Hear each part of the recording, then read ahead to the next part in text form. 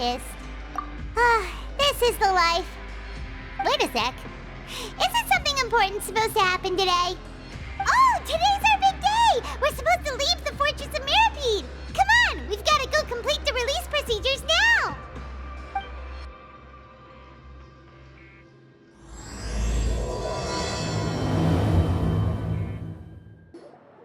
Please, sign here. This document will be effective immediately upon signing, and you two may exit the Fortress of Mirapede via the regular channels. It's been so long since we've been to the surface. Let's hurry up and... What's happening?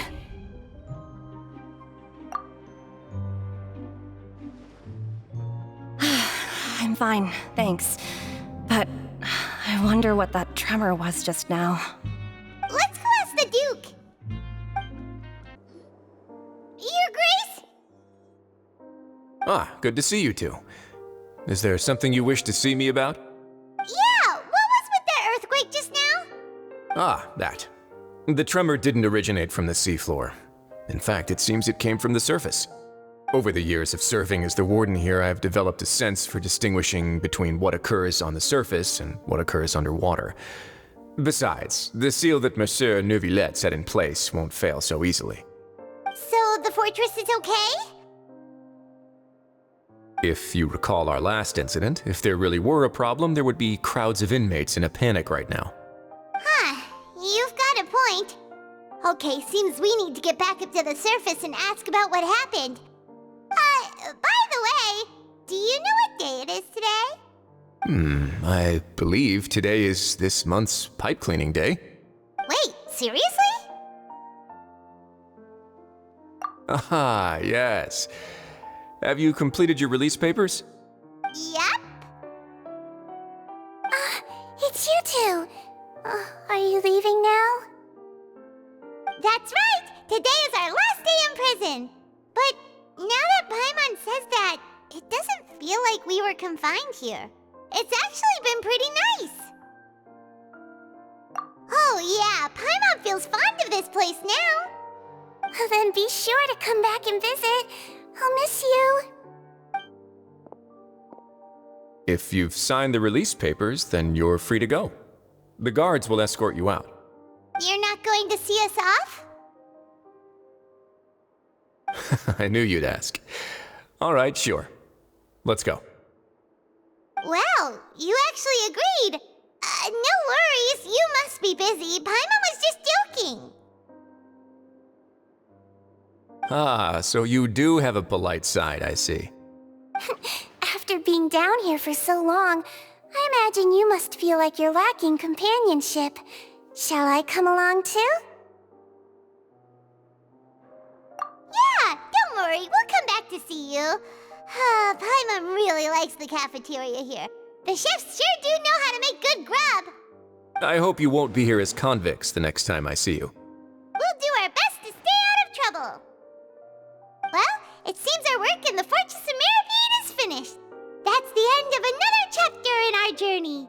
And since Neuvillette was the one who asked us to come here, we should probably go report to him now.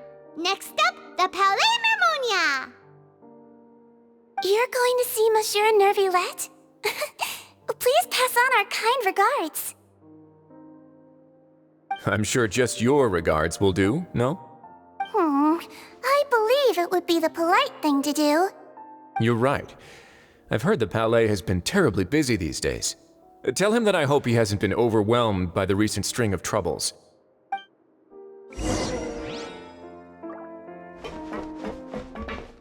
If you're concerned about things at the Palais, why don't you take some time to go up and check things out? I believe you should still have some vacation time to spend. Thank you for being so understanding. It means a lot. It's been some time since I've gone to the surface. I must say that I've started to miss it a little. The Palais Mermonia sure is buzzing with activity today. Halt! Huh? Oh, it's you two. Apologies. Monsieur Neuvillette did say you'd be welcome at any time. Excuse me, would you mind helping me take a look at this report? I'll be right there. Sorry, I've got my hands full here. You can see yourselves in. Everyone's so busy. Seems a lot has been happening.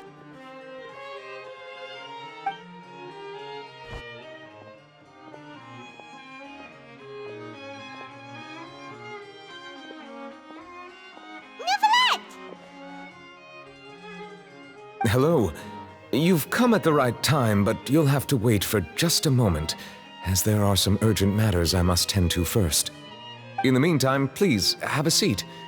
If you'd like to have something to drink, let the Melusine outside know. That's all right. We just ate. Very well, then.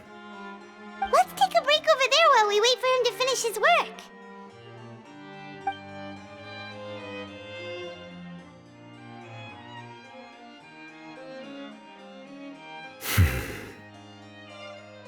All right. That should wrap things up for now. Are you done with your work? Yes, sorry to keep you waiting. Today should be the day you were released from the Fortress of Meripede, and it appears that you have managed to complete all the release paperwork. That's right, and we came here to see you right away.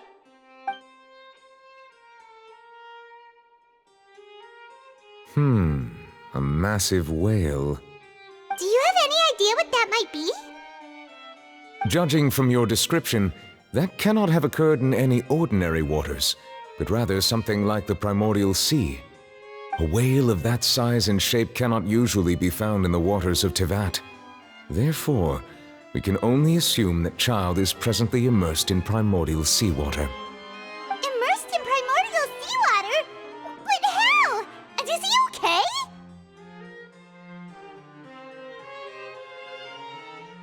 Most people wouldn't be capable of entering in the first place. I'm not completely sure how he could have gotten there myself. Yes? What is it? Ah, right! Paimon felt it too! We asked the Duke and he said it wasn't from underwater, so we figured you might know something about it. It turns out that I have just received a report about this particular matter. In fact, that's exactly what I was busy with a moment ago. The source of the tremor was here on the surface near Poisson. After the shaking stopped, the water levels in the Poisson area rose at an alarming rate. The water levels rose?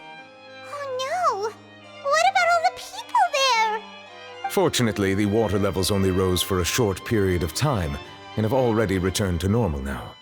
However, I still have a bad feeling about the whole phenomenon.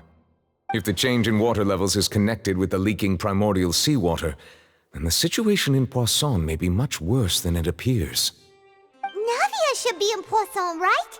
We need to go check on her! I would also like to go there as soon as possible, but I'm afraid I can't leave just yet.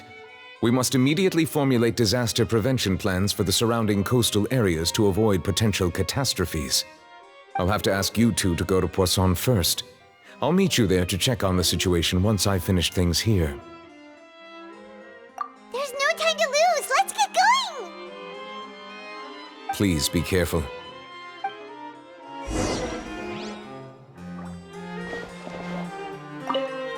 The two of you have my thanks. If you need any help, just let me know.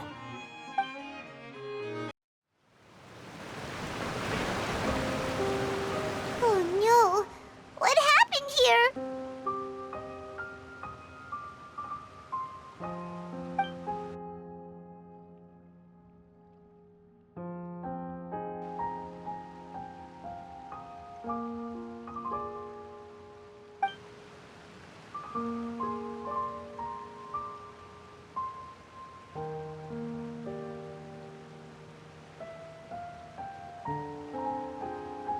Navia should be around here, right? We need to make sure she's still... Paimon means we need to check on her.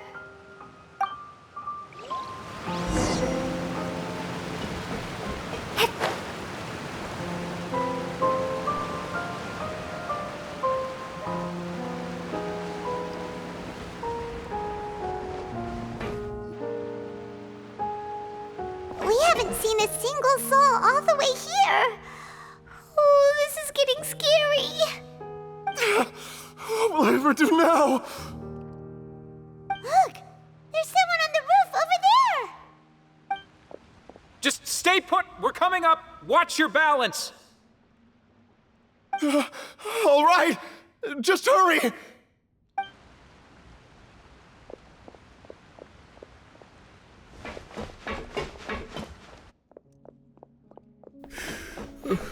I'm not young anymore. How will I survive on my own? My Desiree! Oh, he looks pretty sad. My leg! My leg! How could this have happened? It hurts! Just hang in there. Help is on the way. You can hold my hand if it makes you feel better.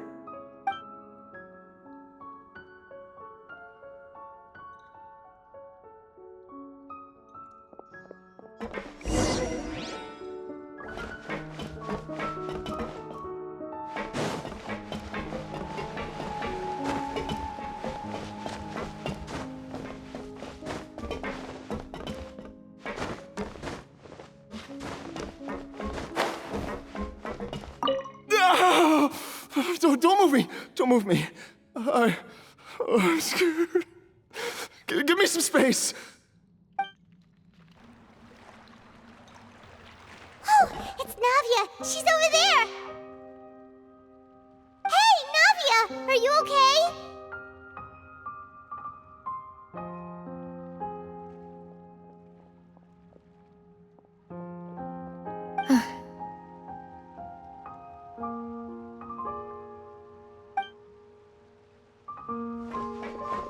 You're here.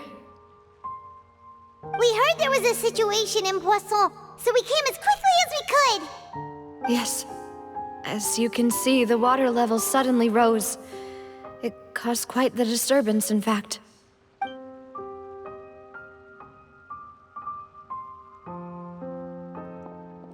Demoiselle! There was a wounded resident next to a building southeast of here. We've already transported him to safety, but we've run out of medical supplies. He's wounded? How badly? He fell, so it's probably a broken leg.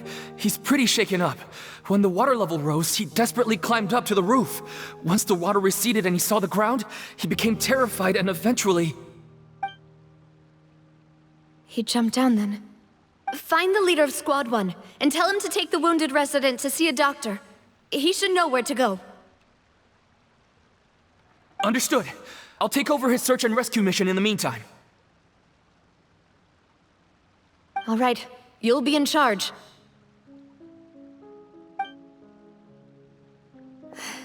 I'm sorry. Where were we? The situation in Poisson?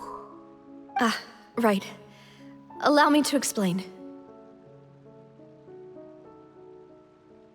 A little earlier, we suddenly heard a loud noise. At first, everyone thought that something might have exploded on an aquabus. But before we knew it, water started pouring out from everywhere. The rushing water seemed a little odd, almost like the unique color of primordial seawater. Some people didn't realize the danger and thought it was just ordinary water leaking from somewhere. Everyone on the street who happened to be close to the water didn't have a chance to escape. As the water levels rose, they suddenly disappeared.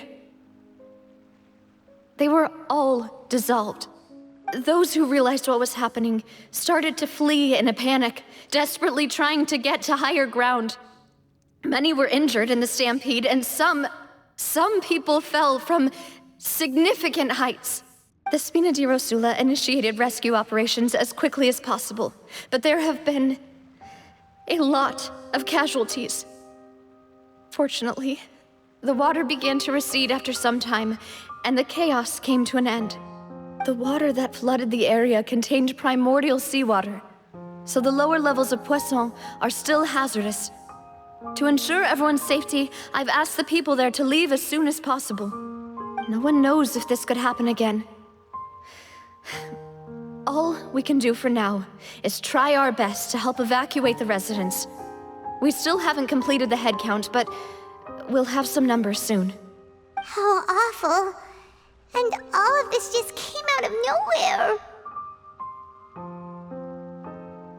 It was quite frightening indeed. I only wish that everything that just happened was a bad dream. Is there any way we can help, Navia?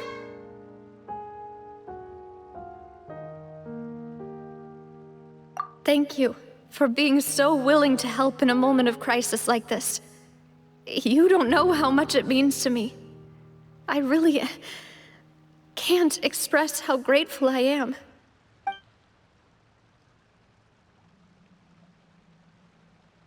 Don't say that, Navia. That's what friends are for.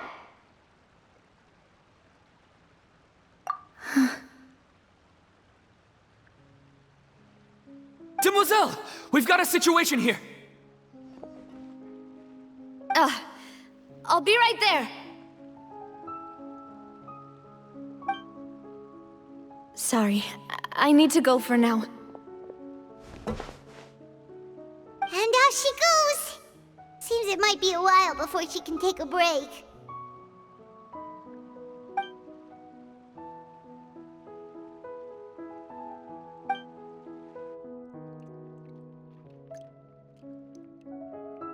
Okay, the wounded are being tended to, and we finished a preliminary head count. More support has just arrived, so I suppose I finally have a moment to focus on my own matters. Of course, we should remain ready for anything, and continue doing our best to rescue others. I'll be sure to have everyone at the Spina di Rosula ready to render assistance. Traveler, Paimon, would you two accompany me to my father's grave for a moment? Huh? Right now?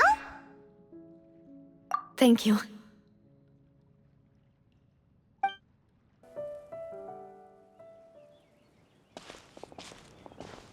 Not a lot of people here, huh? Well, given the time of day and the whole situation in Poisson, Paimon doesn't think there'd be a ton of people here visiting graves. Right. That's how things are now. The living are so exhausted that they've no strength to spare any words for the dead. Navia?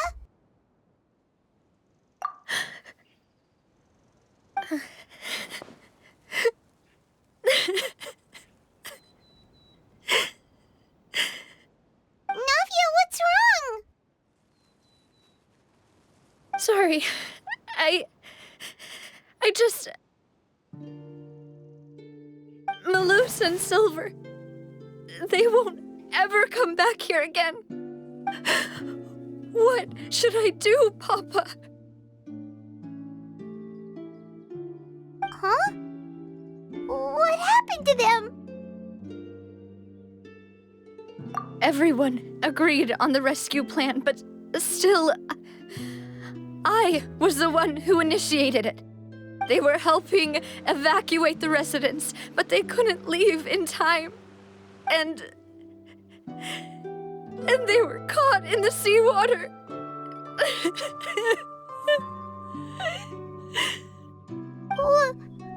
What should we do? I've known them for so long. And I know they weren't afraid. But I could at least hold a funeral for my father. And I know where he rests. But as for Malus and Silver, they're just gone. I just can't.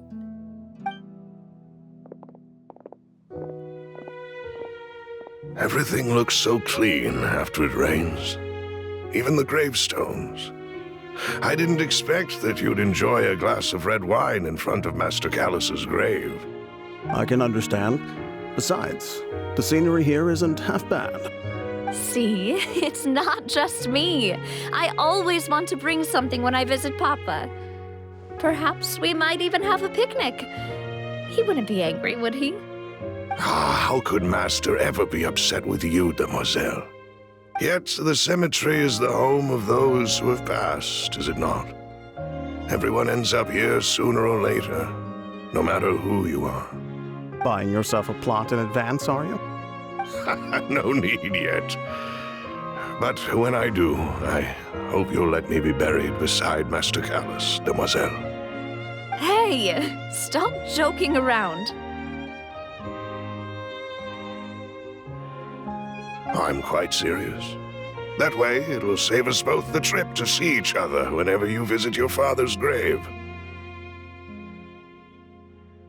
That makes sense. In that case, could I be buried on his other side? After all, besides you, demoiselle, the two of us could certainly be considered Master's closest companions, no?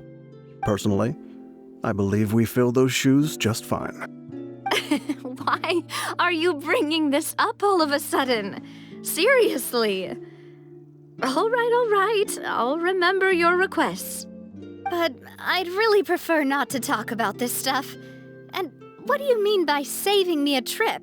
I'd make the journey even if I had to visit you two somewhere else.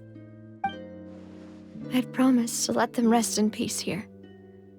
But here I am breaking that promise.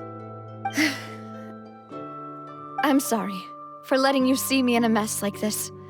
I don't usually cry, really. Paimon doesn't know how to help you feel better. But, well, she understands how you feel. I had always thought I could make my wishes come true. But now that I think about it, that never solely relied on me. Many things can only be accomplished with someone else's help. Malus and Silver have helped me so much. But by contrast, I could do nothing for them. I'm so sorry. You can spend as much time as you need here, Navia. We'll stay with you. Thank you. Right now, you don't know how much that means. By the way, you can have a look at this. It's a list of victims from the incident that took place here.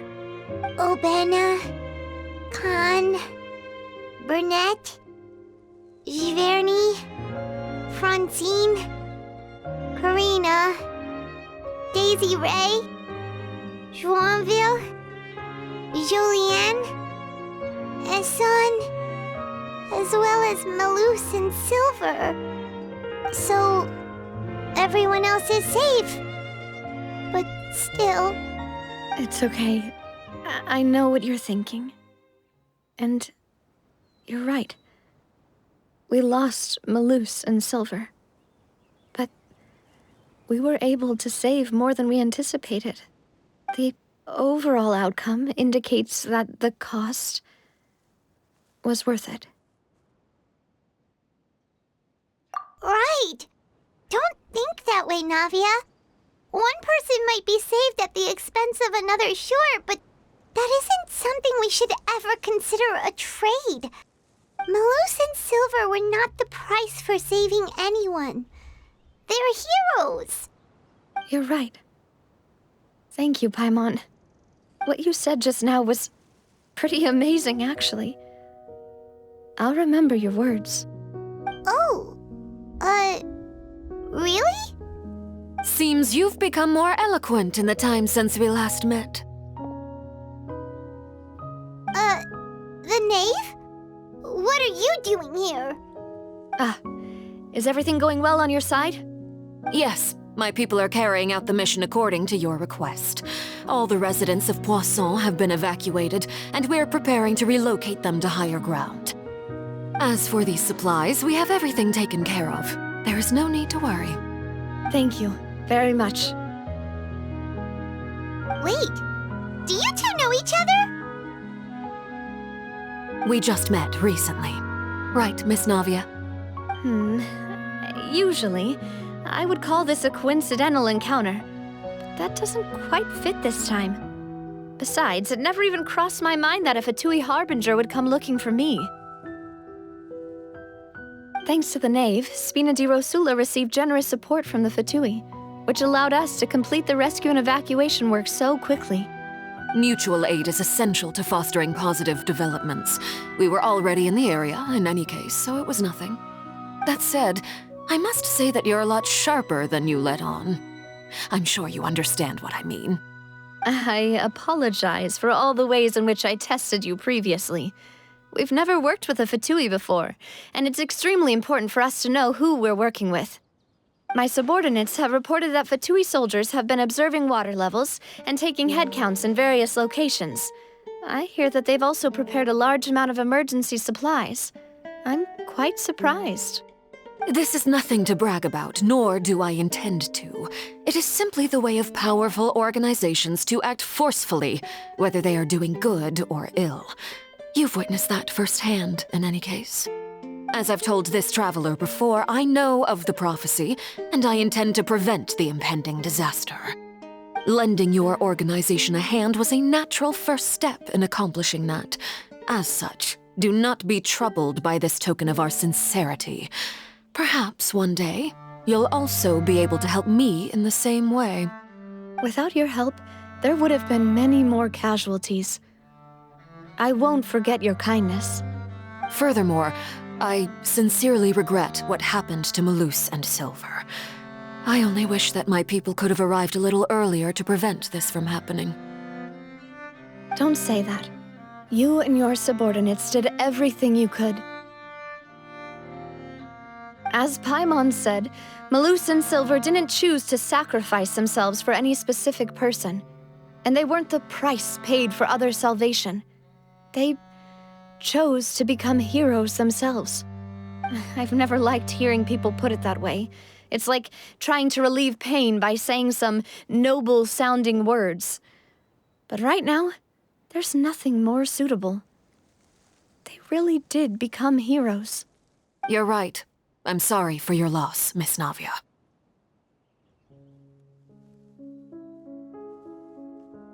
Water is life to Fontaine's people, and it also spells disaster. It's no wonder that people always say that prophecies represent fate. Fortunately, I've never been one for such opinions. So, you're one who will try to change fate, then? Of course. That is why I'm going to Hotel Bouffe de Thé. I still have some things to take care of, and the children need my attention. By the way, traveler, Paimon, one more thing. All right, then we'll just... Huh? This isn't right. Paimon thought you would ask us to walk with you for a moment so you could tell us something in private. That is a clever and useful conversation technique, which I do like to use when necessary. But there's no need today. It would not hurt to have Miss Navia listening in. Traveler, I'm sure you remember that I said we could work together when we had the chance. You and I both know that there may be issues with the Primordial Sea. Previously, it was the Fortress of Meripede's sluice gate, and this time it was the water levels in Poisson. These are both signals. Indeed. Allow me to share the latest intel I've received from the House of the Hearth's intelligence network with you. During some recent investigations, a child claimed to have discovered some ruins near Poisson. The ruins date back to ancient times, and seem to be worth investigating in many ways. Judging by the dating of the ruins, they may be related to the prophecy and the coming crisis. The situation is becoming more urgent, so any pertinent information will prove extremely precious. My people initially came to prepare for ruin exploration. Unexpectedly, this disaster struck, and at present, we're all busy prioritizing the rescue effort. So that's why the Fatui were already in Poisson. I wanted to take the children along, but unfortunately, Linny, Lynette, and Fremine have all been dispatched to higher ground to assist affected residents. Linny told me that outside of the house, the person they trust most is you. Which is why I want to give you this task.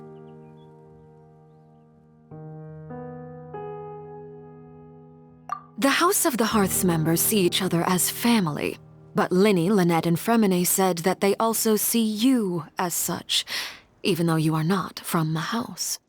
I'm sure you already understand how earnest they consider their friendship with you to be. Oh, that somehow makes Paimon feel kinda happy. The intel I just shared about the ruins could fetch a high price. But since the children consider you family, it's only natural that I freely share it with you. Got it! So all we gotta do is go to some ruins, right? We can handle that. Excuse me, but may I tag along? You wish to join, Miss Navia? But are you sure you're up to exploring some ruins? You need to rest. Well, I'm sad, yes. But I can't just go back and plop myself into a chair by the roadside and do nothing. There's no point in being depressed while we still have a disaster on our hands. As my father's successor, I must live up to the hopes he had in me. Besides, I'm also doing this for myself. I need something, a distraction, to keep my mind off Malus and Silver.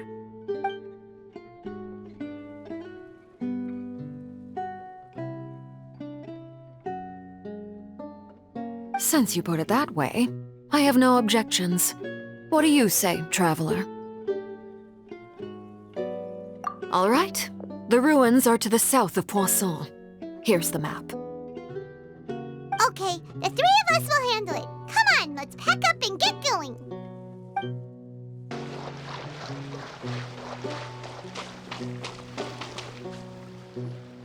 So, are these the ruins the knave was talking about?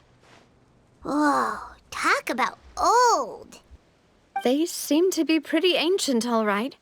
Let's go in and have a look. Just be careful.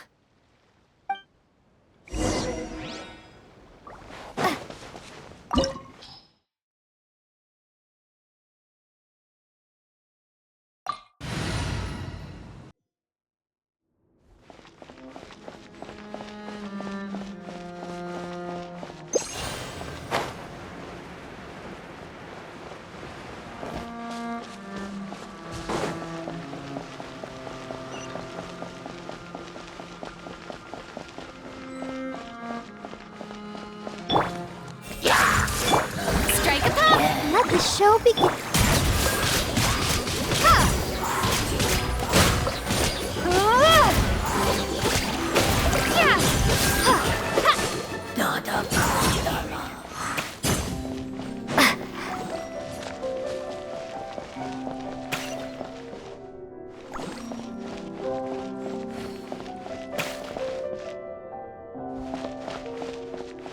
Watch it! The floor here isn't safe!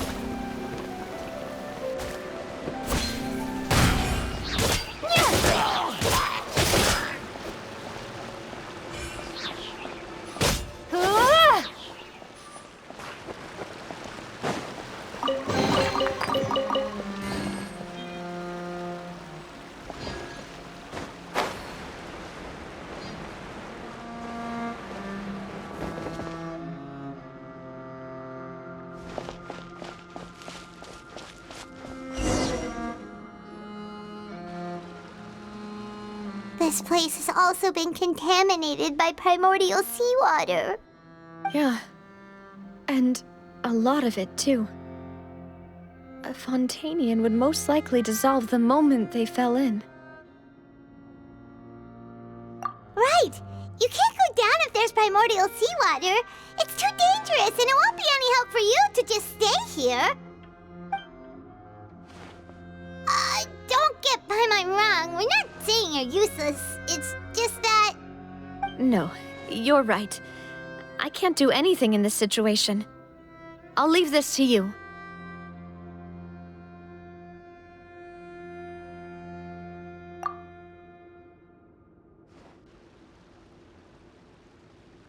That complicates things. Maybe the only way left is forward. In that case, do you want to wait for us here? The water levels here are unstable, and there's a chance the water will rise. So staying here wouldn't be safe either. I'll go together with you. Perhaps we'll find the exit just up ahead. All right. Come with us for now then, but please be careful.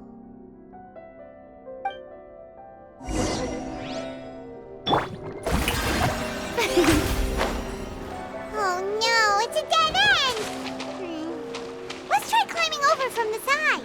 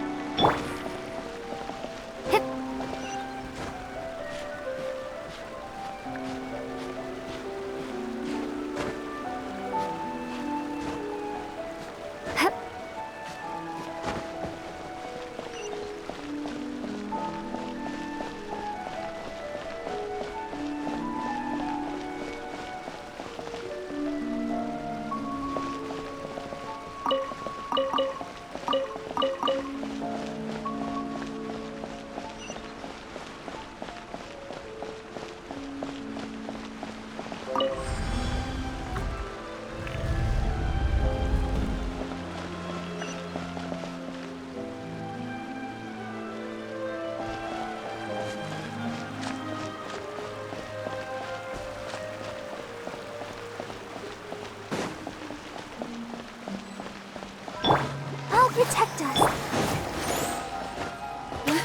Wait, there's something wrong with this bridge! Run for it!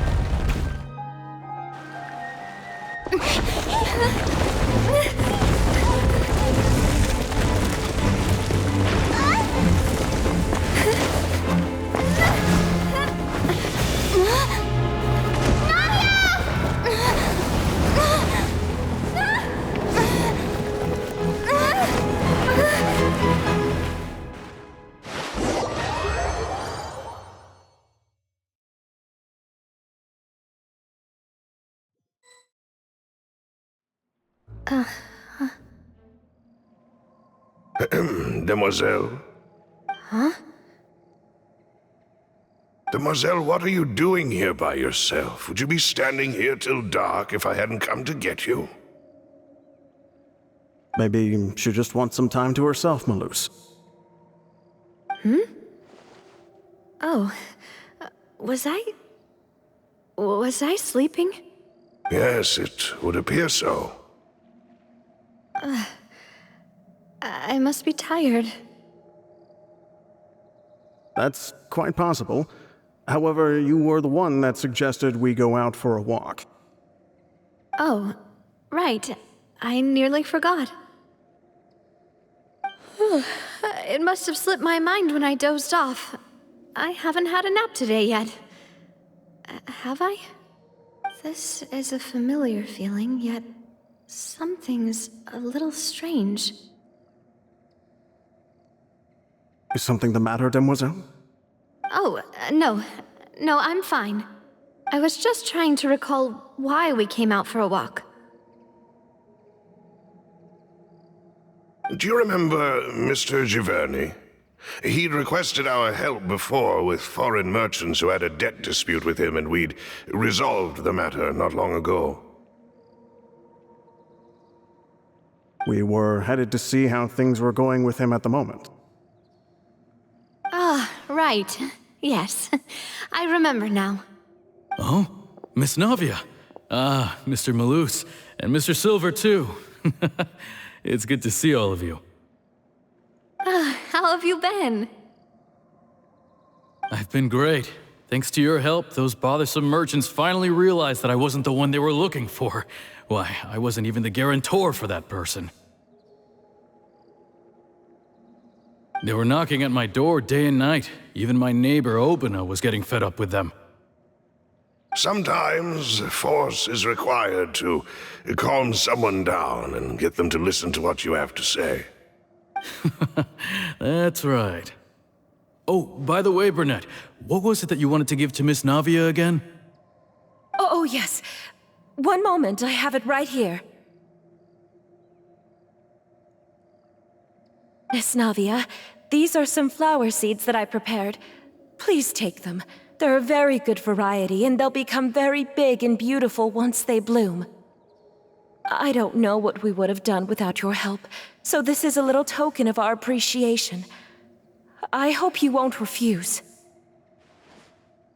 Ah, did you cultivate them yourself? Thank you so much. I'll certainly take them. Maloose, we do still have some empty flower pots at home, right?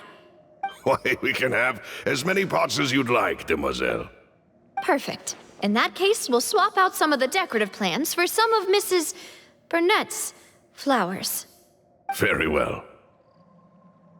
Wait. Something seems to be off here. Excuse me, madam. If I'm not mistaken, your name is Burnett, correct? That's right. Is something wrong? No, it's nothing. This is the first time we've ever met, but your name seemed familiar to me. I must have heard it when I was discussing things with your husband previously. I've heard this name before. Sometime recently, I'm sure of it. And why are there so few people around here? Where did everyone go? We must mind the time, demoiselle. We still have important things to attend to today. Huh? We do? Like what? Well, now, did you forget? Miss Navia, here you are! I've been looking for you. Please, come to the Opera House. Your trial is about to begin. My trial? Wait, why would I need to go to the Opera House? Yes, she's right, demoiselle. It's just about time now, so we should get going. Oh? All right then. Look, it's Navia! She's here! And her two attendants are with her! Goodness, everyone's finally here. There sure are a lot of people here to see the trial.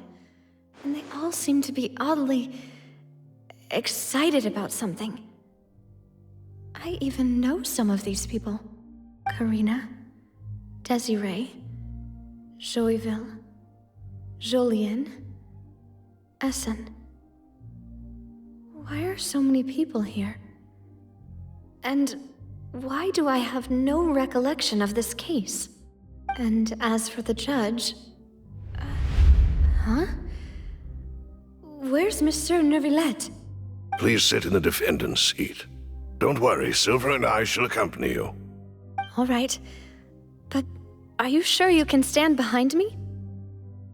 Typically, it wouldn't be allowed, but today is an exception.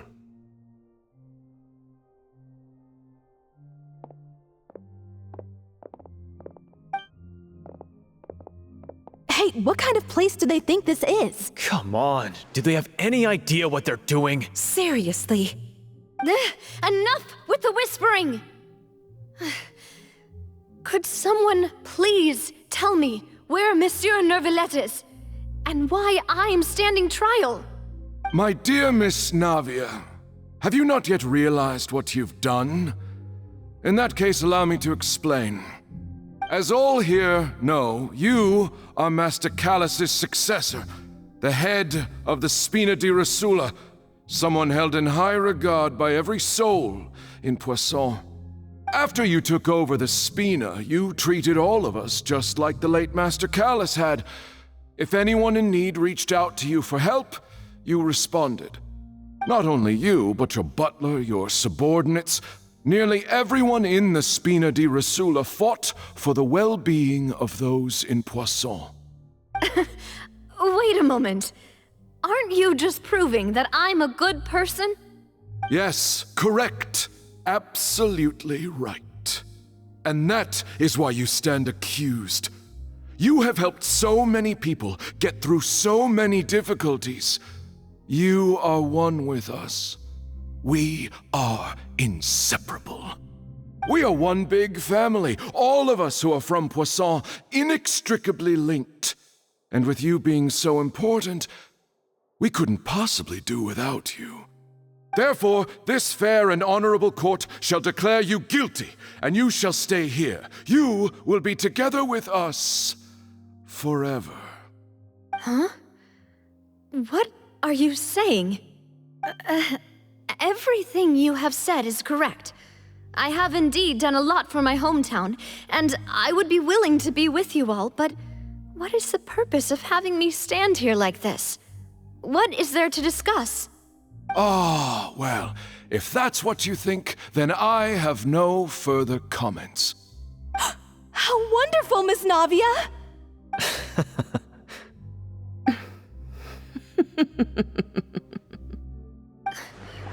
I know all these people.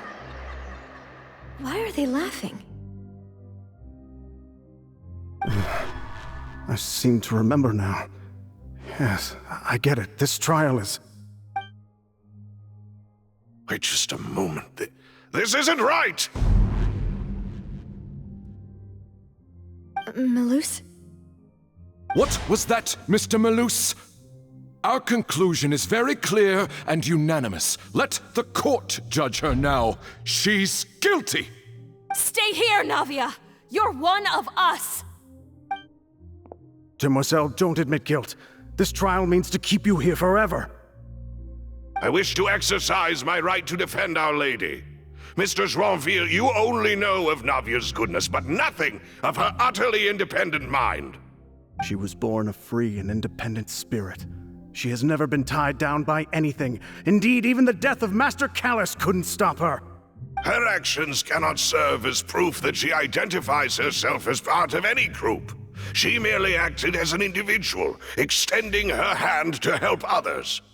Please do not mistake her actions as being otherwise. Really? As an individual, you say? Don't forget, we are all Fontanians here. This is the nation of justice, the nation of Hydro. Even if Miss Navia only voluntarily rendered her assistance, that doesn't change the fact that her beautiful soul must return to everyone. Water accepts all, blends with all. It will surely accept her kindness. Everything is measured here in the nation of Hydro, and in the end, everyone shall meld together. Thus, when a unanimous opinion emerges, that opinion represents justice. Now I speak for everyone. Our opinion is consistent. Navia should stay. We and Navia are one. And you would call this justice? Preposterous. You are merely jealous that Demoiselle still has a chance to exist as an individual. Have you forgotten how much you all once longed to become individuals, to become independent? Do you mean to defy our justice? If your justice is flawed, then why should we acknowledge it? As you said, we can also have our own justice. Silver and I shall defend Demoiselle. And that is how we will enforce justice. Ugh, my head... It hurts. Demoiselle! Silver, it hurts. My head is spinning. All I can see is stars swirling in front of me. I remember now. Everything that seemed odd from the very beginning.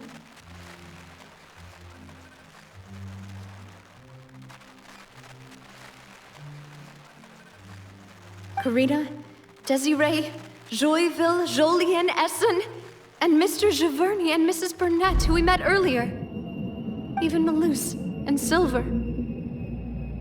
I don't want to admit it, but they're all dead. Don't be afraid, and don't admit guilt. We will protect you to the very end. Absurd! Who are you to say that she cannot be judged? We are the majority, and in the nation of trials, the majority is absolute justice. We are the will of all. Don't let them escape! We shall keep Navia here with us! Mr. Malus and Mr. Silver, must you be so stubborn? How could the two of you possibly hope to stand against the collective? Do not resist. This judgment is fair and just. Navia belongs to us. After all that happened, she should not be left alone in Poisson. What are you saying? No more excuses! He says we're jealous. Jealous? How could she possibly be an independent individual? What's with these people? Who's jealous of her? She belongs to us! Miss Navia, she... Silence! That's...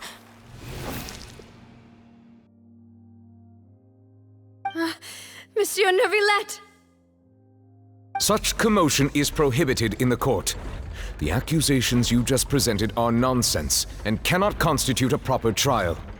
The court will adjourn for the rest of the day. In this, I shall hear no objections from any unauthorized party. Our thanks, Monsieur Neuvillette. Please leave with me, Miss Navia, while there is still time. But... Go on now, demoiselle. This is your only chance to leave this place. What, can't bear to leave us behind or something? Malus. My apologies. I couldn't resist making one little joke once I realized that this shall be our last goodbye. Malus... Silver... Quickly, you must come now! Goodbye, demoiselle. Farewell. No, wait! Just a second! Navia? You're awake. Good. I must have been dreaming. Malus and Silver were still alive, and they were defending me at some insane trial. It looks like you're all right. Did all the sad feelings cause you to have a nightmare? Paimon could give you a hug. The ruins you were exploring suffered a cave-in. When I arrived, I found you falling toward the water. You were just about to be dissolved within, but I...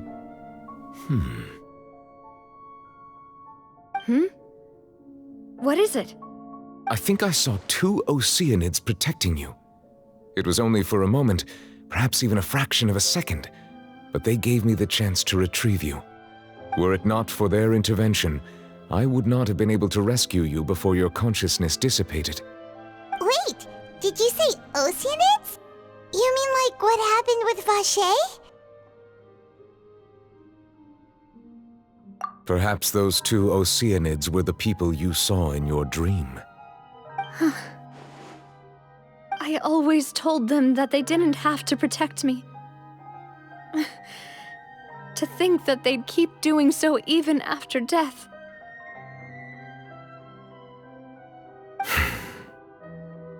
Please come with me.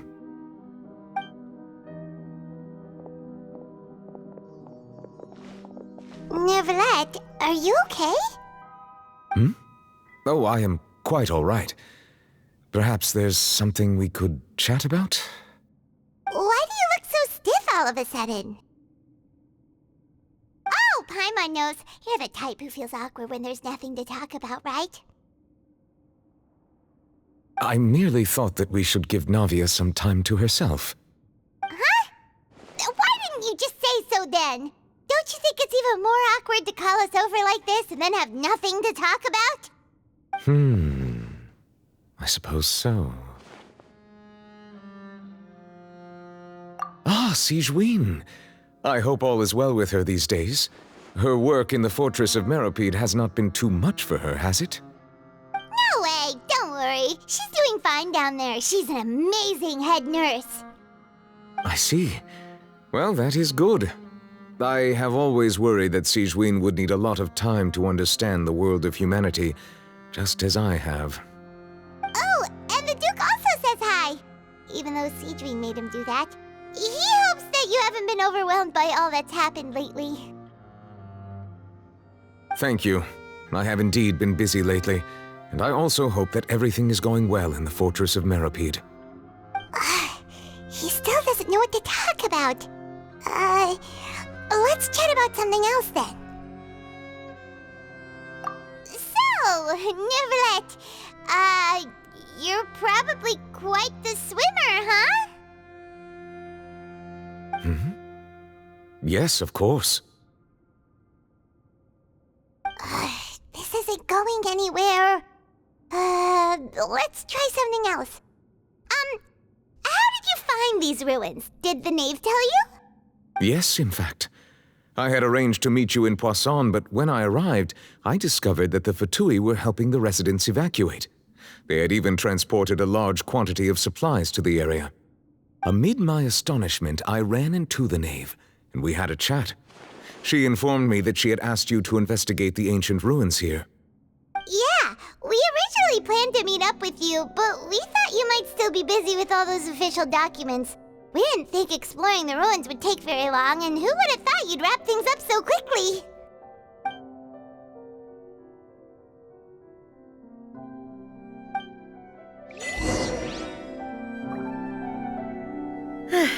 I'm sorry to have kept you all waiting like that. I'm feeling much better now. I guess we should get going again. Will you come with us, Monsieur Neuvillette? Yes, if you wouldn't mind my company. All right! Another one joins the party! Let's get going then!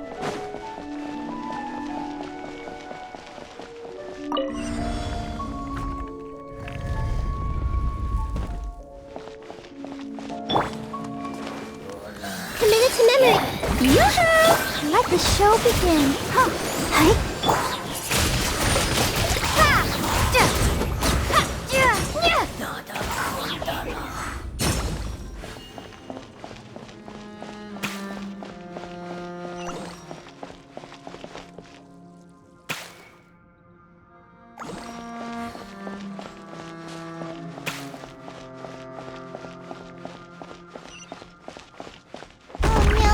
Another unstable path. Watch your step.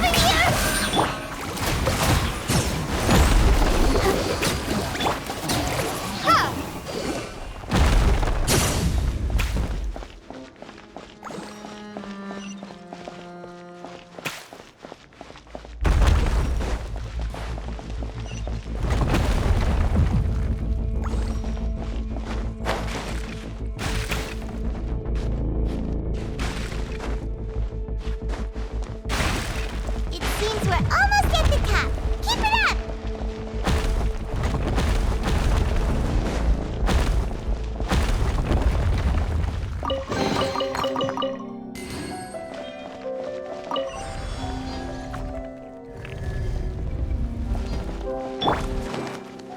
Everyone hold hands. The Temple of Wisdom. Shower me with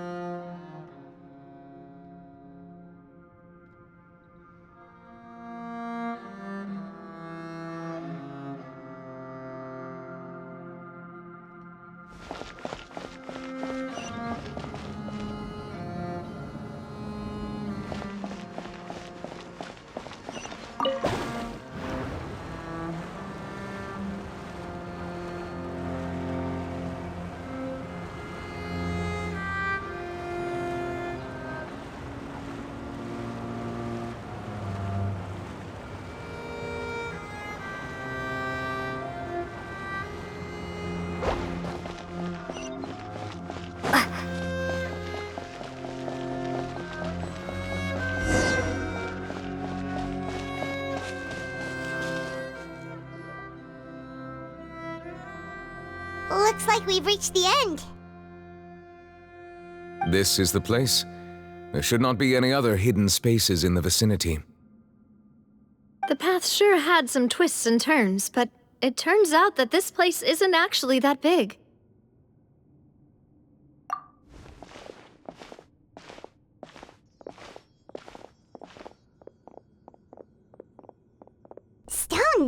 slates?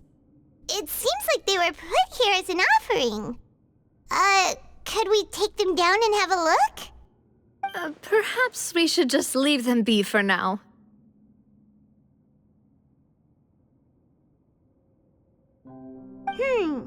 There are 4 locations in total, but only 3 stone slates. The slate that should be in the first empty spot is missing. The surrounding walls also show signs of damage. There's something written below. Let Paimon see. Reason dictates that this nation be destroyed. I shall record the history of its future here in its past. Say what? It feels like someone left these slates and these words here for a purpose. But does he mean that Fontaine should be destroyed? That would fit the circumstances dictated by the prophecy, yes. Indeed, the slate's contents correspond to it. Take the second slate, for example. There's a person kneeling here. She seems so dedicated.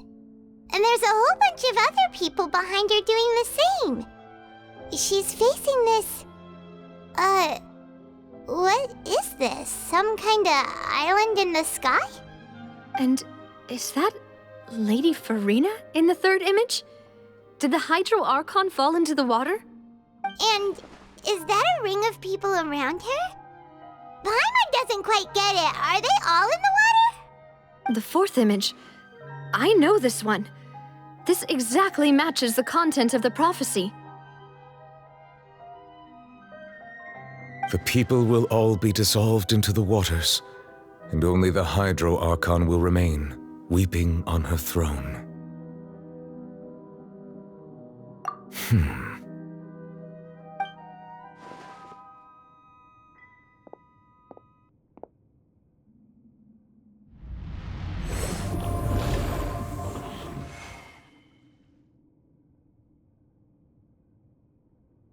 More information should be hidden in these slates, but I fear I cannot easily uncover it, most likely due to us missing the first slate.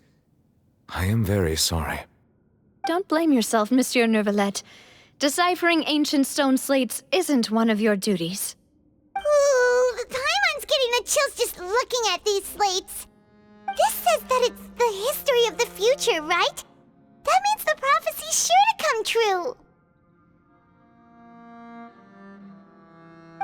I really hope it doesn't mean that. Still, Paimon feels like these images are kind of weird when you look at them together.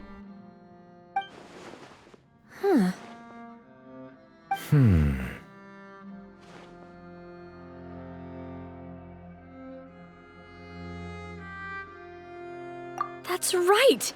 If the images are in chronological order, shouldn't the fourth, the waters drowning Fontaine, come before the third, where the Hydro Archon herself falls into the water? And yet the order is reversed here.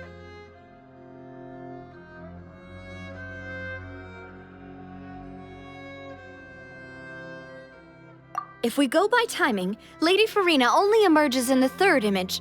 That means that the person in the second image might be the previous Hydro Archon. Egeria, then. I had never met her, but her appearance here does match the records.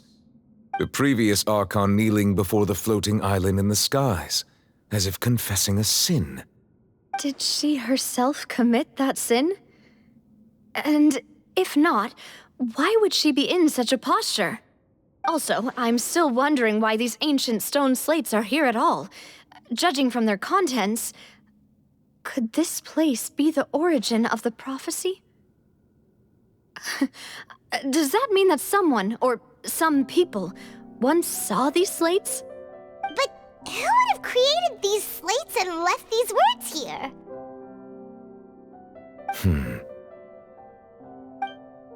It seems that any further clues will have to come from Farina. In that case, there's no time to lose. There's nothing else to be gained here, so let's head back first. Yeah, we better get somewhere safe for now.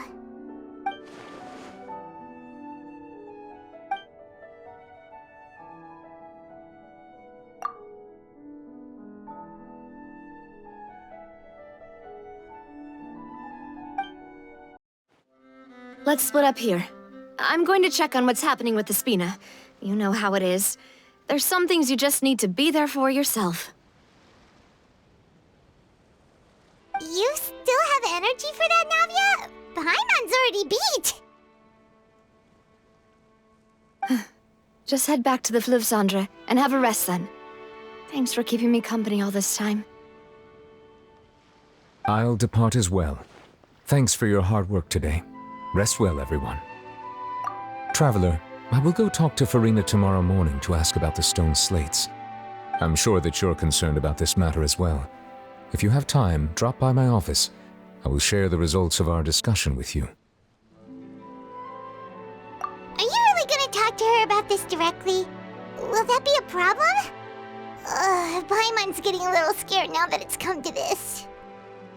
She has long been harboring secrets and will not give them up easily, which makes it all the more my duty to ensure that she understands the present situation.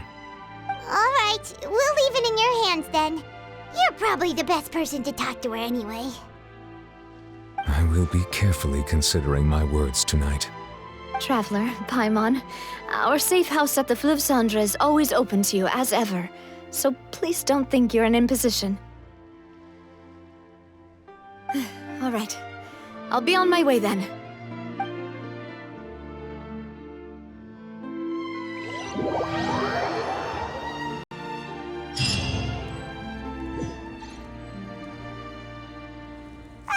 We're finally back! Welcome back. We've got a special menu prepared for you two tonight. Yay! And there's good food too! Navi, no, the boss is the best. Ooh, desserts! Nice, these are all Paimon's! Paimon's already starting to forget what happened today. Oh, that voice. Is that who I think it is? Huh? It's you two. What are you doing in Fontaine?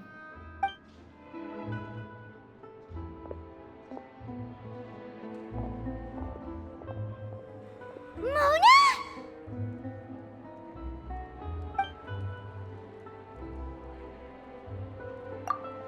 Seriously, nobody just uses a scry glass whenever they've got time to just see who they'll meet on the road. Still, we didn't expect to see you here. Wait, you're not a Fontanian, are you, Mona? Well, I have some business to attend to here, so I booked a hotel in the city. I was just out for a stroll when I bumped into you. Quite unexpectedly, if I might add. Why did you think I was from Fontaine, though? Is that because Magistus doesn't sound much like a Mondstatter surname? Yeah, let's go with that. Well, I used to have my own surname, which was, well, some other thing. Either way, the old hag told me when she took me as her disciple that the first step to being a great astrologist's pupil was to change that name. There was nothing for it, really. She really is amazing at astrology, so I changed my name to what it is now according to her wishes. To my surprise, however, Magistus is not the name of some ancient house or clan. It isn't? Nope. Although it is used by us in place of surnames, it generally just means great. Wow! Imagine including a boast in your name. Wait, are you gonna have to put that into your genealogy as well? I reckon so. In any case, I'd give my disciple a name like this as well, if I were to take one. Astromancer Barbeloth Trismegistus. Whoa, that's a long one. Does it also mean great or something? My name means Mona the Great Astrologist. As for the old hag, hers is, in plain speech, the thrice-as-great Scholar of the Stars. Just take it as a title specific to astrologists. Thrice as great? That's so petty. I know, right? That's just how she is. She used to call herself Magistus, actually, but when she took me in, she changed her name to Trismegistus. Talk about excessive. Megistus is thus the calling card of our school, so to speak, which makes it about the same as a surname. It's all right if you don't get it.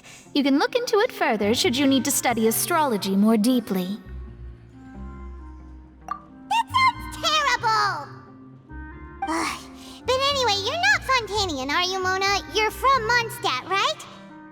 Well, I was born in Mondstadt, yes. My parents migrated to Dornman Port, and I traveled with the old hag for a while, after which I settled down in Mondstadt City. Oh, that's a good thing then. At least we know you won't be dissolved by Fontaine's waters. Speaking of that, I'm sure you're aware that a bunch of things have happened here in Fontaine, right? I know you're not a local, but I'd avoid getting too close to any water that looks strange all the same. There's something ominous about it. Well, the water, I mean.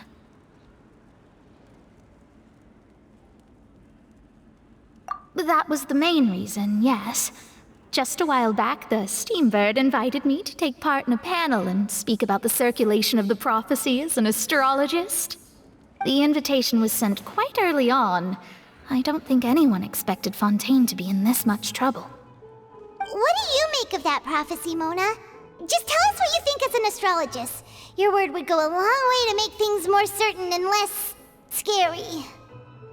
What I can tell you is that I'm an astrologist, and that this prophecy concerns the fate of Fontaine, even that of all Tevat. Ascertaining this is akin to reading the fortune of the whole world. I'm afraid that this is not something that just anyone can do. If I could do it, you would no longer call me an astrologist, but a visionary. But on the flip side, the prophecy is so huge and powerful that it must surely come from a powerful visionary. Its contents involve the fate of the world. Disregarding it would be a mistake. A visionary? Sounds really powerful and all, but does such a person really exist? Of course. The old hag could do it, and I'd bet there are others amongst those Hexenzirkel colleagues of hers who could do something similar.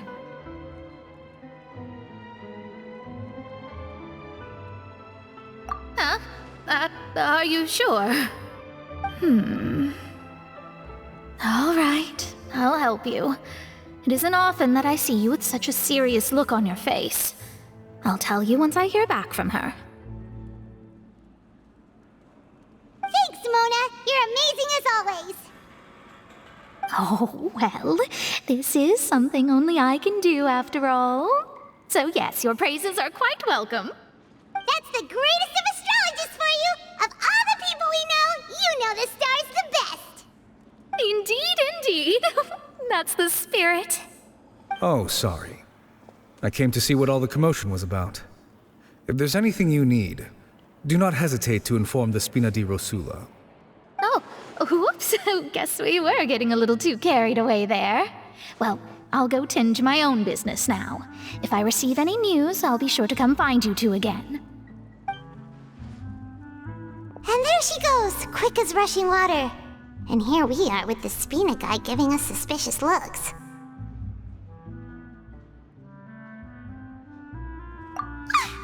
If Paimon hadn't spoken for you, it'd be you getting all the weird looks! The things Paimon does for you! That's more like it.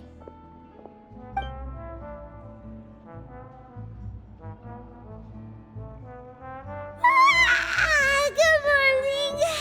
To be honest, Paimon's still feeling kind of sleepy. But it's time to get up, Traveler. We agreed to go see Neuvillette, so let's pack it up and get going.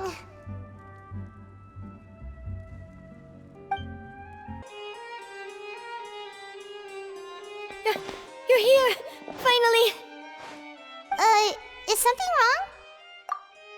Monsieur Neuvillette and Lady Farina, they seem to have gotten into a dispute.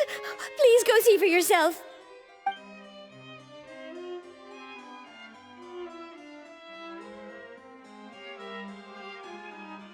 Like I said, I've already explained everything! And yet the problem has not been properly solved. There is little space for excuses between us. It is not my intention to offend you, but please, tell me where you stand. You are the Hydro Archon Focalor, are you not? Look at this. This is a list of the victims from the recent Poisson incident.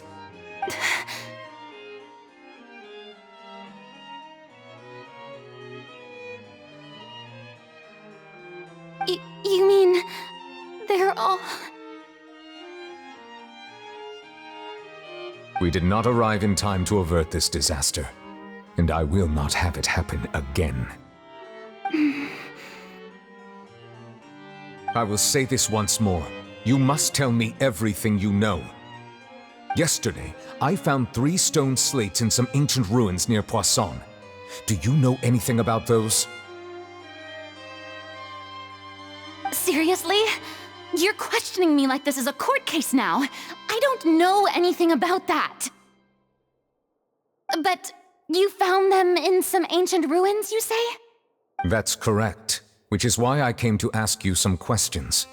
There should have been 4 slates, but one of them was missing. The other 3 feature different images that seem to correlate to the prophecy. The prophecy? The second of these slates depicts the previous Hydro Archon Egeria kneeling before a floating island in the sky, as if confessing something. Do you know nothing of this either? I don't. I've never seen such slates. I'll ask you again. Do you really have no information regarding the previous Archon? My deciphering of the slates indicates that the Hydro Archon Egeria once had to confess to, or apologize for, a certain sin. If anyone would know about it, it should be you.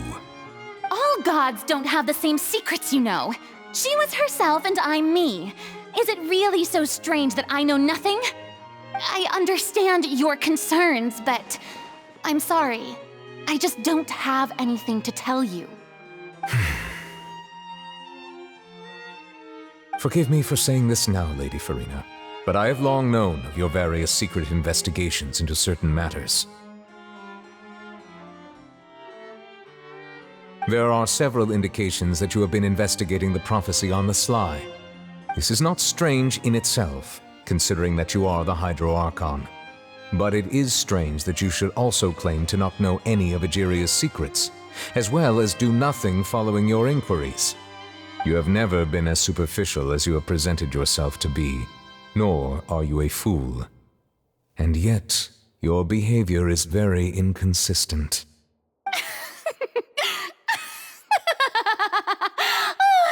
So you've been watching me all this time, have you? I didn't think you were that type. You... Well, since you know about my secret investigations, then you should know I'm actually working to take care of it. There's no point questioning or suspecting me. You're the Eudix, but you're still my subordinate. You should be following my lead. Just trust in me, you're Archon, and do as I say. Never mind whether you can truly convince yourself to or not. It'll all turn out fine. That's all I have to say. We do not discuss this matter again. Oh, the opera's about to start. Toodles!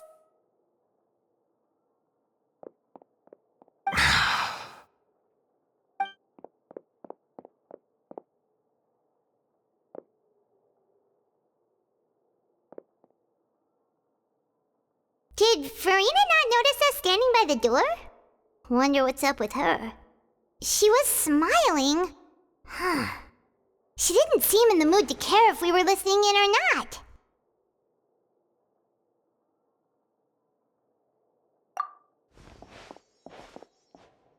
I assume you've been outside for a while now? Oh, you noticed. Seems Farina didn't even realize we were here. She was in a great panic, though I cannot discern the reason.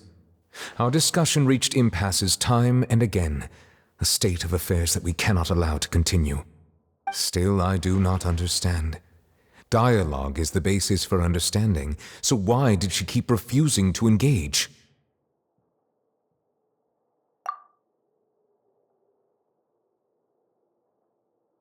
Everyone in her inner circle has noticed that she is hiding some secret. The issue is her attitude. I fear that she will not reveal anything unless absolutely forced to.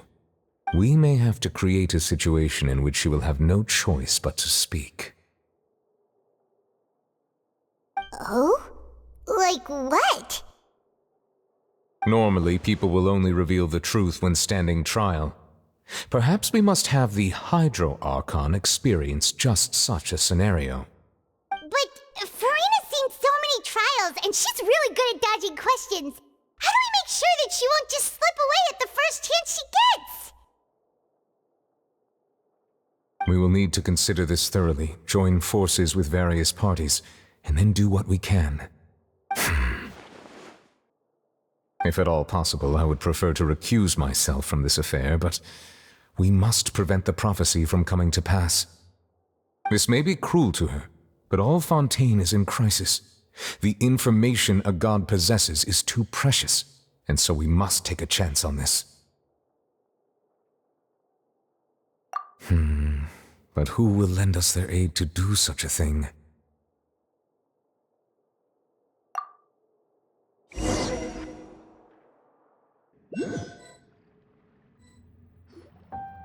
Well, that's everyone, huh? Speaking of which, it was pretty smart of you to think of hiding here. Poisson was just involved in a disaster, so it's presently devoid of people. That naturally makes it the best choice. And here you are drinking tea like it's the most natural thing in the world, huh? That's what families should do. Sit and enjoy a leisurely time together.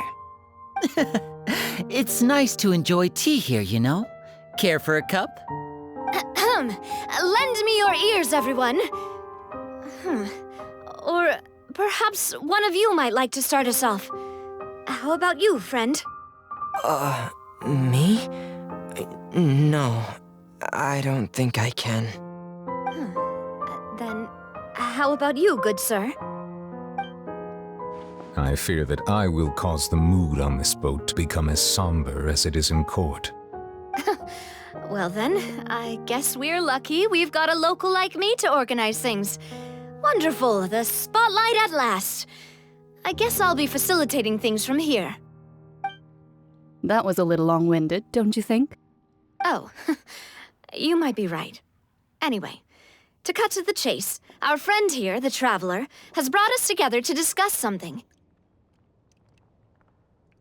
As for what that is, well, let's start by saying that we'll be pooling our efforts together to create a series of traps. Oh, how intriguing. Well, it's just an expression, really. One that I just learned from Chlorand, and used on the spot. So, let's invite her to explain in detail. A round of applause, please.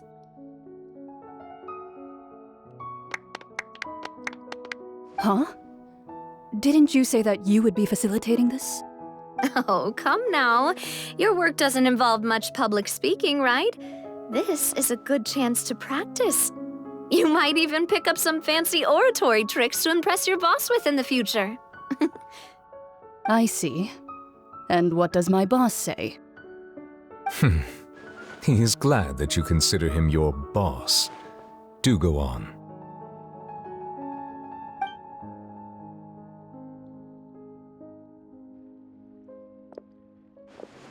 In that case, do any of you have experience hunting? Not that I recall. Fremine and I once used a wooden stick in a basket to catch wild rabbits when we were younger. As for Lynette, oh, right. You were sick that day, weren't you? I've also gone diving to catch some fish before. Does that count? I'm afraid not. You may or may not have heard, but Fontaine once played host to a group known as the Marechaussee Hunters. Though that was their name, they did not hunt animals, but rather various monsters left behind by the ancient dynasty of King Remus.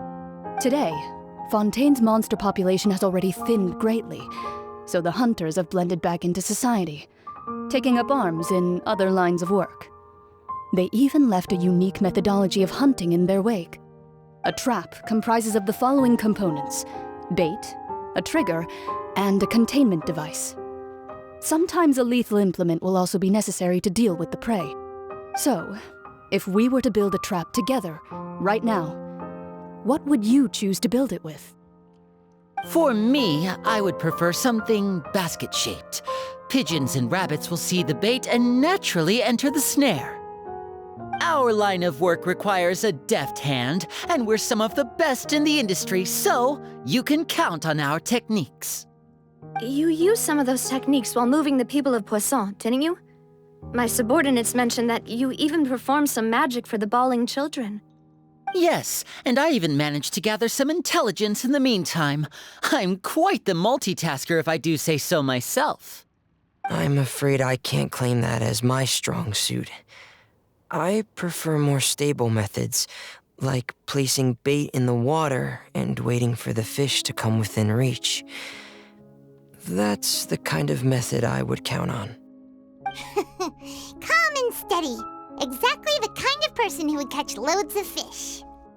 And I can be their assistant. With discretion, I'm sure. I'd probably use some sort of mechanical animal. Papa once bought me some small clockwork squirrels, mice, and such. When placed in the forest, they can attract others of their kind. I remember that you liked those too, didn't you? I did. And that would be a good way to go about it. If they're realistic enough, animals of the same kind will follow them all the way to the trap. What about you, Monsieur Neuvillette? I fear I do not have any related experience. That makes sense. You usually solve problems directly, without the use of any such tricks. But I do have one more question for you, monsieur. If we were to create a trap now, how would you design it?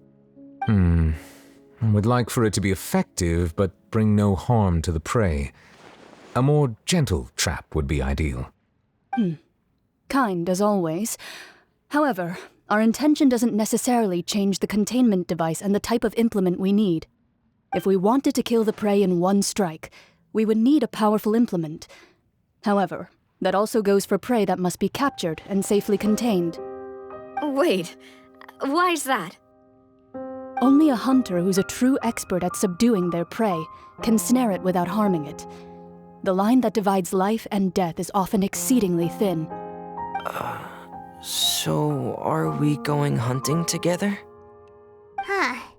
We hadn't thought of seeing ourselves as hunters. It kinda works, but maybe it's still not the best metaphor. If our means of capturing and dealing with our prey is to put them on trial, then the hunting metaphor is actually quite accurate. But we shall require much more courage than any hunter to judge a god, a being whose seat is an exalted throne. Oh, so that's what's going on. Sounds very interesting.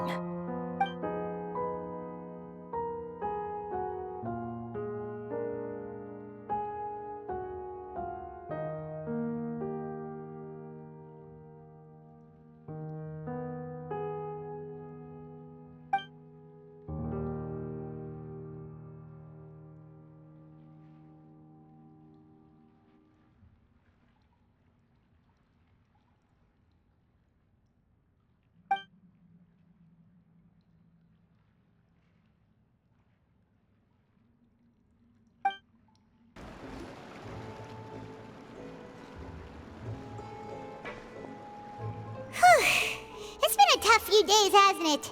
So much has been happening. Paimon didn't think the meetings would go on for so long, but everyone seemed pretty fired up, huh? Paimon thought they'd be at least a little frightened. Well, Fremine was, now that Paimon thinks about it, but everyone else just looked a little surprised. Well... It's hard to say. Paimon doesn't have any experience with this sort of thing. But with you around, Paimon sure will do great. After all, you're the most reliable person in the world, aren't you?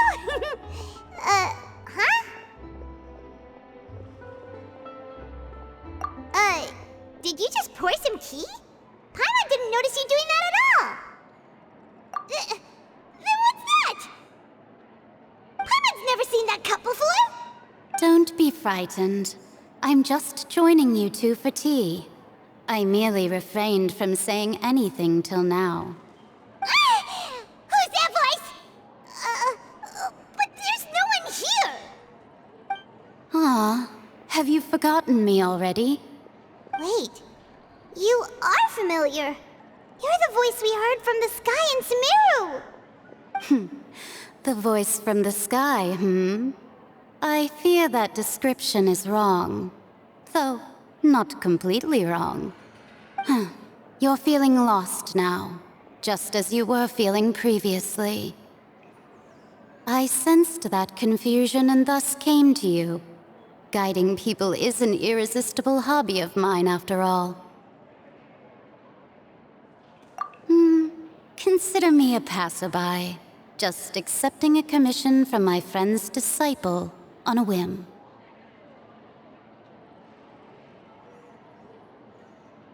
The prophecy. Yes, what has been prophesied will be fulfilled. You may view such things as the history of the future. What? Then is there any way we can stop it? I believe you have witnessed a failed attempt with your own eyes. Can everything in Tevat so easily be changed?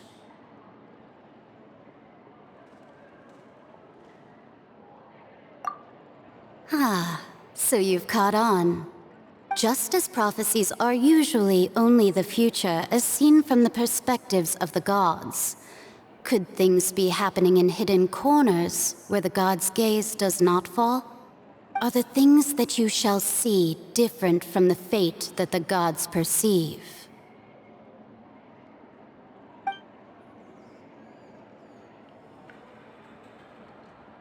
What is she talking about?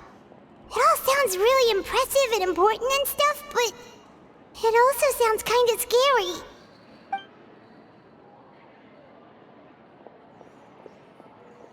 I believe that you understand, right?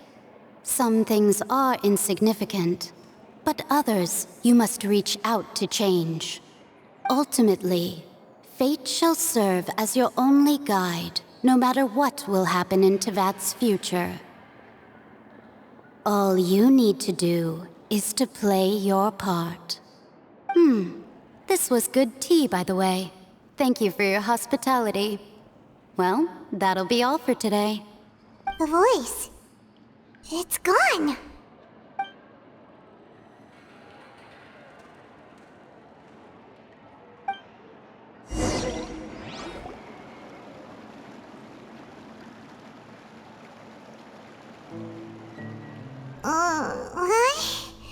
I want to hear someone talking.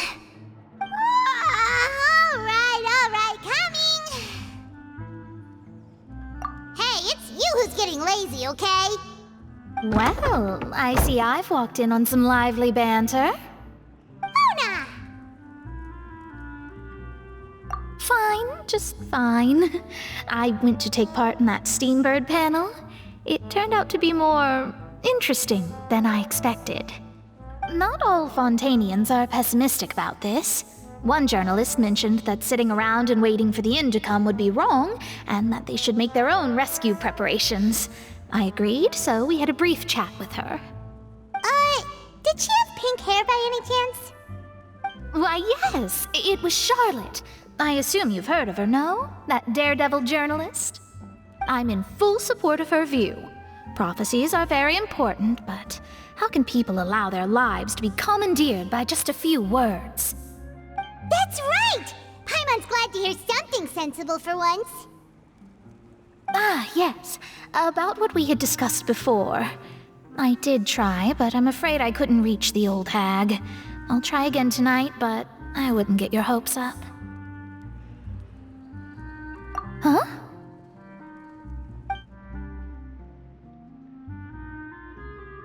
Goodness gracious. Are you serious? She said that even the god's gaze has blind spots. Pretty bold if you ask Paimon. Most people would believe the gods to be all-knowing, right? The Hexen Circle members are certainly anything but ordinary.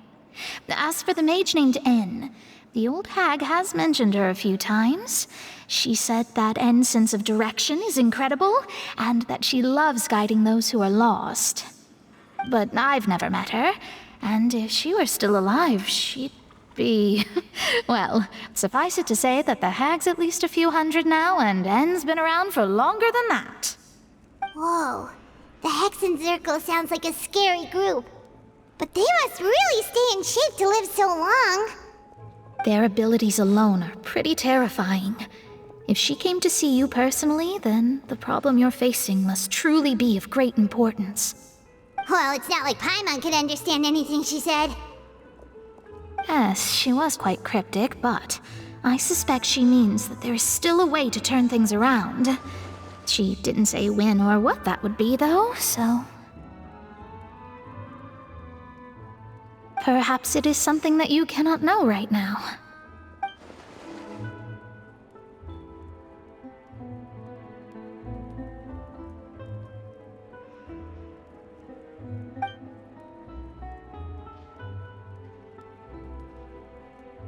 Traveler, Paimon, are you two all right? Oh, we're fine. We're just a little down right now. It kind of feels like the end is coming, you know? I see. I feel that same sense of desperation, too. I guess you could consider me someone who has often witnessed fate. So far as I have seen, it cannot be swayed. But even so, I still hope for, and believe in, miracles. Astrology is eternal and rational, but fate may not be. It is cruel, but it can also be beautiful. Perhaps that's what N was trying to tell you. Not to lose heart, and to believe that what you are seeing playing out before you is not yet set in stone. I did originally think of steering clear of all this, but I couldn't. Even if this is all futile, I still wish to help everyone. If we don't struggle to the last, then how can we face the end when it comes? Huh. You do have a point. There I go, talking about astrological principles again. Sorry about that. The moment I start talking about work-related stuff. I need to get going. It was worth trying to comfort you, even if only a little. I believe that you'll help those who are struggling in the same way I did. I suppose that might be why we always seem to meet by coincidence. Paimon feels kind of moved by what Mona said, but also kind of sad too. Hey, Traveler, Paimon suddenly feels like going outside for a walk. Let's go. Let's walk around the city, shall we? There's a few spots we always like to walk by. Huh? Our names are written in this newspaper. What's going on? Let Paimon see! The underwater stronghold, the Fortress of Meripede, has continued in its noble autonomy, but that does not mean that others cannot interact with it. My recent attempts to enter the fortress bore little fruit. Huh. Guess Charlotte still hasn't given up on that. Thus, did an Outlander friend become the focus of this report, a blonde adventurer with their white fairy legends trailing in their wake. It is said that this mysterious traveler once visited the underwater fortress. So while the fortress's interior remains a mystery behind closed doors, do not fear, for the tales of the traveler contain surprises in spades. Journalist Charlotte's biggest scoop yet, the Traveler's Trail, World Walker. Huh. Charlotte took so many awesome photos of us and we never even noticed her. She hasn't been able to get a hold of anything at the fortress, so since we're easier to find, she's using us as the subject matter instead? Ugh, seriously? Well, fine. Those headlines and photos do look cool, so Paimon will forgive her this time.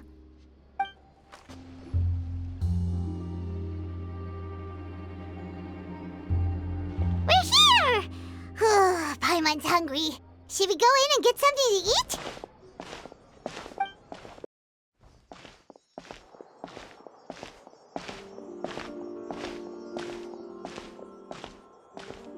Hey, quick! Look! That's the limited edition, only 16 slices was so delicious the last time we tried it. Despite the tense situation we were in, let's give it another go. I'm sure it'll be great. 1 slice of cake, please. Someone showed up after all. Oh, wait, you're the one from the Palais Mermonia. Oh, are you here to buy cake too? It seems Monsieur Nervalet was right. You really can eat. Wait, did he really say something like that? That's right. Even he has his own preferences when it comes to food. As for me, I love the cake and coffee here. Do you come here often? Usually every day. Every day? It's part of my daily schedule, apart from work. I shall have my cake and coffee. Then what if someone told you one day that this place would be closing soon, and you wouldn't get to eat cake here anymore? What would you think? But why would it close? Well, Paimon doesn't know either, but maybe the waters will rise tomorrow. You know, like in the prophecy. Oh, the prophecy. To be honest, I haven't paid much attention to that. No, still, even if there'd be no more cake tomorrow, that wouldn't keep me from having some today. No, it's the same for eating in general. You might not be able to eat tomorrow, but if you can do so today, then you should carry on. That's what people call living, you know. Huh. Don't be sad. Excuse me, could I have 2 more slices of cake to go? These 2 slices are for you. Sijuin said that this kind of expression you're making is what humans call being sad. Oh, you know Sijuin? I sure do. She was born before me, and she sometimes comes to the surface to teach us things about humans. She said that humans are creatures that are saddened easily, yes, and you can only lift their spirits by feeding them delicious food. So please try the cakes here. I've got something else to do, so I'll be going now. You two try to stay in a good mood after eating, all right? Bye.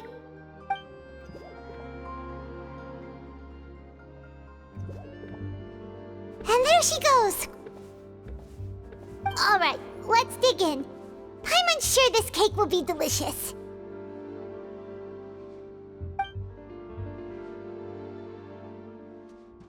It's more delicious than last time, and the flavor gets even better with a sip of tea. It sure would be nice if we could come again tomorrow. Sure would be nice if we could always eat delicious food here.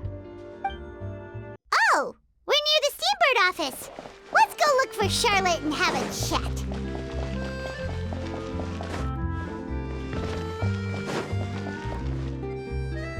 Wow! If it isn't the Traveler and Paimon! Oh, have you seen the article I wrote about you?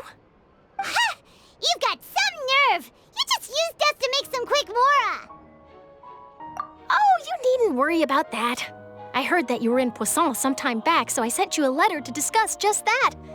It appears you didn't receive it, though. It's all right, though. I've set aside the amount intended for you. I've even set the table with some food. Really?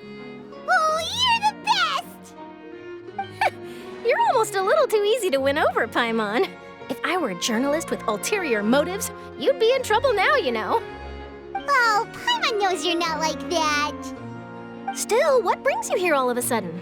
Were you looking for me? A friend of ours met you a while back, and when she mentioned it, we thought of coming to see you. Her name's Mona. Ah, so you know Miss Mona as well.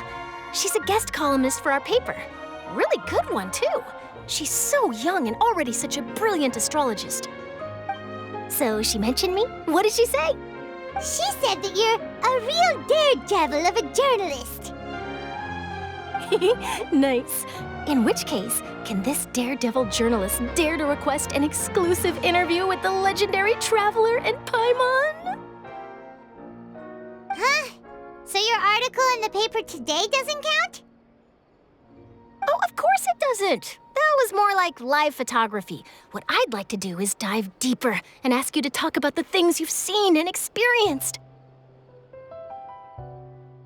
Yeah, are we even qualified enough? Why not? If I say you're worth an interview, then you're worth it. But not right now, of course. I'll need a few days to prepare. Oh, in that case, we'll just chat when you have the time then? Oh, so that's a yes? Ooh, splendid! I'll tell the editor-in-chief immediately. I'll have to apply for lighting, a venue, some props, and... Whew, so much to get done now. Talk to you later. Wait, Charlotte, Paimon's still got a question for you. And what's that? If, just for example, Fontaine were to be flooded tomorrow, what would you do today? Huh, that's the prophecy you're talking about, isn't it? I mean, I do hear about it often, but I've never once thought that the day could be tomorrow. If you're seriously asking, then I might try and think of a way to leave Fontaine. Oh, but I'm still a journalist first and foremost. That means I have a duty to be reporting from the scene. And secondly, I wouldn't forsake my homeland that easily. From what I've seen, most people don't know what they'd do should the worst come to pass. In truth, it might be better just to behave like normal rather than worry over such an end. So in all likelihood, I'd probably still be prepping at the office for that interview of ours. I know what you're thinking. That sounds a bit sad, but I've always believed that it's best to do what you enjoy. Just think about it. If this nation really were to be suddenly destroyed tomorrow, but I still successfully finish an exclusive interview with a truly unique person, then the story I would wind up writing would truly be timeless. And then do you know what I'd do? Well, I'd write that story, send it for printing, and use messenger pigeons to get copies out to the various nations as soon as possible. I'm not a dreamer, nor am I a workaholic, but I do love my job, and I'd be proud of leaving such an article behind. I guess you could say that I was born to be a journalist. But anyway, that's my answer. And on that note, I'll get back to my preparations. That's so nice. All of a sudden, Paimon actually kinda envies her. Anyway, let's go and take a look at the sea, shall we? The sea breeze and scenery can be a pretty soothing combo, huh? Paimon's been thinking. If it wasn't Fontaine, but all of Tevat that would be destroyed tomorrow, where would we go and what would we do? No, Paimon should ask, if you could choose, what would you like to do?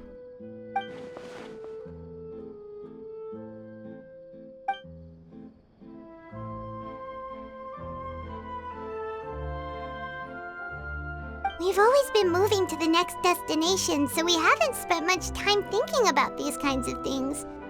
We didn't have to either, with us always being on the road and whatnot. You mean, still traveling? Huh. Wait, isn't that what we've always been doing?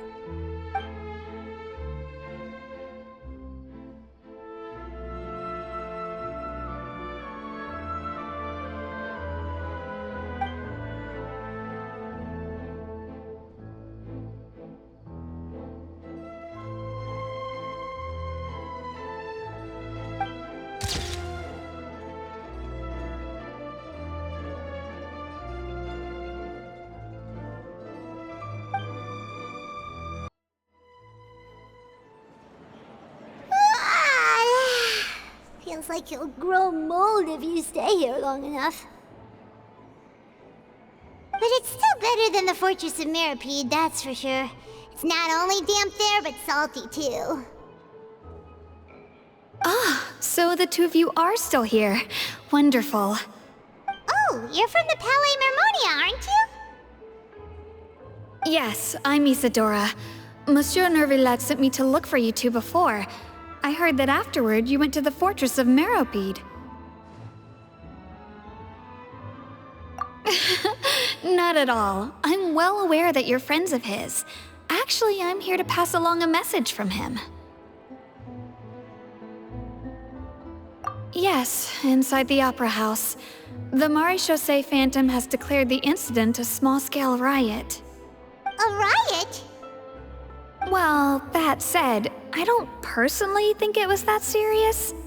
Lady Farina was watching a performance at the Opera House, and while she was resting during an intermission, some other audience members suddenly started harassing her, loudly accusing her of doing nothing about the prophecy crisis. And before she could respond, others started to join in. The crowd continued to grow, and protests against the Hydro Archon started to break out. So people have started to put the blame on Farina. Guess they finally found an outlet for the pressure they've been under due to the prophecy. I agree. People will naturally rely on gods, as is customary. But the moment people feel threatened, gods are also the first to be blamed. So what happened after that? Is Farina okay? Seeing that the situation was spiraling out of control and that further argument was pointless, she claimed that she'd gotten tired of this and left in a hurry. The Marechaussee Phantom had their hands full maintaining order and did not catch where Lady Farina had gone. Only when things had stabilized did we realize that she had gone missing. So, you mean she's still missing? That's right. The Marechaussee has dispatched many people to search for her, but we don't have any leads yet. That said, I don't think there's much to worry about. She is a god after all. Even if she were to fall into the hands of rioters, what could ordinary people do to her? Good. Monsieur Nervillet sent me to tell you about the situation, but he didn't say anything else. Don't worry, this is more than enough to go on. Thanks for keeping us informed. Ah, is that so? Well, all right then. In that case, you two take care. I'll be heading back to the Palais now.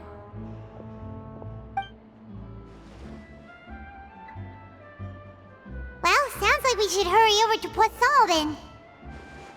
If we know Farina, she won't try to fix things in this situation. Instead, she'll look for a place to wait out the heat. And as we also know, she may be loud and dramatic, but she doesn't have a heart of stone.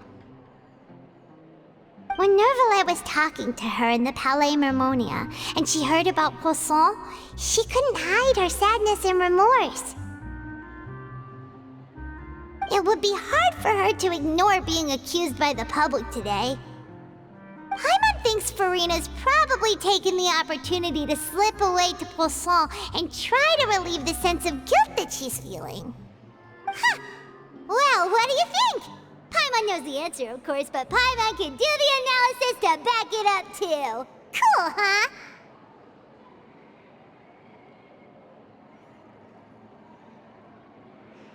In that case, there's not a moment to lose. Poisson, here we come! Guess all the survivors must have evacuated already. All that's left here are signs of devastation. Could Farina really be here? Let's try to find her as soon as possible.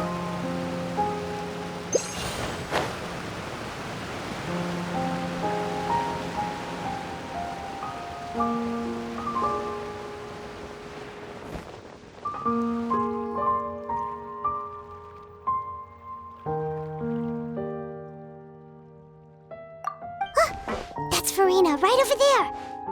She really is here all on her own.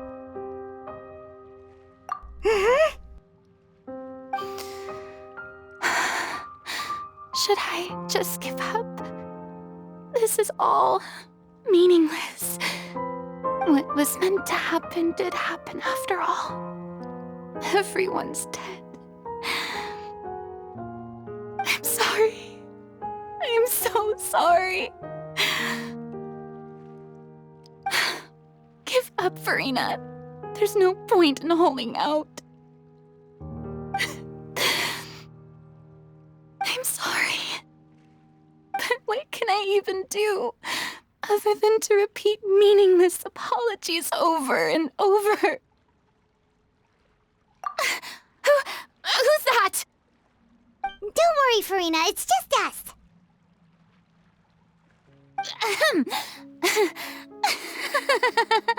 So it is you, blonde traveler from another land. Why, I almost thought you were someone from that mob of my ignorant subjects, come to kneel and beg for my forgiveness. Farina, You were crying just now, weren't you? The tear stains on your face are obvious. What do you mean, tear stains? Oh, I remember.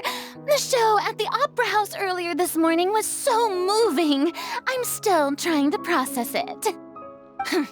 Who did that uncivilized rabble think they were, disturbing my enjoyment of the arts? They even dare to tout their Archon. I must teach them a lesson. I can just imagine their twisted and frustrated faces once they realize that I'm nowhere to be found. Oh, and I'm sure Nouvellette and those people from the Maréchaussée Phantom are freaking out right next to them, too.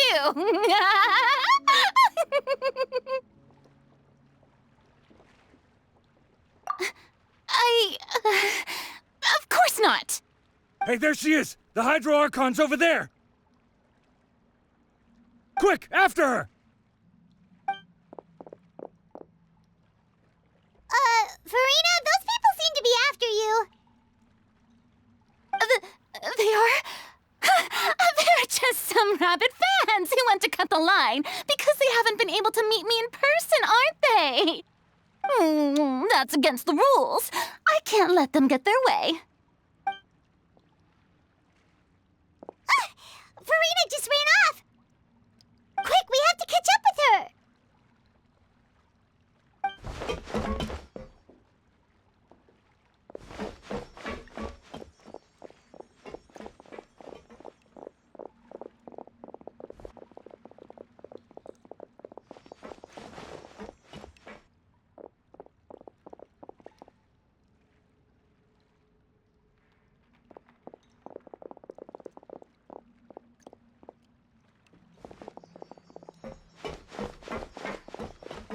This should be the place, right? Hey, Farina!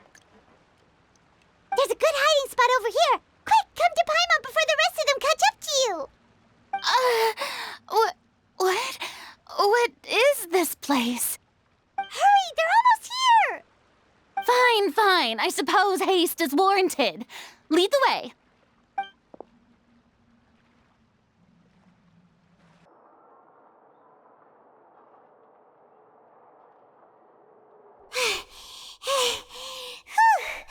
Paimon's exhausted.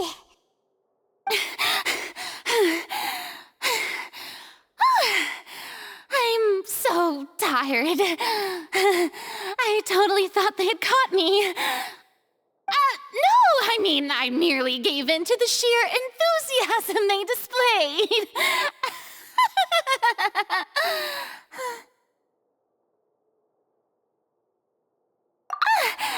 You're right. Yep, that's a good girl.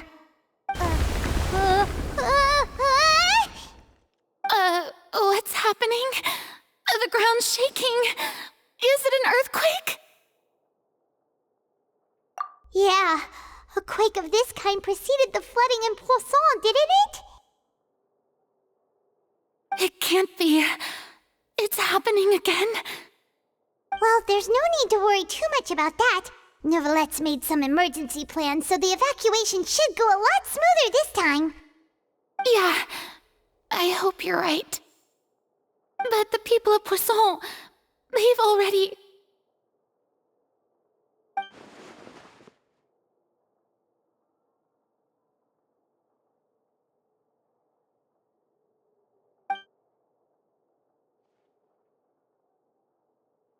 It's true. I've been investigating the prophecy for hundreds of years. I once had informants all over Tevat, searching for clues and feeding information back to me. I've tried all kinds of ways, too, to hold back the sea. Anything to keep the coastline from advancing. But all my efforts proved to be futile in the end. Really, the truth has been clear to me for a very long time. We cannot make an enemy of the divine. No matter what we do, the will of the heavenly principles will have its way, and the prophecy shall be fulfilled.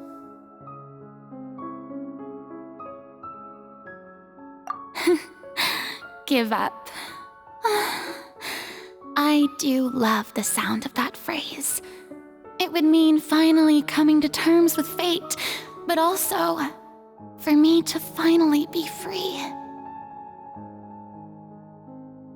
Indeed, I've thought about giving up so many times, especially after we almost lost Poisson. Fate is really unreasonable, isn't it? It has no heart and obeys no rules. The prophecy has only just started to come true, and so many people have already lost their lives. But just now, it all became clear to me. I still don't have the right to come to terms with fate on behalf of everyone else. As long as the final moment hasn't come, it's still not too late. Don't worry.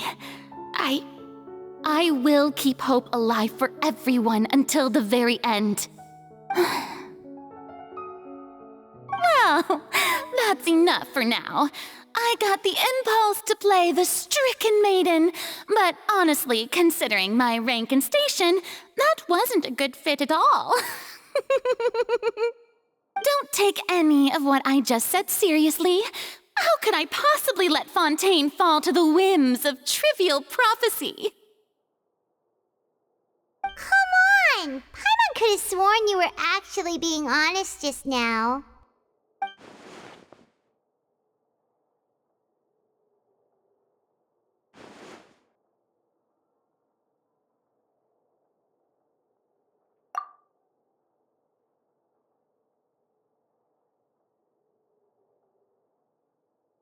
Share my burden. That's impossible. It was fated right from the start that this would be my duty alone.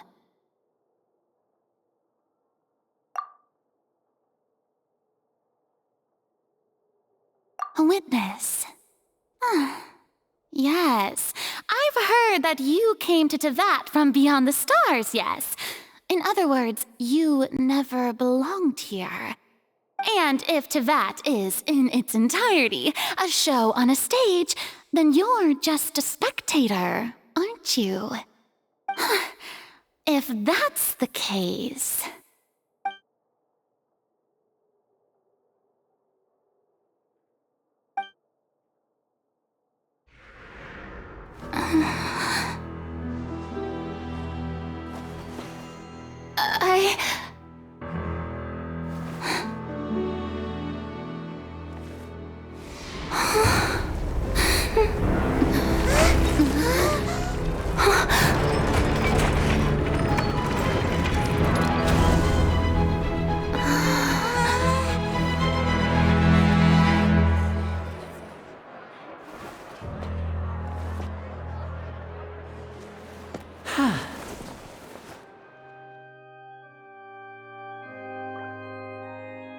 Ladies and gentlemen, this concludes my opening performance. Now, without further ado, we may proceed to the trial of our god. So this is what it is. Yes, you deserve praise for the effort you took to raise the dramatic stakes. Do not forget, however, that I am Focalor, the god of justice, the embodiment of justice itself. Does it not strike you as even the least bit absurd to bring the very concept of justice to trial? May I interpret these words as your refusal to stand trial? In that case, you will have the opportunity to defend your honor through a duel. You would draw your blade against a god? I see. It seems like you have made up your mind.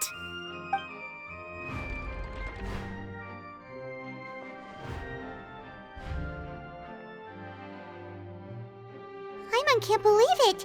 She just surrendered.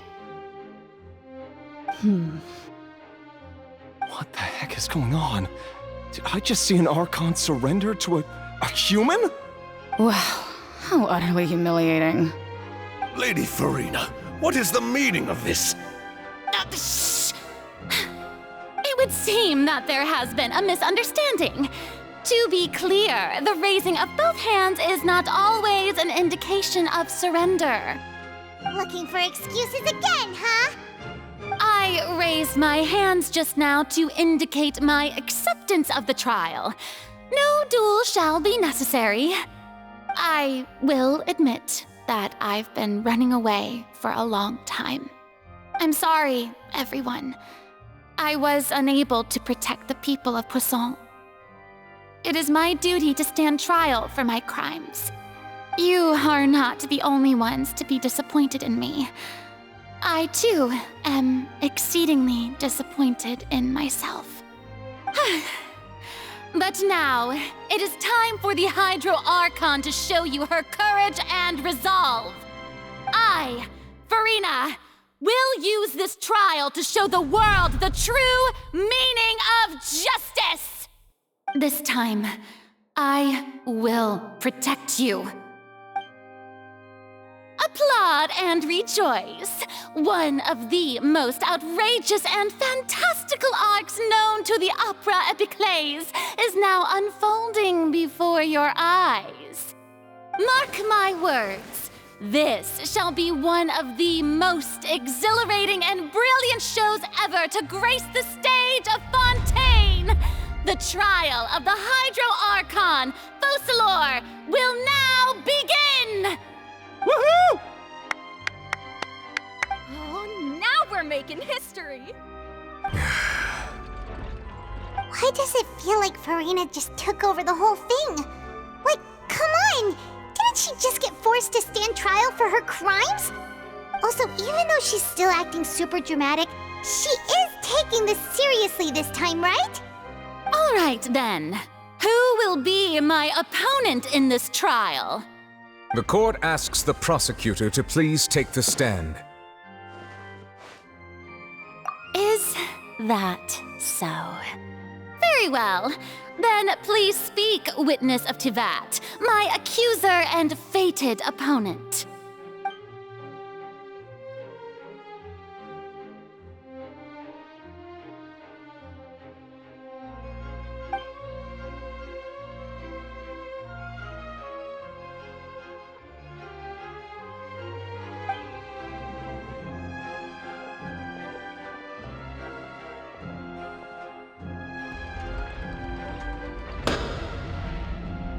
Also, please allow me to ask, as a final question before the trial begins.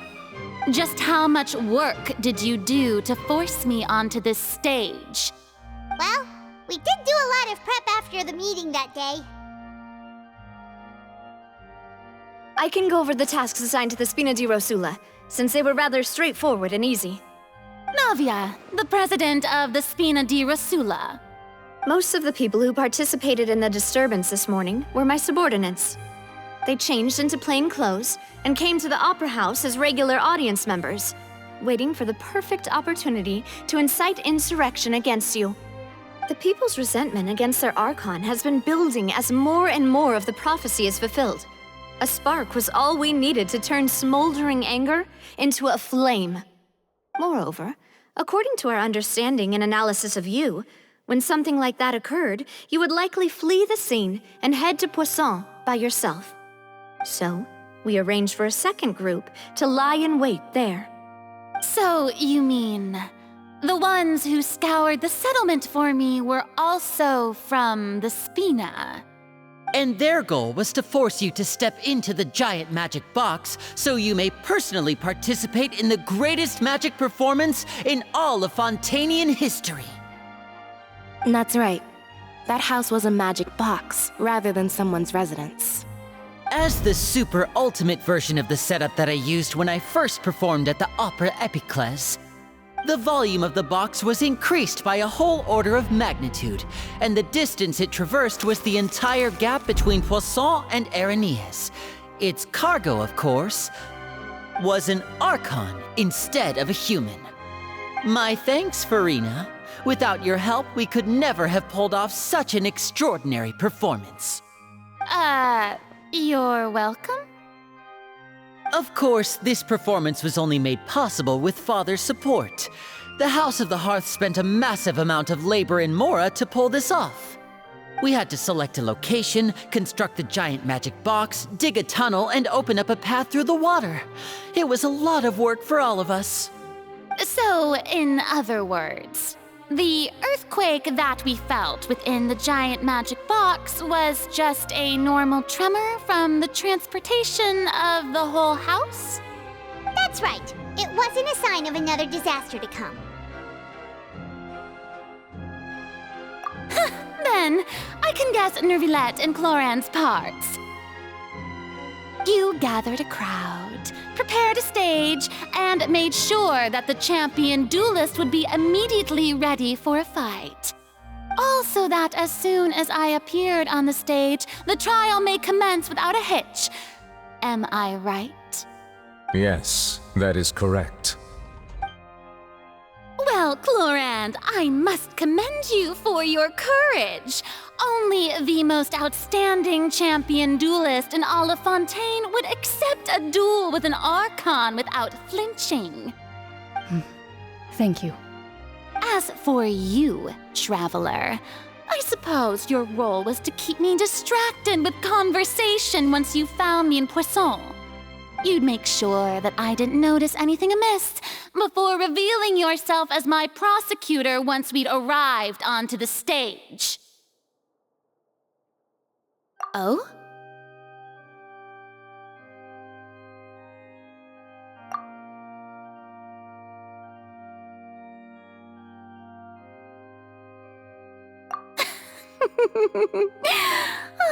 Is that so?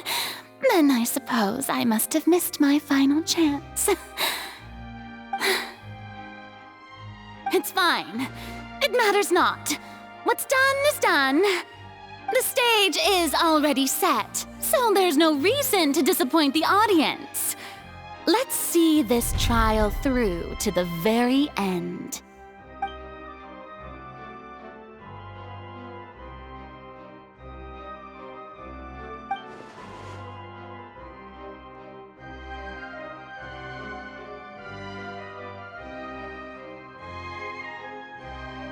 Madam Prosecutor, please allow me to pass this along.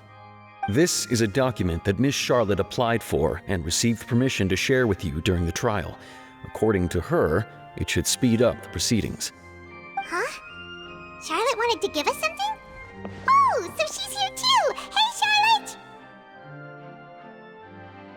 Oh, let Paimon see. Isn't this the exclusive interview that she did with us before? So she's already finished it, huh? Wait, then that means this document is a perfect timeline of everything that's happened ever since we stepped foot in Fontaine!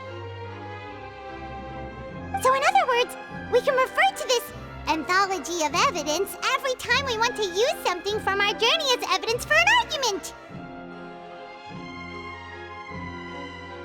Let's quickly confirm the information in it. Just think of it as a refresher, alright? You defeated the Hydro Archon in the very first duels you took part in at the Opera House. That's one for the history books, all right. I didn't think that you'd wind up getting to the bottom of the case I'd been following all this time. I guess you could also see this as a happy coincidence. This is the first time Monsieur Nervilette had a difference of opinion with the Oratrice. Even the Hydro Archon can't figure it out. A Fatui Harbinger. She's an extraordinary person. Her instinct must mean something. The fortress of Meripede was almost destroyed in a single day. That I didn't witness that scene personally will always be a source of professional regret, I think. According to Monsieur Nervilette, both Child and that whale should have been in the primordial sea at that time. I nearly lost my awesome friend Navia. To be honest, that still gives me shivers. The words of someone as extraordinary as a witch can probably only be truly understood when something surreal happens to you.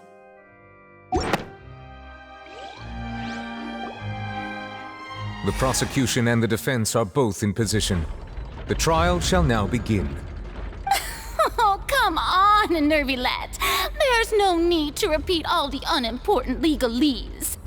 Just fast forward to the part where the prosecution lays out my offenses.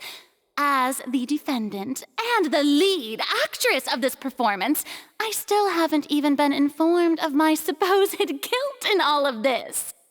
Of course, it is only natural for humans to struggle to understand the actions of a god.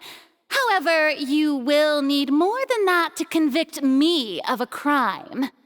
That's true, but my charge here is unrelated to your conduct as an Archon. Instead, I would like to charge you as a fraud who's never been the Archon in the first place. Wait, what was that? Lady Farina's a fraud?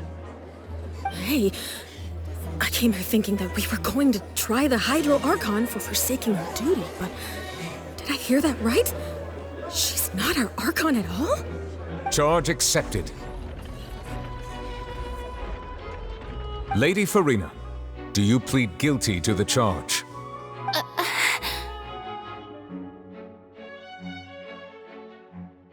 Lady Farina. I plead not guilty. How can I be guilty? There is no way that I, Focalor, otherwise known as Farina de Fontaine, a member of the Seven and the Regina of all waters, kindreds, peoples, and laws of Fontaine, could be anything other than your true Archon. Yeah, even though Lady Farina can be rather eccentric, isn't it going too far to doubt her very identity? Yeah, I've never questioned her identity either.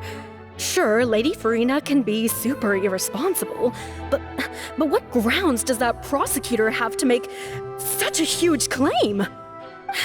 I have cause to believe that common sense will prevail in this case. Many of the members of the audience have known me as the Hydro Archon ever since they were born. There would be no fooling their memory. See? Even the Oratrice has decided to show me its favor. Are you sure you want to commit to a charge that will never be upheld? If you wish to drop the case, I can promise you as the God of Justice that you will not have to face trial for making a false accusation. We will treat everything that's happened as a dramatic spectacle and move on with our lives. What do you say to that? Huh. An argument with near impossible odds, huh? We have to not only refute Farina's claims, but also overturn the long-held beliefs of the people.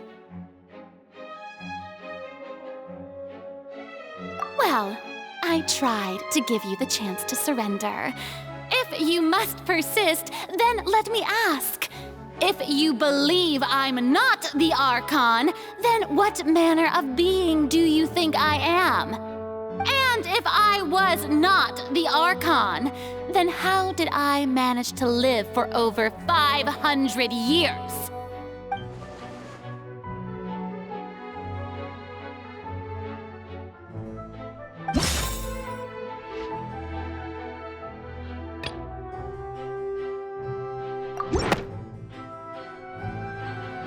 First of all, you may be a member of another long-lived race, which would allow you to naturally possess an extended lifespan. And second of all, even if that wasn't the case, there could be other ways to extend your life. Who gave you that idea? Was it the knave? You'd sink so low as to use a harbinger's words against me.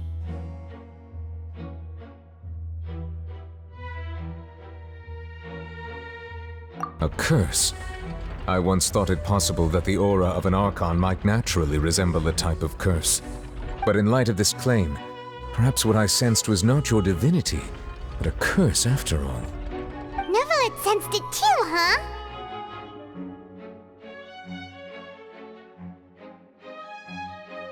Lady Farina is actually a human? Well, it is true that it's extremely difficult to tell humans and gods apart just by looking at them. It's not impossible.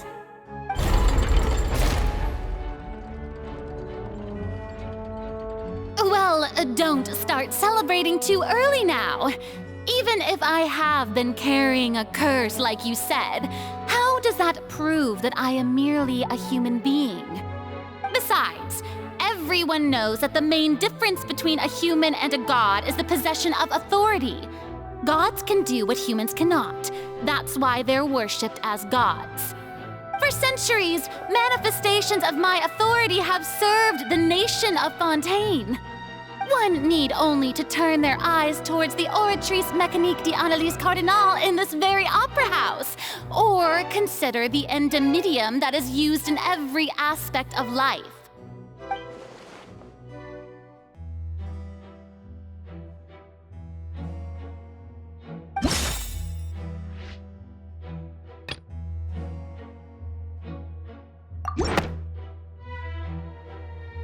You tried to reference the Oratrice, but weren't you as confused as all the rest of us when the Oratrice declared Child to be guilty without any proof?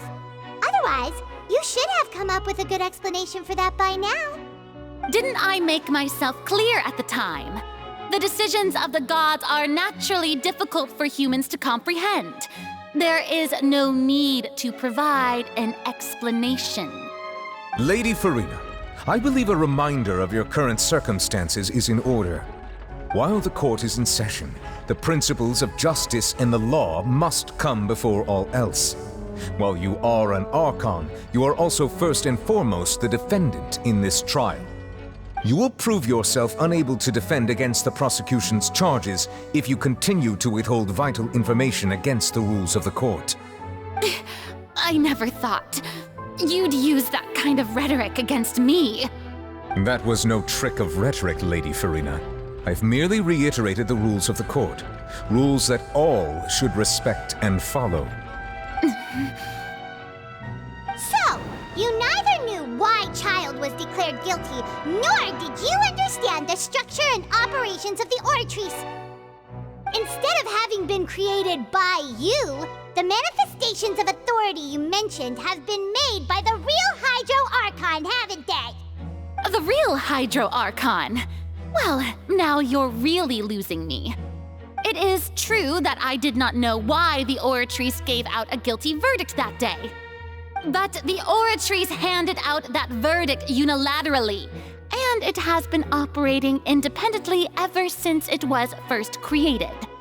You can't argue that just because a divine creation is flawed, that the god behind it must also be no god at all.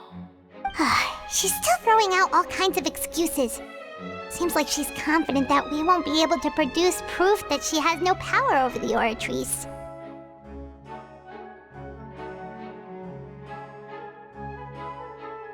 My power as an Archon. There are many ordinary citizens in the audience. How can I just carelessly demonstrate the formidable power of an Archon? If that poses a concern, I'm prepared to extend my protection to the audience. You don't need to go that far.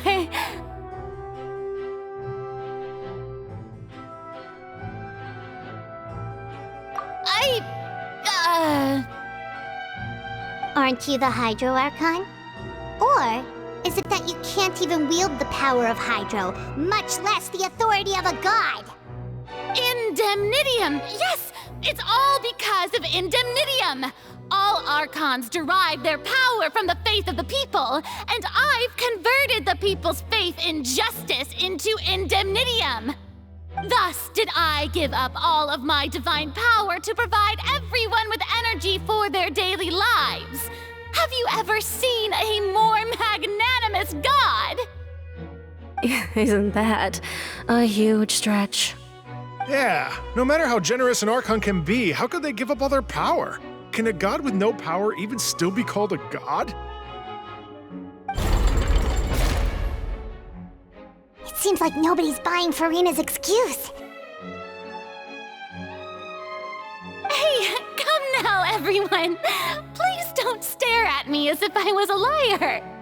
I'm still the same Farina you knew, right? The one that you loved. Shouldn't you want to believe in me? Please? You've got to believe me. If what the prosecutor said is true, she really has committed a grave offense. Did she deceive all of us? And all of our parents and grandparents too? And then all of our ancestors? Ever since they were born? Enough! That's enough. Tell me then, if I'm not the real Hydro Archon, then who is? If you have no evidence of another Hydro Archon's existence, nor can you find anyone who can back up their claim to be such, then what grounds have you to say that I'm not actually the real deal? Wow, she came up with yet another argument. How can we refute her now? Seems like she really doesn't want to give up.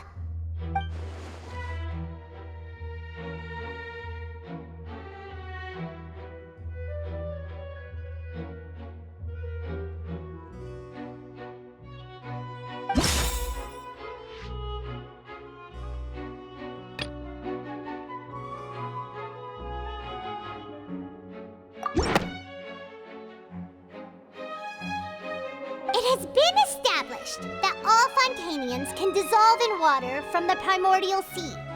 And that means... Since you insist on claiming to be a god and not a human, then there's a method that you can use right here and now to eliminate all suspicions of you being the latter. Miss Navia, please apply to serve as a temporary attorney for the prosecution before addressing the court.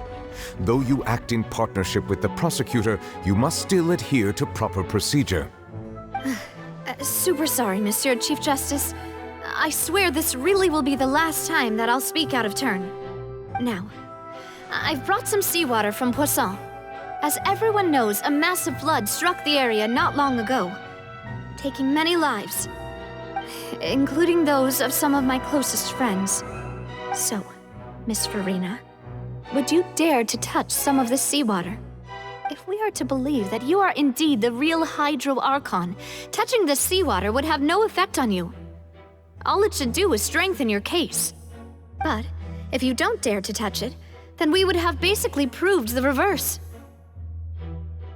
Oh, and I must remind you that after the disaster at Poisson, nobody wants to see any more people dissolve. I do hope you'll act prudently and choose the simpler path of admitting guilt. Navia from the Spina di Rasula. The Spina has governed Poisson for many years. I guess her suggestion is valid. If Lady Farina is indeed just a human, she's probably Fontanian like all the rest of us. Would she really dare to try?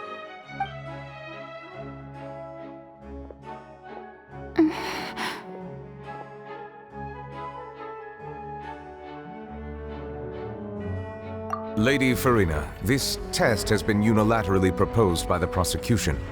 As it falls outside the realm of standard court proceedings, you possess the right to decline participation. Well, of course he had to tell her that. But refusing to participate is basically the same as a confession of guilt.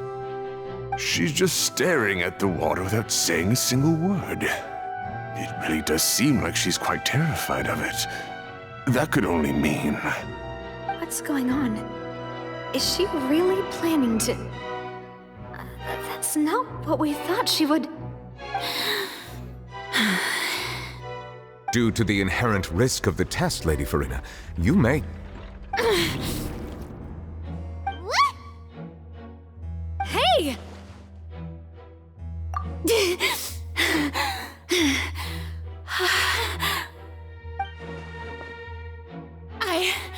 I'm fine! Look at me, everyone! My hand is still here! I haven't been dissolved! Will you believe me now? I really am your Archon!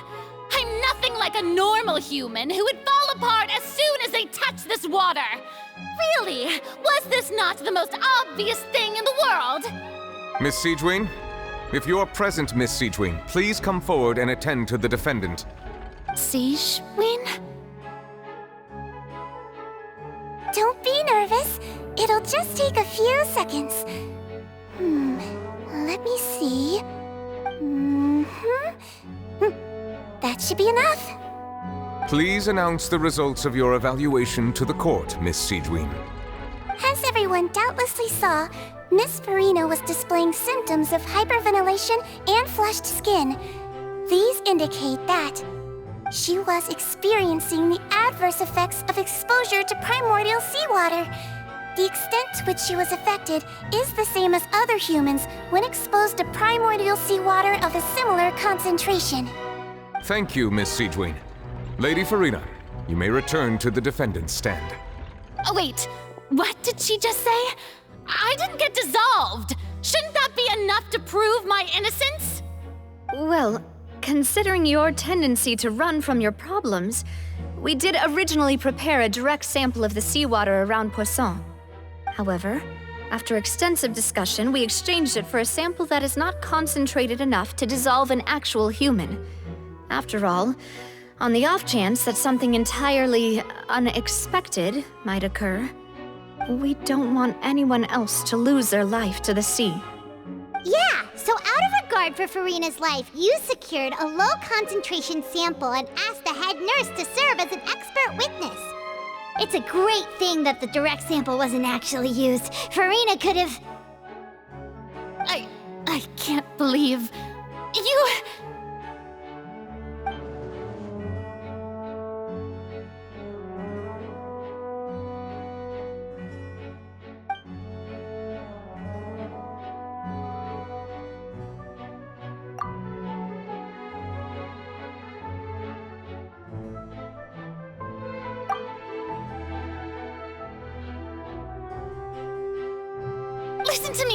Listen to me, everyone! Please don't give me such cold and disdainful looks! What happened just now didn't prove a single thing! Think about it! How can you conclusively prove that an Archon can't also be affected by the primordial seawater? Also, if I was really just a human, why would I dare to just put my hand in that kind of water?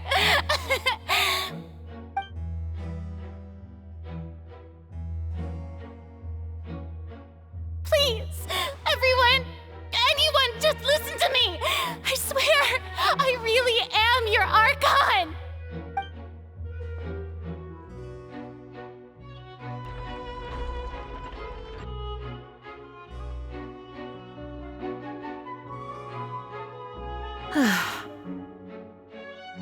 I don't think anything she says at this point will sway anyone. The odds are just too stacked against her now.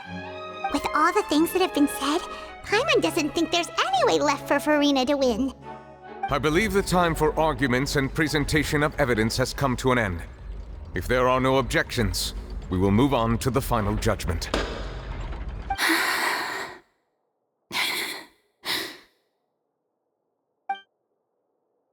I don't think anything she says at this point will sway anyone. She's too stacked against her now.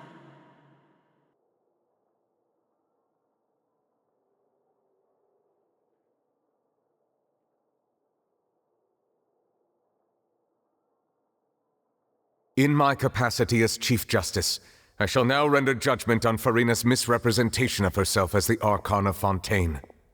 As a human who knowingly deceived her fellow citizens, Farina is... guilty.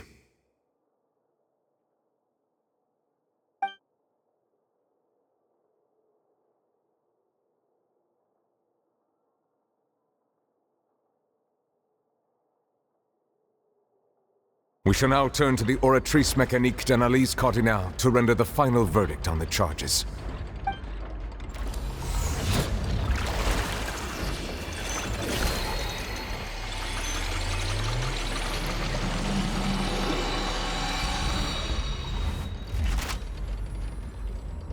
According to the judgment of the Oratrice Mécanique d'Analyse Cardinale, Farina is... Well, what's wrong? What's the Oratrice's verdict? No, the Oratrice also displays a guilty verdict. Isn't that correct then? However, the exact wording of the verdict is thus: the Hydro Archon, guilty, to be punished via the death sentence. The death sentence? That's actually one of the available sentences? I've always thought that it was just a myth. The one and only time the death sentence has been handed out at the court. And it's been given to the very person we've worshipped as the god of justice? What an unexpected twist. Farina's been sentenced to death by the Oratrice? We just wanted to use the trial to show her the seriousness of things so she'd tell us the truth. How did things escalate this quickly? This outcome is indeed quite strange. According to Fontaine's current definitions of justice, as well as its recommendations for criminal sentences, is this sentence really appropriate for the crimes that have been committed? Yeah! Even Vacher wasn't sentenced to death by the Oratrice. You know, the real evil mastermind behind the serial disappearances case. Indeed. Not only is Farina's sentence overly excessive, the very point of our trial today was also to prove that Farina has never been the Hydro Archon in the first place. But now, the Oratrice seems to have deliberately invoked the title of the Hydro Archon. What does this mean?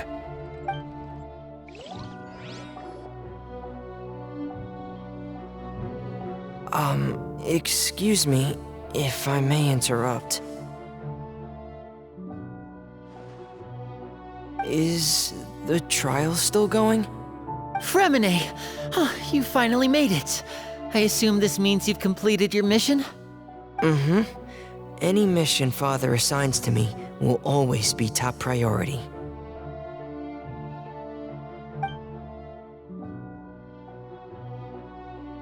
Is that the first prophecy slate? Huh. So the knave privately arranged for Fremine to try and find the missing slate. I looked everywhere and finally found it at the bottom of the sea. It took me a long time to get around some dangerous stretches of water. But has the trial already concluded? Then doesn't that mean I've come too late? Oh no. Father will be disappointed in me.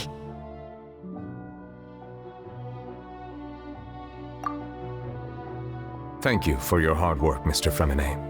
Please allow me to review the record left on the slate. Traveler, I believe that you have already seen the other existing slates, and would like you to come here and confirm their contents.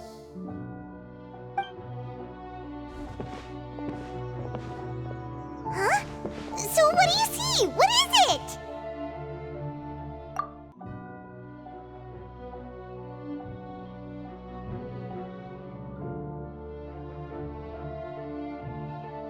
I believe I've now made sense of the Hydro Archon's crime. It has to do with Fontaine's lost history. Huh? Isn't the Hydro Archon just guilty of deceiving her people? Oh, wait, no, that's Farina, and we've already proven that she's not the Hydro Archon. So when you say Hydro Archon, do you mean the real Hydro Archon we've been kinda talking about? In truth, everything that you've encountered in Fontaine up until this point can be traced back to the contents of these stone slates. However, I'm uncertain as to how much sense they currently make to you. Okay, let's try to recall the contents of the other 3 stone slates. Paimon will do her best to help you remember.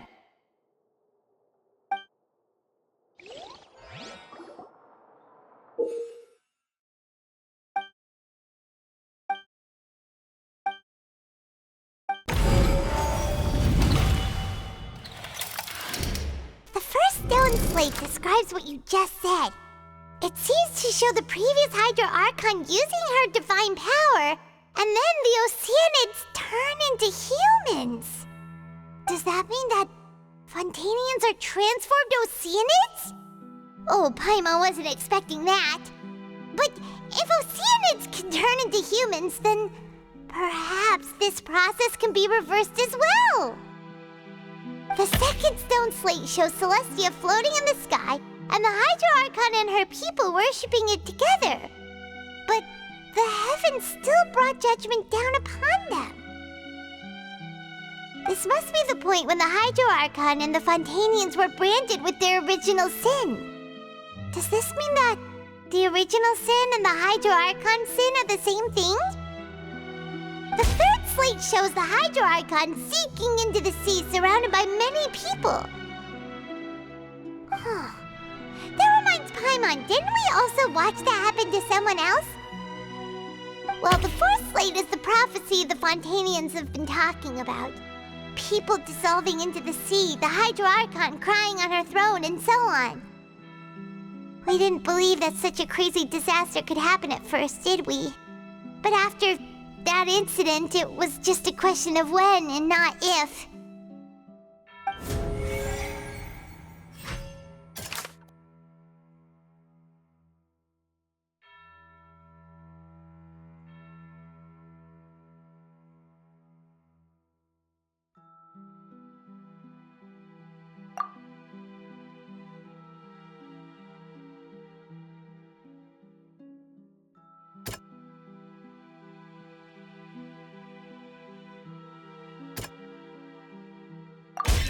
We know from the case of the serial disappearances of young women that Fontanians can be dissolved in primordial seawater. And the first stone slate tells us that long ago, the Hydro Archon used her power to turn Oceanids into humans. This might be the reason that Fontanians can dissolve.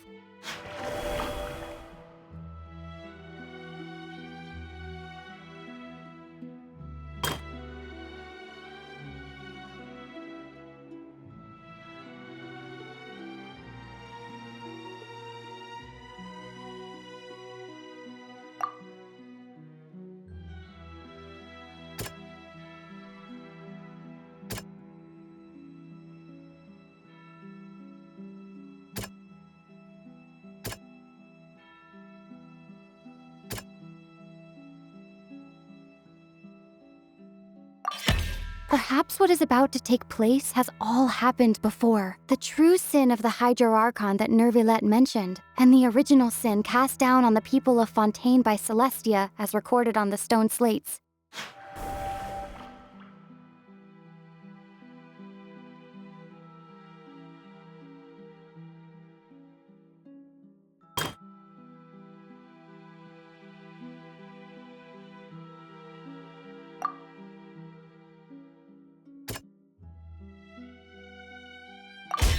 It's not as simple as falling into the sea. When Navia fell into the sea, her consciousness was subjected to judgment. The stone slates show the people gathered around the Hydro Archon in the sea.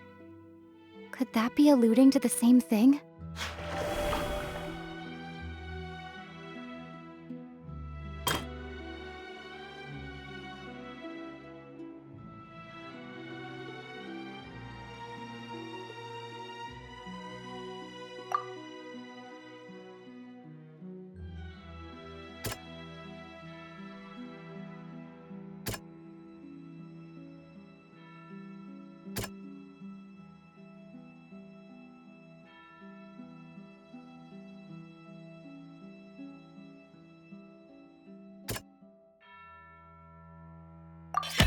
The prophecy from the stone slates found its way into society, but not many people believed it at first. The fortress of Meropide was nearly flooded with primordial seawater, which we know can cause Fontanians to dissolve.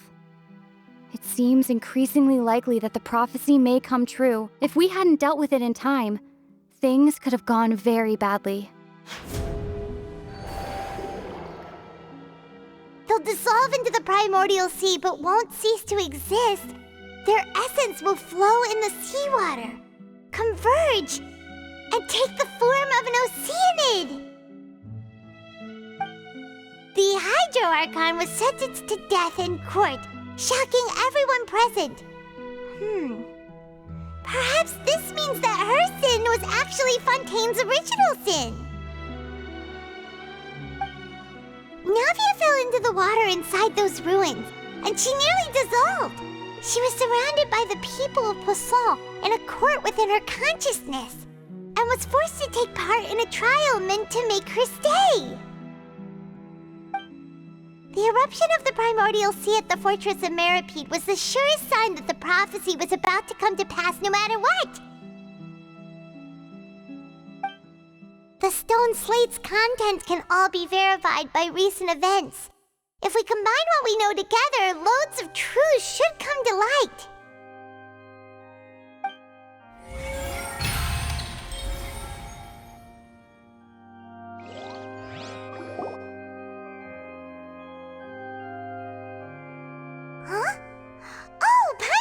it now, so that's how you can make sense of it.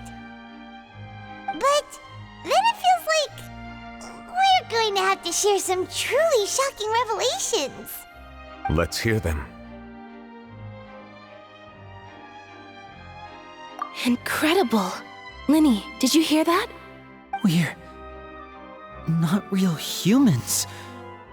All Fontanians were originally created by the late previous Hydro Archon, with Oceanids as their basis. The evidence for that can be found in how only Fontanians could dissolve in primordial seawater, and how all the girls Vacher dissolved were also turned into Oceanids.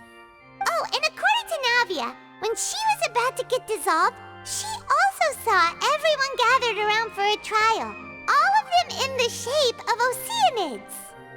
Indeed.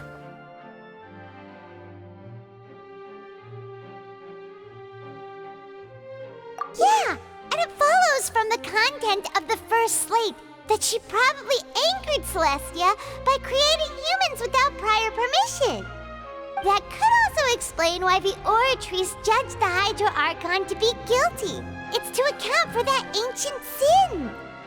The Hydro Archon's true sin was creating us? And yet, after many hundreds of years, the Hydro Archon's creations have turned around to try to judge the Archon within the Opera Epiclese. The twists of history are often the most unexpected of all.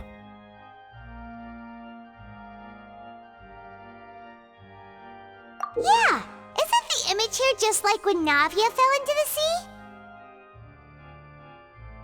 So wouldn't it be trying to show the image of the Hydro Archon also falling into the sea once the prophecy has been fulfilled in the fourth slate? In the end, the people will all be dissolved into the waters, and only the Hydro Archon will remain weeping on her throne. Only then will the sins of the people of Fontaine be washed away. Did Paimon get all that right? You've made some keen deductions. I must say, given how much you still don't know, it is impressive that you've already managed to connect so many pieces of the truth. However, while you were able to decode all the information on the slates, they've also been etched with an additional layer of hidden information using a different power source. When we were at the ruins, I tried to decipher the hidden information recorded in the slates. But since we only had 3 slates at the time, I was unable to come to a full conclusion. Now that the slate collection is complete, I shall make another attempt to decipher the narrative recorded within. If everything goes well, we should finally be informed of the unadulterated truth.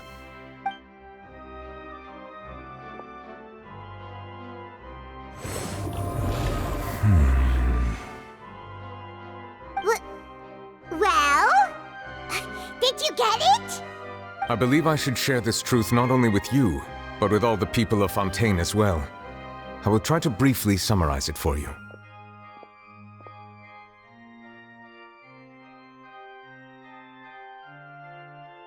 Your hypotheses regarding the origin of Fontanians and the sin of the Hydro Archon were both correct. In the Fontaine of old, the previous Hydro Archon sensed the yearning of her Oceanid familiars for life on land.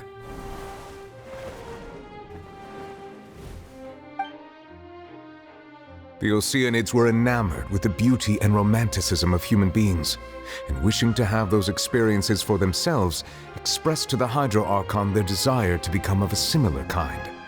However, even though water as an element is intricately linked with the power of life, the Hydro Archon, as one of the 7, did not possess the authority to create a new form of human life. Not one to give in, she eventually found a way to create permanent humanoid bodies for her familiars by appropriating the power of this planet's primordial sea. She poured primordial seawater into the Oceanids' blood vessels, creating humanoid mimics in the process. But if Fontanians were to ever come into direct contact with water from the primordial sea, the power within their bodies would escape these artificial restraints and return to the sea. As a result, their forms would collapse, and they would be reverted to their original forms as Oceanids. Of course, The Hydro Archon never received permission from the heavenly principles to create a new human race. And thus, the Hydro Archon and all of her creations came to shoulder the original sin of appropriating the power of the primordial sea. That is the true history of how the people of Fontaine first came into being. So we were all Oceanids before we turned into human beings? That's way too much information for me. I think I'm just going to pretend that I never heard a single thing. Wait, but if that's the truth, we can't let the Hydro Archon be sentenced to death. After all, her only sin was creating us. This really might be too much information for your regular Fontainian, but it does answer a lot of our questions. Alas, your hypothesis regarding the third and fourth stone slates was inaccurate. The slates' respective positions are, in fact, correct. A key point of the visual on the third slate is how all the individuals depicted in the water are humans rather than Oceanids. They have not been dissolved, which implies that the water depicted in this slate is not water from the primordial sea. The nation of Fontaine is the nation of Hydro, as well as the nation of trials and justice. Instead of being the literal element, the water in the scene symbolizes judgment and justice. You may also recall Navia's experience. When she fell into the sea, her consciousness was surrounded by that of many others who intended to hold a trial to determine her fate. Therefore, the meaning of the third slate is that the people of Fontaine shall try the Hydro Archon at the court of justice. Yes, it refers to our present situation. I think I'm following now. So, what you're saying is, even though we decided to put on this trial to avoid fulfilling the prophecy, in truth, everything we've done has happened exactly as the prophecy foretold. So now, it seems, we're the ones making sure it comes true. What should we do?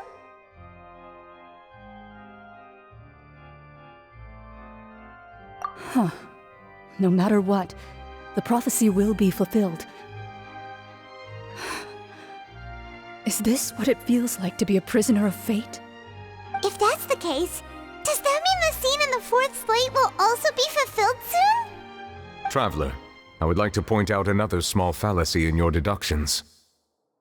About the fourth slate, you probably thought that the eruption of primordial seawater beneath the fortress of Meripede served as the surest sign that the prophecy was about to come to pass, yes? However, I believe that rather than being a sure sign, that eruption could in fact only be a small warning of something far worse to come. As for the root cause of the catastrophe, I believe you've already encountered it once before.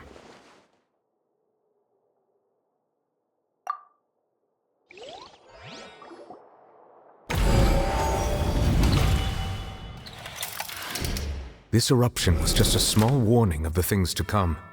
We must find the root cause of the disaster.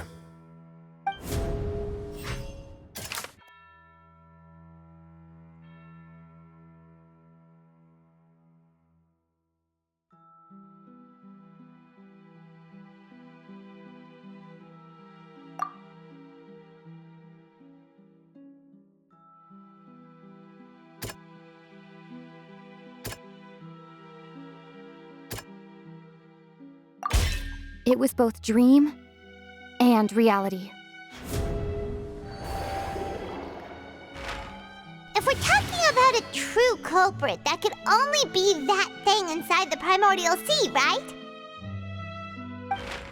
The truth, the original sin, the trial, and the root cause of the disaster.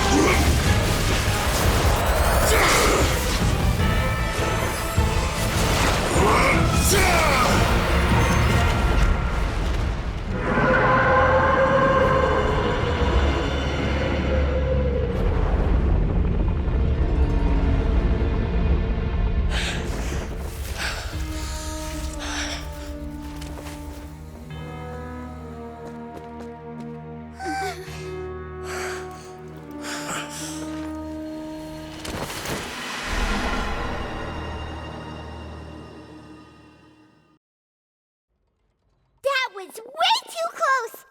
How did that thing just burst into the Opera House? Wait, was that the huge whale you saw in your dream? So we've met it at last. I understand very well why it has chosen to make an appearance here. That whale does not belong to Tevat. It is a monster that has traversed the stars, weeping all the while. It has been greedily consuming the energy from the planet's primordial sea, using it to grow. That is the main cause for the rising sea levels. And once it has finished consuming all of the energy contained within the sea, its next step will be... You said that when the Hydro Archon first created Fontanians out of Oceanids, she filled their blood vessels with primordial seawater. Precisely. That whale finds the blood of Fontanians nigh impossible to resist. Therefore, when it left the primordial sea, it decided to make its next stop a packed opera house full of food. Food in the form of Fontanians. We just barely managed to push it back, right? In that case, won't it come back to target the people again once it's managed to recover its strength? That is correct. Indeed, it is more accurate to say that we should thank that Harbinger for buying us some time. Without him, the whale would have likely come onto land far sooner. From the way he looked, he must have been fighting the creature for quite a long time. That battle maniac. We've always known that he had a special connection with that whale, but we definitely didn't expect it to help us out like this. Anyway, now that we know that this whale is the actual cause of the disaster recorded in the prophecy, all we need to do to stop the prophecy would be to find a way to beat it up, right? It is too late. It had already absorbed too much of the primordial sea's energy before we could notice it. At this point, it has become practically integrated with the sea itself. Even if the entirety of Tevat were to be destroyed, it could still survive and swim off towards some other world. That's not something I will accept. We've already done everything we can, and we even found the true culprit. We've come so far. You can't just tell me that the last hurdle is some impossible foe. That's just not fair. Indeed, that's not how a grand performance should end. I'll fight it to the end, no matter what. So the prophecy will be fulfilled no matter what, huh?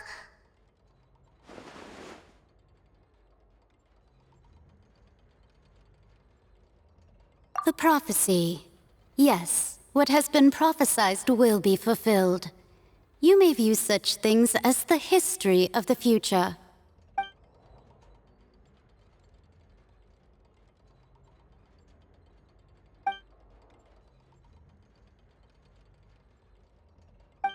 Just as prophecies are usually only the future as seen from the perspectives of the gods, could things be happening in hidden corners where the gods' gaze does not fall?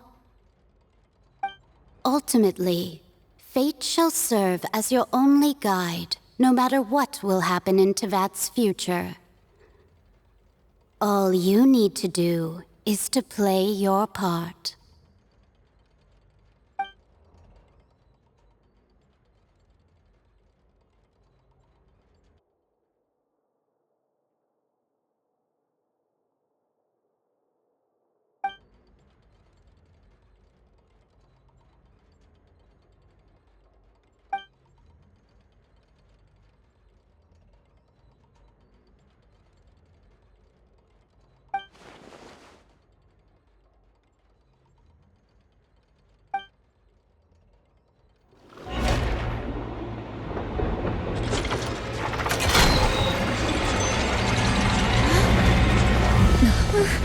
What's happening with the oratories? I believe it is preparing to carry out the death sentence.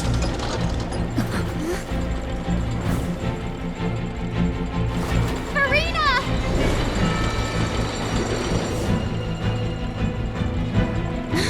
No, I still need answers.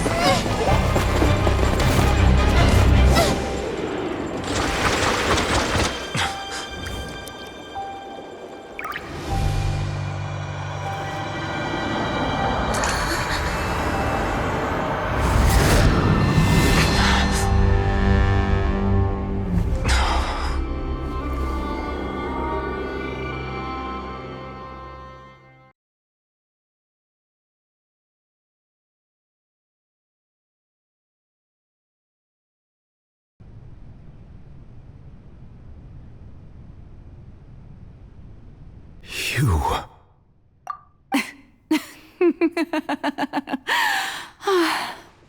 Sorry. That shocked expression on your face is just too amusing. I couldn't help myself. You are not Farina. Who are you? The sweet sound of bewilderment. Marvelous. A sure sign that my attempt to deceive everyone was a resounding success. But to answer your question, I am Focalor. You know, the god. Focalor? Why did you deceive us? Oh, that wasn't my goal, of course. Goodness, no. But I had to fool everyone else too, if I was to stand any chance of deceiving the heavenly principles. Deceiving the heavenly principles? It's all because of that pernicious prophecy. Dreadful, wasn't it? Everyone doomed to dissolve. Fontaine condemned to be flooded. One was not amused. In fact, one was positively bemused when that problem was thrust upon me by my dearest predecessor. That's the former Hydro Archon Egeria for the uninitiated. It hardly gets more disastrous than a preordained national catastrophe, now does it? She knew full well that the prophecy would surely come to pass. And as one of the seven, she also knew full well that one defies the heavenly principles at one's peril. So yes, as you have no doubt surmised, it was a rather impossible situation that I found myself in. I spent a terribly long time mulling it over, alone on the ocean floor. And I was almost growing barnacles by the time I finally realized there was only one possible solution to this confounding conundrum.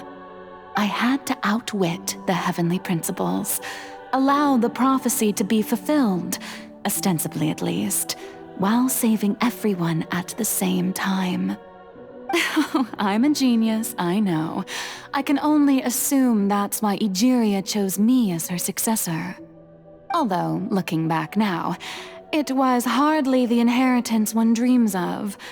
Between the task of saving the nation, the quotidian duties of the Hydro Archon, and not to mention the original sin of creating a new race of humans, I dare say she left me quite a colossal mess to clean up. But one can only play the hand one is dealt. I did not choose this, any more than I chose to be one of her Oceanid familiars. So you were also once one of the Oceanids, transformed into a human by Egeria's hand? Yes, I was. I always dreamed of becoming human. And I still do, even now. In my eyes, to be human is to be part of the greatest opera ever known. After becoming a god, I separated my divinity from my body and spirit, leaving behind only a self that was as naive and bewildered as my past self on her first day as a human being. The me you see before you now is that divinity, and the human counterpart I left behind, I named Farina. She could feel joy, sorrow, and everything in between. She could be as vain and conceited, or as meek and vulnerable as she wished. Her strengths were of a kind only a human could possess, as were her shortcomings. But in my eyes, Farina's humanity was what made her perfect. She was perfectly human in every way. The person I always wanted to be. Anyway, so then I cursed her. All part of the plan, of course. The plan to deceive the heavenly principles. Do you still remember the final scene of the prophecy? The Hydra Archon alone, weeping on her throne. In order that the prophecy might appear fulfilled, I invited Farina to be an actress, to play the part of the Hydro Archon in the prophecy.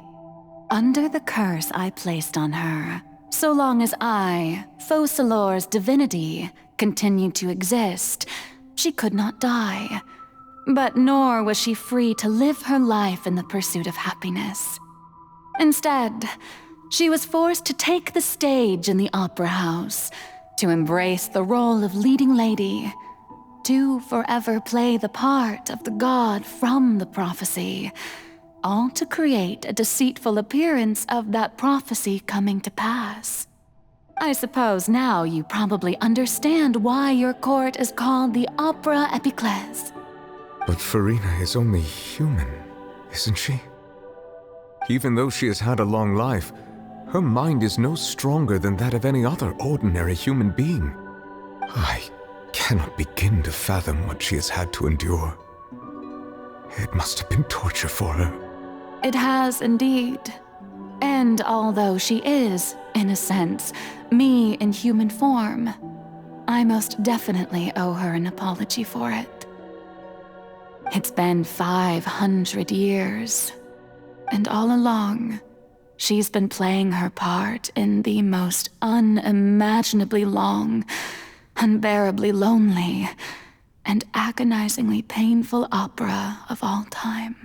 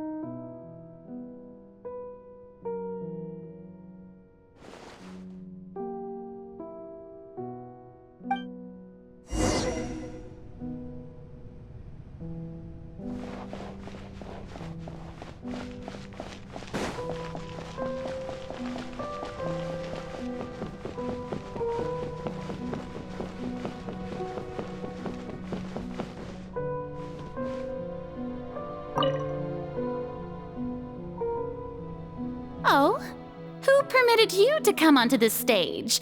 Now, I understand your admiration for my august self, but I must ask you to keep to the rules.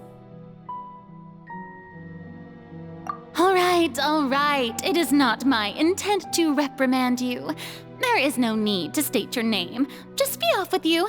Do not distract me from my performance.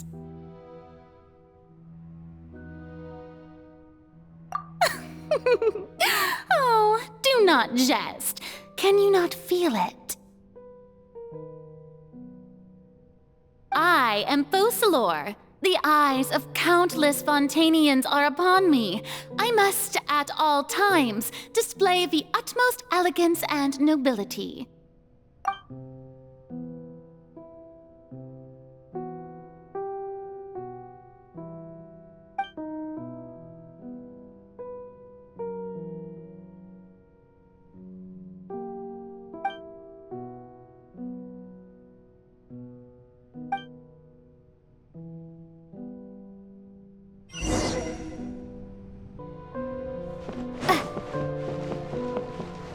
Dear audience, the performance is experiencing a technical difficulty, but worry not. The guards shall resolve it soon enough.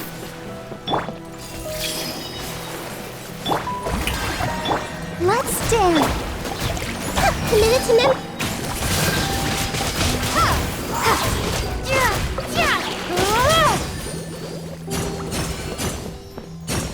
Hey, what gives? The audience is still watching me, you know. Guards? Wait, where are the guards? Guards!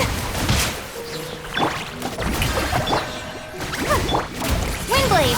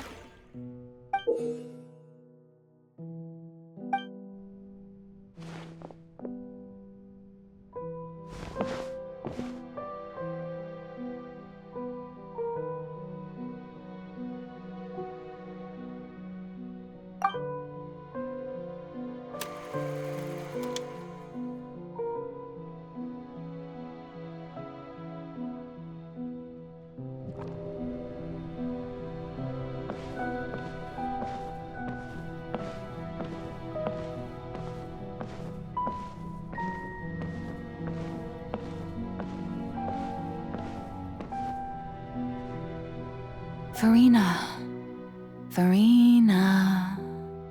Huh? Who's that?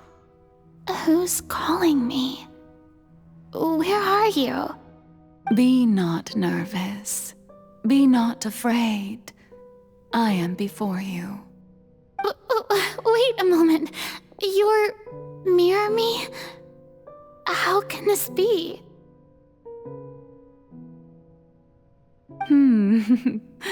Mirror you, huh? You know what? That's not bad. Let's go with that. Mirror me? What do you wish to say? The prophecy.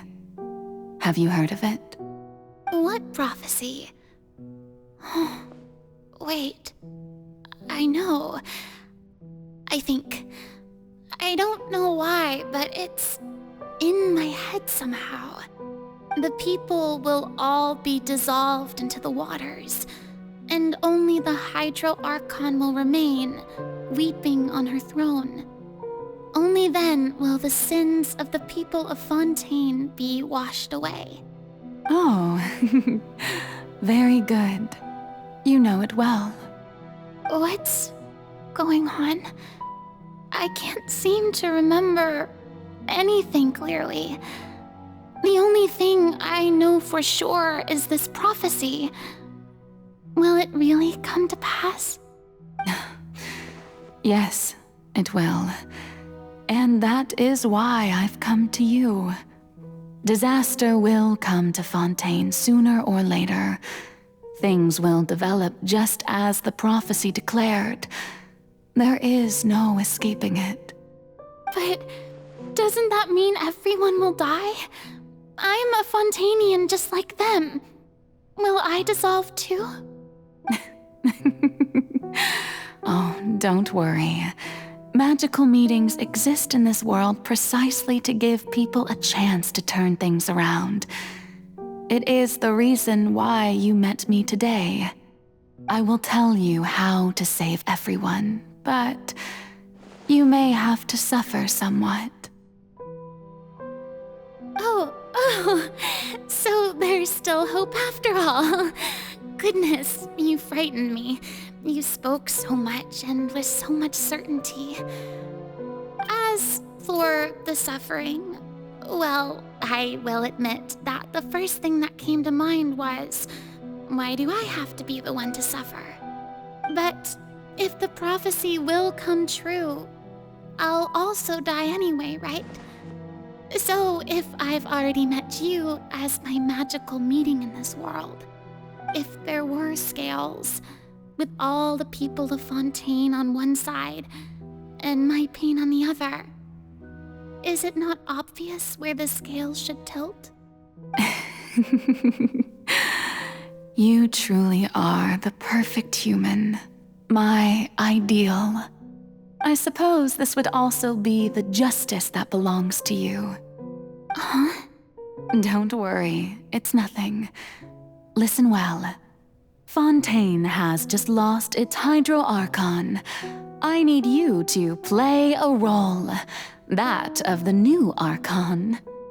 Play as a god? That's right. You must begin a never-ending masquerade. You must never let anyone suspect your identity. If you can keep it up, then I shall have my way of defying this prophecy. But should your identity be revealed, then all hope will be lost. But how will I do this? A human assuming the role of a god without being exposed. Don't worry. What you must do is not to turn yourself into a real god. You simply need to play the role of a god as humans imagine them to be. Being a human yourself, I'm sure you already know what such an entity would be like. Remember, your true challenge will not be pursuing divinity, but contending against humanity. I'm still not sure I understand, but I'll try. I'll try to do this. So, how long am I going to have to play this role?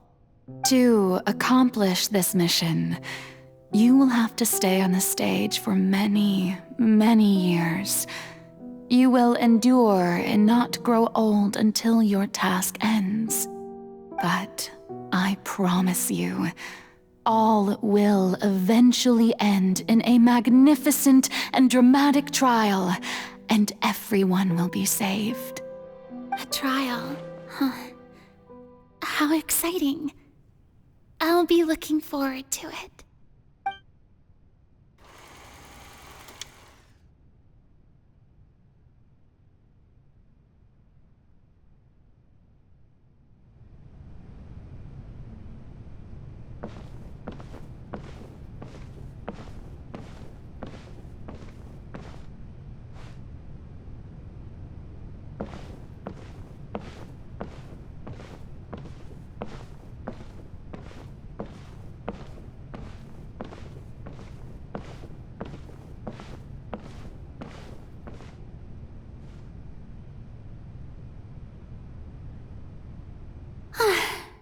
The Maison Cardinalise has announced my accession, but this is my first time facing the people. What should I say to most appear like a god?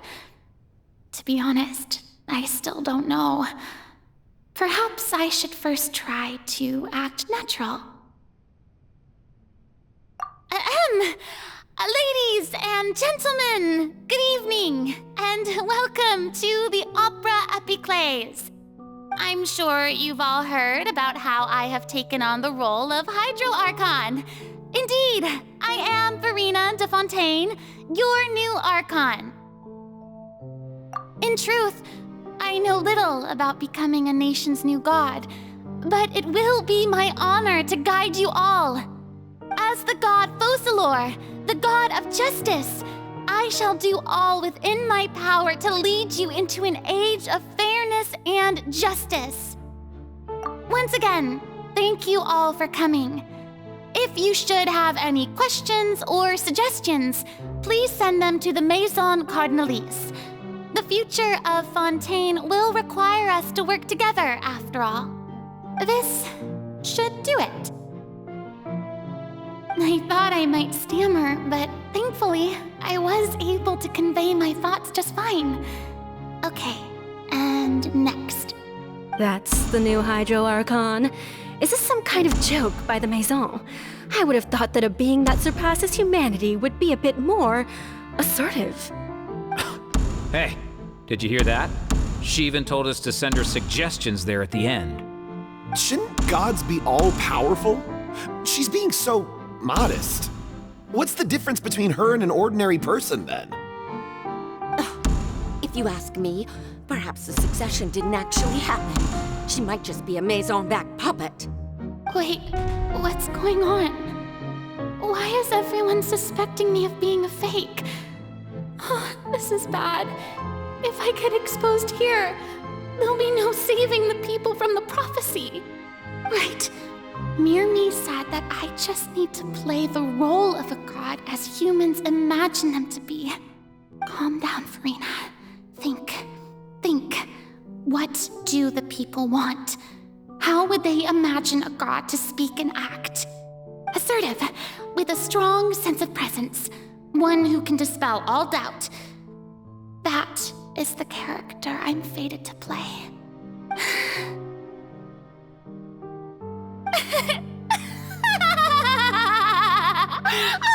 Oh, very good, my people. Only ones such as you are deserving of my rule. Now, I was wondering if some weak puppet were to one day come onto the stage and claim ownership of this opera house, would the children of Fontaine follow them? Well, it seems that you would all see right through them. Having passed my test, you are qualified to witness wondrous trials alongside my august self, here in this opera house. You may consider my previous act a door gift of sorts. I thought it was a debut that suited the atmosphere. Now then, let us be reintroduced. Ah, so that was just a performance. How could I have forgotten that we were inside an opera house? Her personality. It's quite shocking, to be honest, but I suppose it's a better look than before. Such a fascinating and bold deity. How wonderful! Our future may yet be bright after all. It seems I've turned them around. Best follow this flow and restart my accession speech. My dear people, whether you acknowledge me or not, whether you trust me or nay, I say to you, keep faith in your ardor for justice. We have heard it said that this nation's sins can no longer be washed away. Well, I say that justice is most fragrant when it blooms amid sin. No, this won't work. They'll suspect me again. I must play the role that they want me to play. The scales of justice should not weigh heavy in the hands of its god. On one side, it must carry fairness and justice. And on the other, praise and applause. May law be the prayer on our lips. May judgment be our worship. Let us light the fires and drink to the future of Fontaine! There is no trouble in this world that justice cannot solve. All that is needed is for you, my people, to believe in it, heart and soul. So long as I, the Archon Focalor, stand within the Opera Epiclese, so long as I stand before the Oratrice, I shall even judge the gods of this world!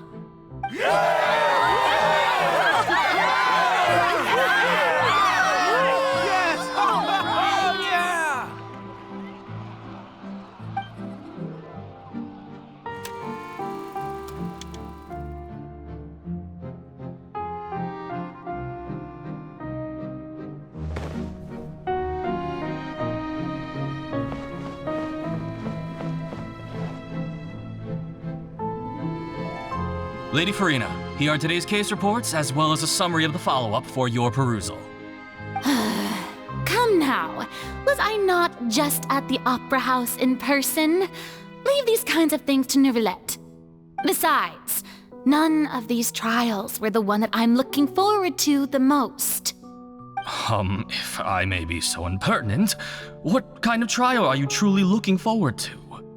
A magnificent, dramatic, and wondrous trial. A trial to end all things. How could you hope to understand? That's true. I fear I lack the ability to grasp your divine thought, Lady Archon. No need for fright, and do not take what I said before too seriously. Go now, do your duties. The trial I await. It will come one day.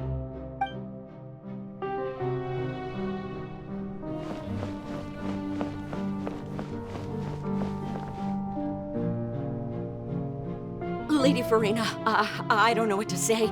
Thank you for agreeing to see me. No need to thank me. Or rather, thank your own sense of perseverance instead. Long have you stood in line to meet me, have you not? Oh, I'm afraid that's just an inevitable consequence of my divine charm. All right, Deuteria, is it? How is your son's illness? You remembered me, and you knew of my family, too. He is doing much better now. In fact, he is far more of an ardent believer than I. He was the one who forced me to seek an audience with you, and to bring your words back to him. Oh, good. Very good. If this should happen again in the future, please do not hesitate to come and tell me. Going down to citizens' homes every so often, while not usual practice, should serve as a fine change of pace. Ah, you're such a gentle and wise god. Thank you once again, on behalf of my son.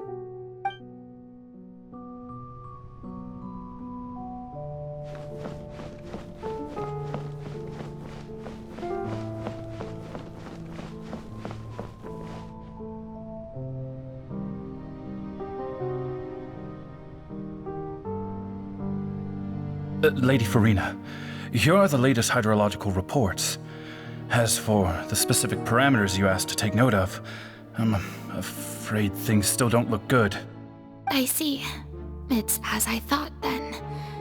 As your god, I did already expect this, but I wanted to see how far your human wisdom would allow you to analyze it. All manner of signs indicate that the prophecy will still come to pass. Forget it. That's not something you need to worry about right now. Well, as I understand it, the Fontaine Research Institute is also trying to find a way to counter the rising water levels. Really? Have they found anything? I'm afraid that they haven't found any effective solution thus far.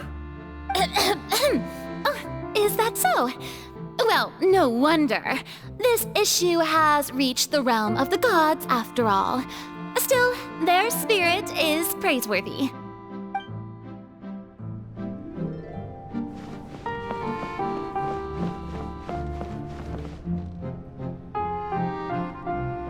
The day is finally over. I haven't had a moment to breathe this whole time. But it's good to see that everything's getting on track. There are no longer any voices of suspicion. Maybe this is fine. I just need to keep going, and everyone will be saved. All right, Farina, don't think too hard about this. You need rest. Tomorrow's a new day.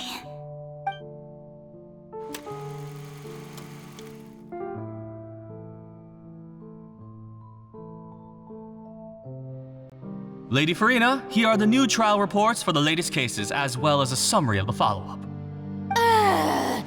There'll be no need for that. I've seen them already. There's no need to go back over scenes I've witnessed in person before. Lady Farina, I've waited so long for this chance to see you in this manner. Indeed, my dear, loyal citizen. This joyous moment is an honor for us both. Lady Farina, we're detecting significant hydrological anomalies near Poisson. Understood. Keep monitoring. Keep me informed should anything come up at the Institute.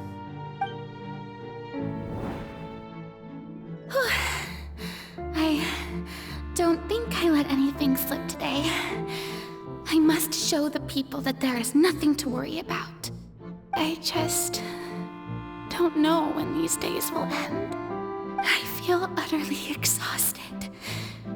Best to rest early today, too.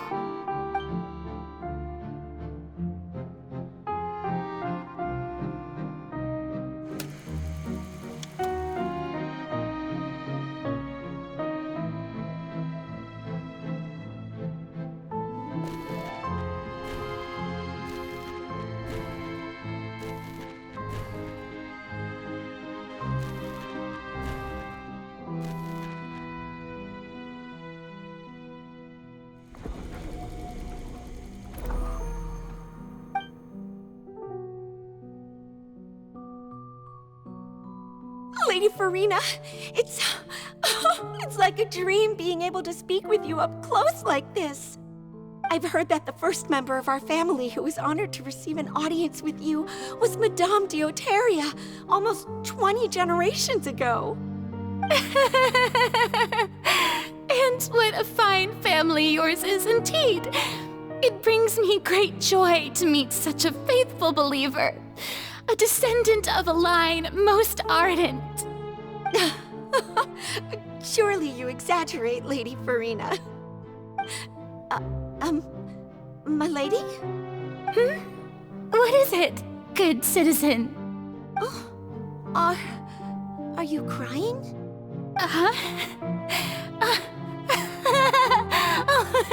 Really now? I didn't even notice. This must be the overflow of hydro from my person. Well, can't quite help being the god whose dominion is the waters, can I? No wonder. No wonder. A manifestation of your power, then. Oh, Archon, I am honored to have witnessed it. Honored indeed.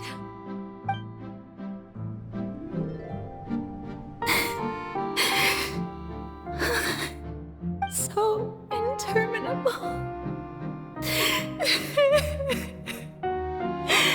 So lonely. Just how much longer?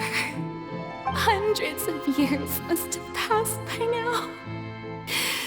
Perhaps the show must go on for hundreds more.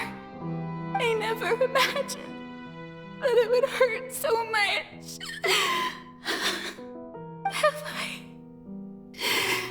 reached my limit? No. Perhaps I reached it long ago. Today I didn't even notice my own tears. I want to tell someone, anyone, about this. But would that not destroy all I've done so far? I've conducted so many investigations across the centuries, but there's not even a sliver of hope that we might break the prophecy. All I can do is keep heart. I must maintain this act. It is the only way to save Fontaine. Please, mirror me. You have to succeed.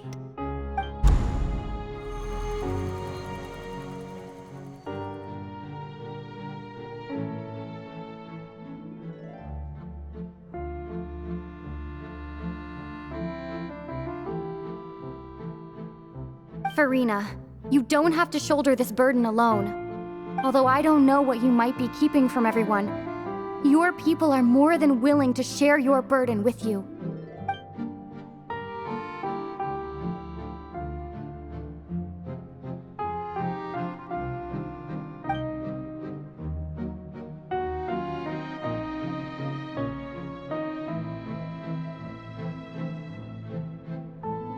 Share my burden.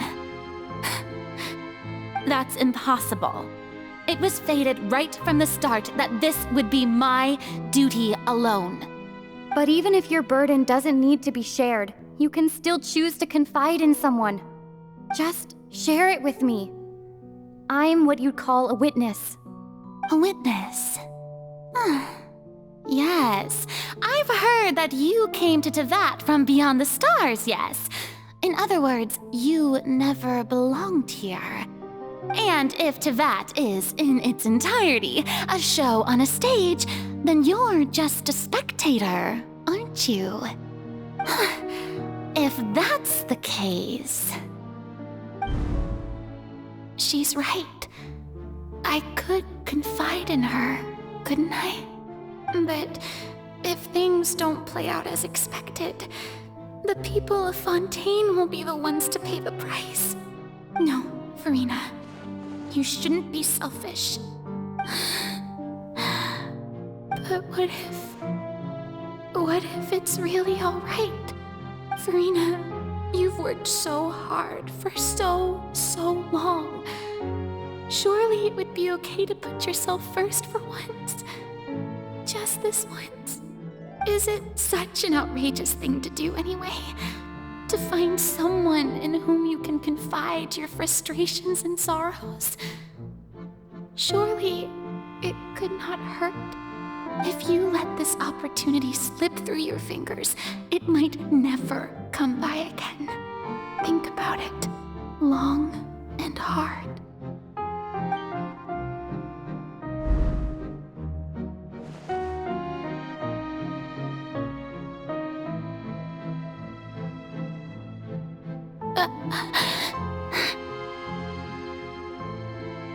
No, I have nothing to say. I am Farina, the Archon of Fontaine. Everything will surely get better. All you need to do, dear spectator, is to witness my performance until the curtains fall.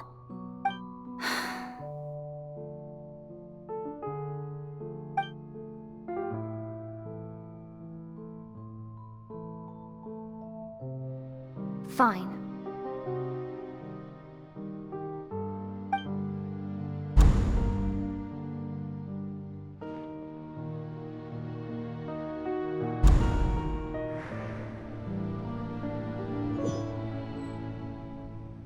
So even Farina doesn't know the truth? You've never once let her in on the full plan? Yes, it had to be done. To deceive the heavenly principles, you must first deceive yourself. She did very well. If she had let her resolve falter even once in these 5 centuries, Fontaine would have been doomed to the most tragic fate. It seems that trusting humanity was the right decision after all. I believe that I understand how your deception works, but that is only half the truth, is it not? How would you build on this foundation to save the people of Fontaine? That is the most important thing. Ah, good.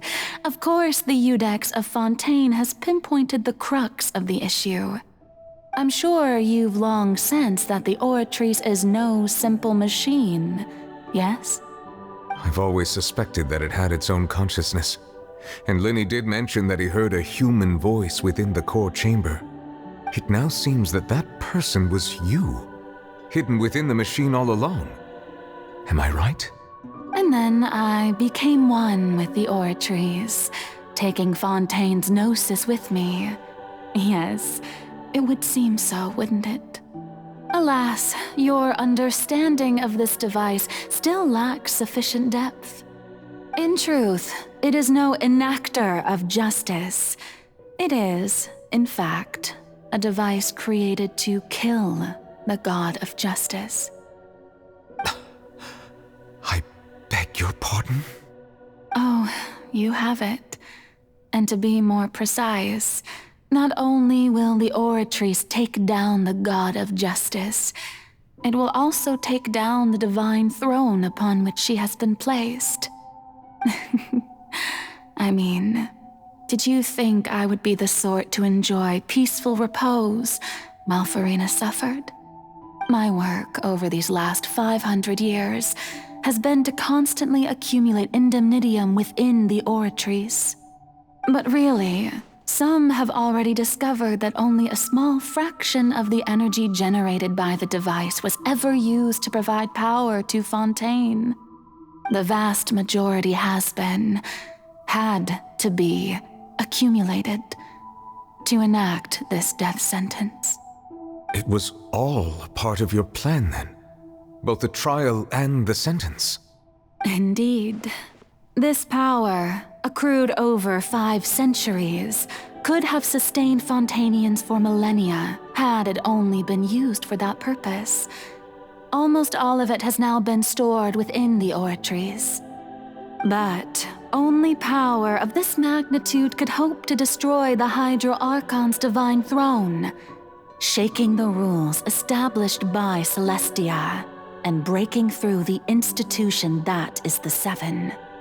So the Oratrice's call for death was for neither Farina nor Focalor, but for the Hydro Archon. The destruction of that divine throne If I do not misunderstand your intent, you must be... Returning what's rightfully yours to you, of course. In other words, this was all done to return the authority of the Hydro Archon to the Hydro Dragon of this planet. But...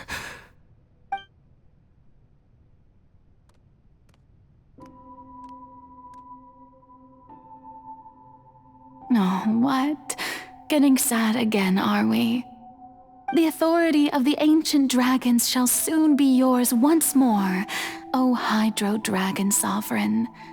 And this is the face you make. all you've done throughout the years is just so you can sacrifice yourself at the very end.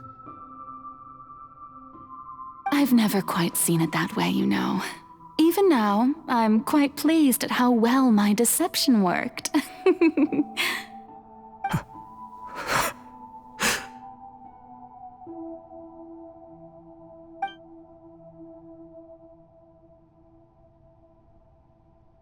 Hydro Dragon, don't cry. I must say, had it been within my rights, I would have loved to judge the heavenly principles themselves. Were they not guilty of essentially the same crime? Egeria stole the power of the primordial sea, and the heavenly principles stole the power you ancient dragons possessed. I, for my part, am the god of justice. And is it not just that your original powers should be returned to you? Speaking of justice, I have always believed that justice lies in the process of pursuing human existence itself. So, if the theft of the primordial sea's might was Fontaine's original sin, then, leaving matters of procedural right and wrong aside, the descent of the Fontanians as humans and their right to exist in this world would be Fontaine's original justice. In other words, existence was Egeria's justice, and to me, justice is the continuation of that existence.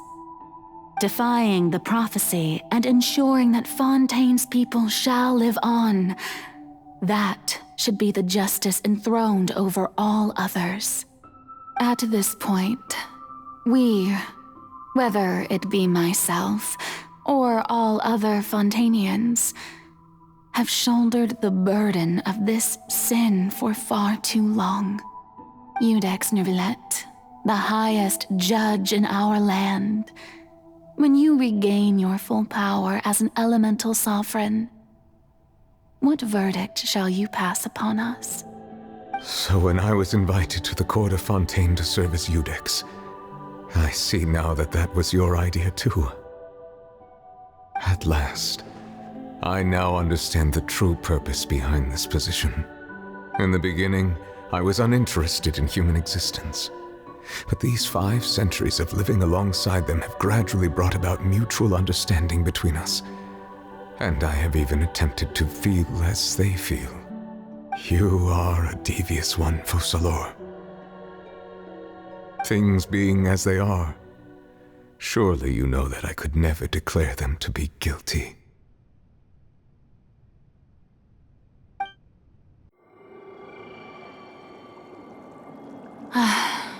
The hour of my execution is almost here. For the sinner, the curtain call has come. I know I may not sound it, but faced with death, I find myself a little afraid. Perhaps this is one thing both gods and humans have in common.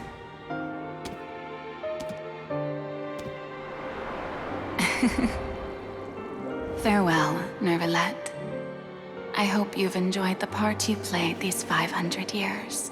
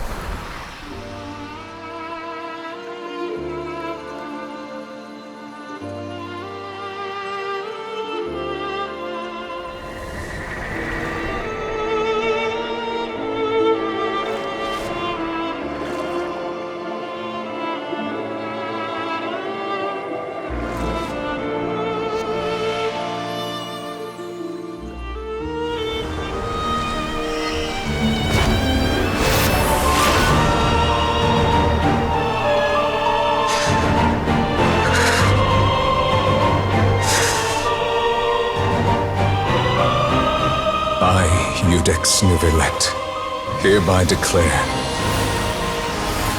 people of Fontaine, your sins are forgiven.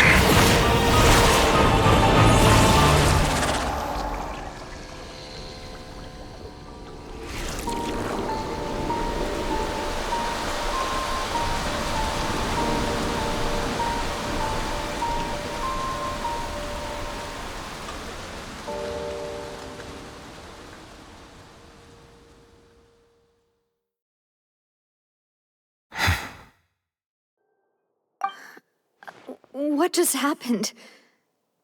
Has the death sentence been carried out? Was that bright light some sort of misdirection?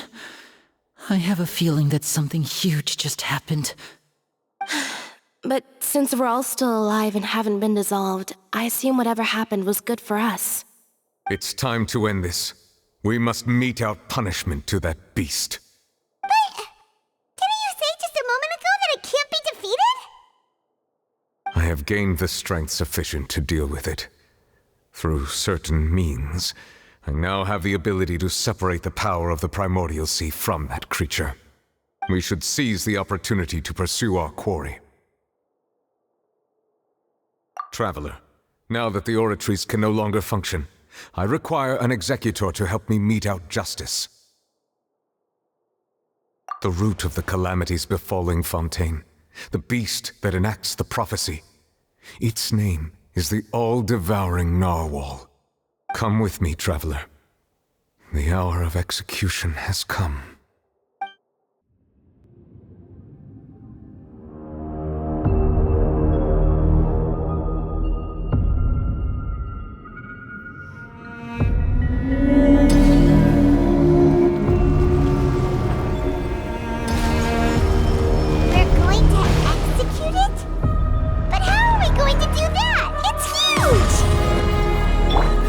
Done my best to separate the power of the Primordial Sea from the whale.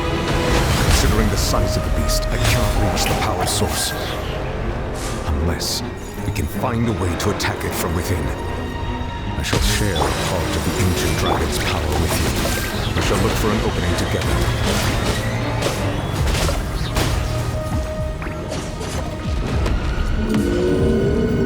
I can feel its sorrow turn into hostility.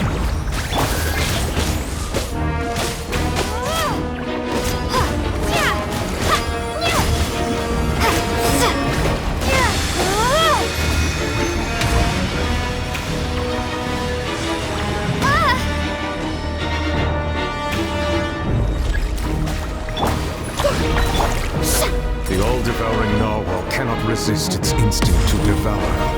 Continue to trigger its hostility. A chance will present itself.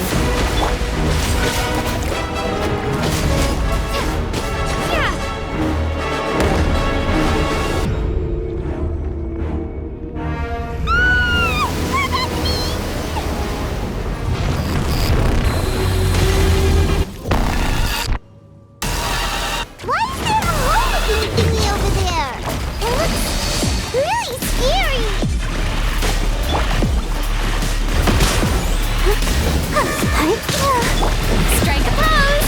Time to shine!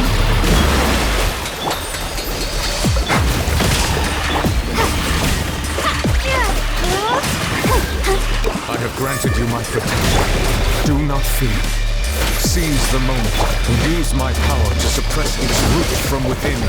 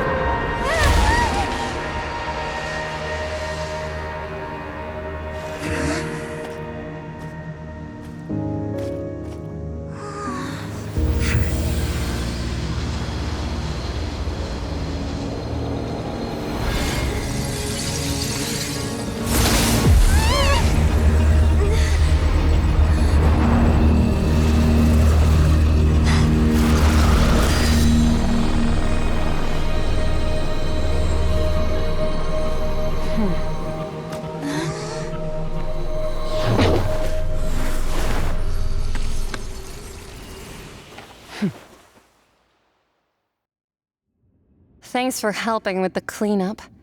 It should have been my job, but... oh well. It was just supposed to be a short private training session for me. I didn't think that my disciple and my master's pet would start brawling in the meantime. Well, actually, I had a feeling that it would happen at some point, but they bumped into one another earlier than I thought. What a blunder. I suppose I'll have to swing my sword 3 million times as penance. That power. Who are you exactly? Paimon has an idea. From what she said earlier, she must be Child's master. Skirk, right? It's just that he gave us the impression that she was the less talkative person. I simply did not have anything to say to the weak. But you, on the other hand, managed to defeat the all-devouring narwhal without using power from beyond this world. So you may speak to me as equals.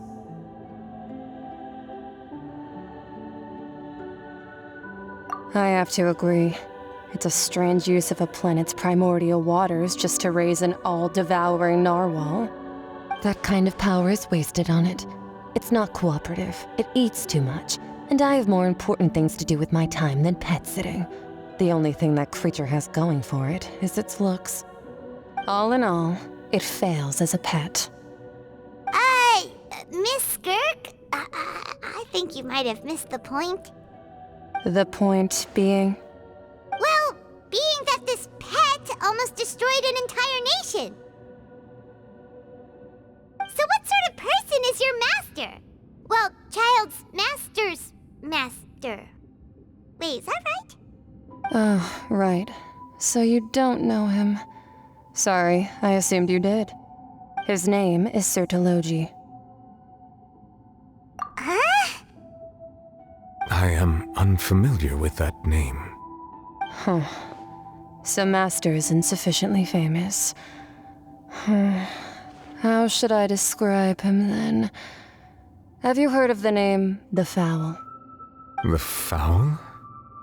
Still nothing? Well, how about the Visionary? Vetterfulnir then? Or Gold Rhindaughter? Ooh, that one we've heard! Rhindaughter's part of the Hexen Circle. She's Albedo's mom, right?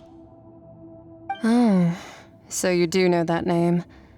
To be honest, I also heard all of those names and titles from my master. I don't actually know them either. But I suppose you understand now, yes? My master is likely a similar sort to Rhindaughter. They are both pursuing some form of perfection. Wait, didn't you also mention a visionary person? Paimon didn't quite catch their name. Actually, never mind that. I believe it expedient to inform you that the all-devouring narwhal used up nearly all its strength fighting you. Such roiling hydro energies will prove difficult for the planet's deep seas to digest. As such, the fontaine back on the surface has most likely been thrown into chaos. In other words, the prophecy that you've been fretting over should now be in full swing. What?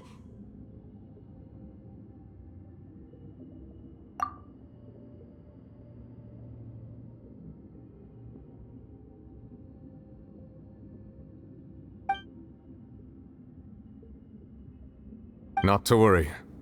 Focalor has already managed to deceive the heavenly principles. In the end, the people will all be dissolved into the waters, and only Furina will remain, weeping on her throne.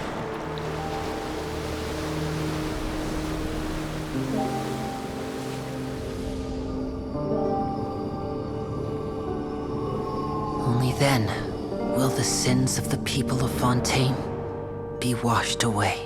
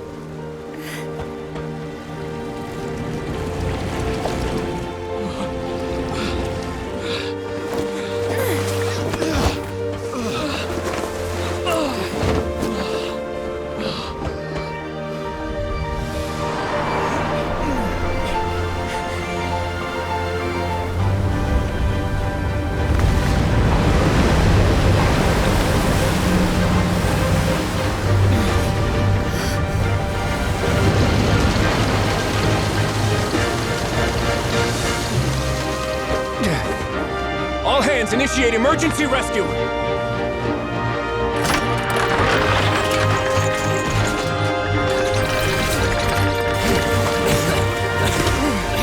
Hurry!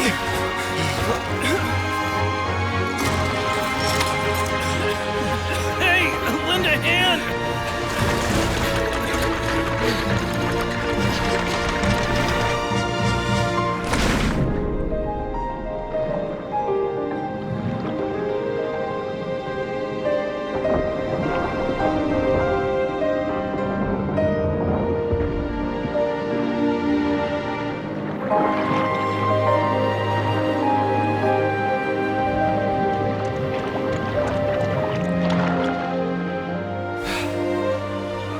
Look!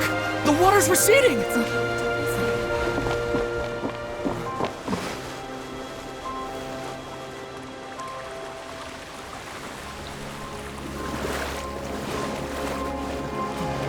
It's a miracle! Water's receding. We didn't dissolve. The prophecy was wrong! The prophecy was wrong!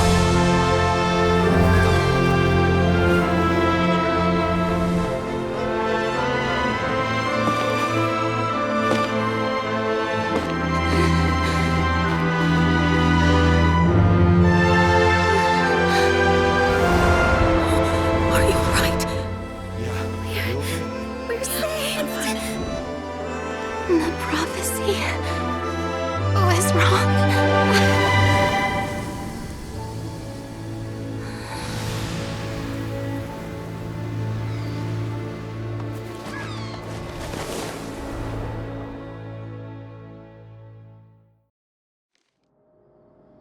The soil renewed.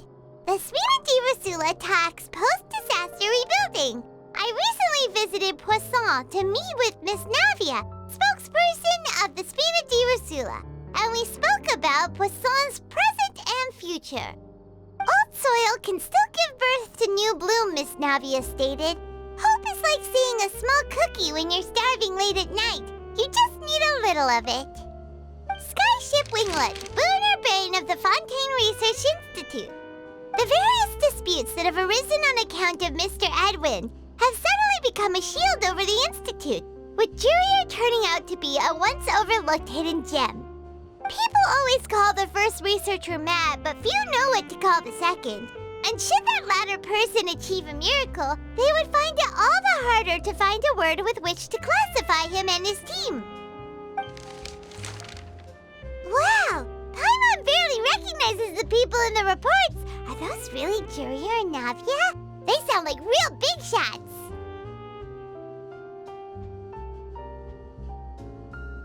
What do you think? Pretty enthralling, huh? The Steambird's idea was pretty simple.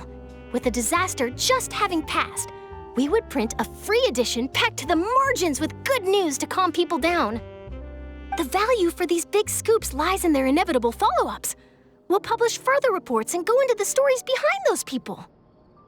Edwin's assistant, Jurier, created a true flying ship, while Navia is leading people in the reconstruction of their home. I'm sure that these stories could draw even your well-traveled eye. Paimon's curious too!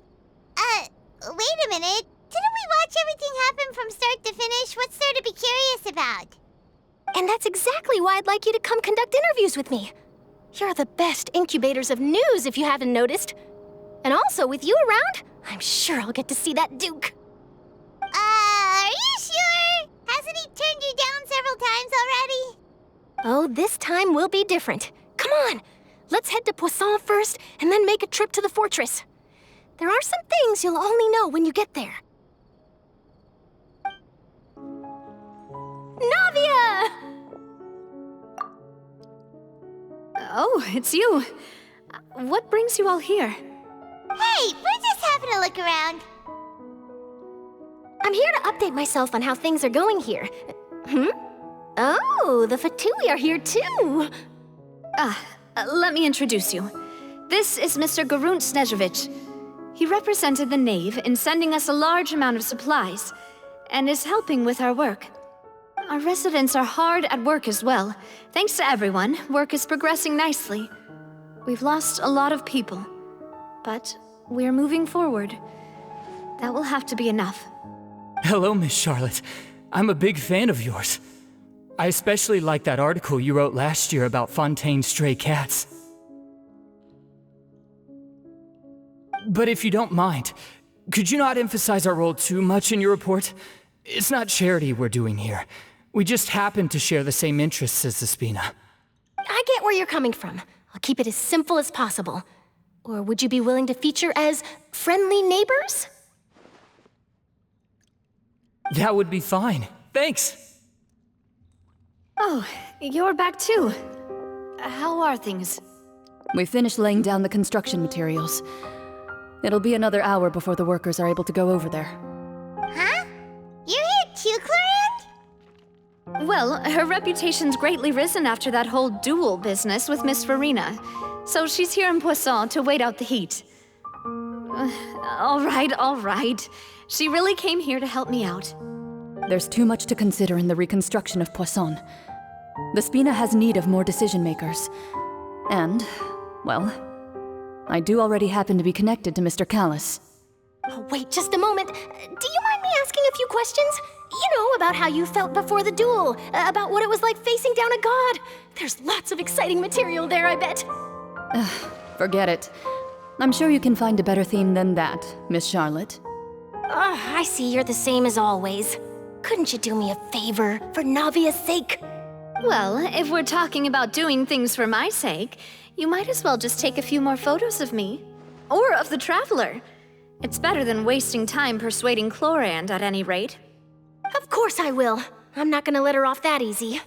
All right, then everyone who wants to be in the photo, gather up. And smile.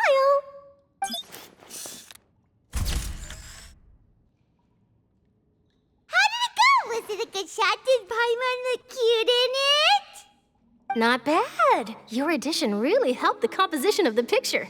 All right, hang on a moment. Let me snap a few more shots.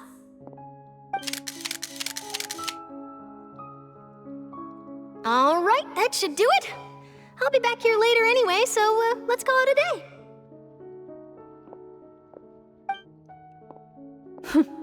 You're very quick. Speed is of the essence when it comes to the news, and freshness is the key. Also, not to brag, but I'm pretty good at building connections. Who knows? I might eventually get that interview with you after all, Miss Clorinde. Wow, you really do have that never say die spirit. I'm impressed. I'll hazard a guess that this is how you got that interview at the Fortress of Meripede. Whoa, you're well informed. Let me make a guess too. I asked Sijuin, who told Monsieur Nervillette, and he told you, right? That's a very complete information chain. In truth, all Monsieur Nervillette asked me was, when did the fortress become so friendly towards the media? I told him that it was best not to speak too soon. There's no guarantee that Wriothesley will make a personal appearance. You're right. I've got to treasure every moment I have with them. In which case, I'll be making a move first. Stay safe now. And tell me if you hear anything interesting. I'll treat you to afternoon tea in exchange.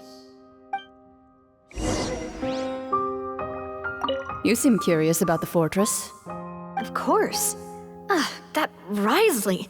I still remember going down to the fortress to grill him for information on my father's case. Boy, did he take me for a ride.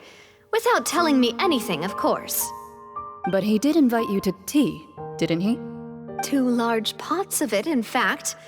It was good tea, though. I have to agree. The tea there is very good. Speaking of that, would you like to have some today? I mean, you've got time, right? Well, I'd be partial to some shortbread. Wow, it's like we've got a menu or something. Sure. Good. What flavor of biscuits would you like, Mr. Snezhevich? Me? I'm fine with anything. But I would prefer chocolate, should you have it. All right. Leave it to me.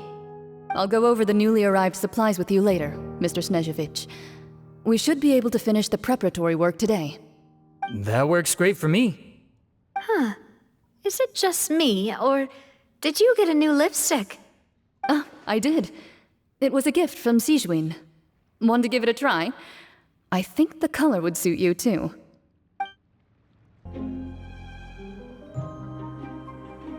Wow, guess we're here again, huh? There's a real nostalgic feeling to this place. Looks like you've been missing us. Duke! Did you come all the way to the entrance to greet us? Of course. I'm here to welcome you and our dear Miss Charlotte, whom our good head nurse recommended to me. It's an honor to finally meet the much-rumored Duke. Thank you for consenting to my visit to the fortress, sir. No need to thank me. But that said, I shouldn't be the focus of your interview. I trust you recall our agreement? Of course, of course. All right then, this way.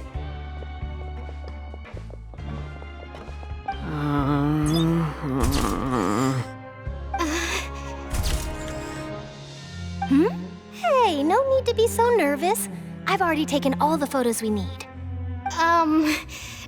Miss Charlotte, do these pictures really need to be published on the cover of the Steambird? It would seem that Miss Lorvine doesn't want her face to appear beside that of Mr. Jurier, Sir, please don't say things like that. But it looks like dear Mr. Jurier denies it. Might this interview be very important to you then? No, I just... This is my first time being interviewed, and I'm very thankful to the Steambird for...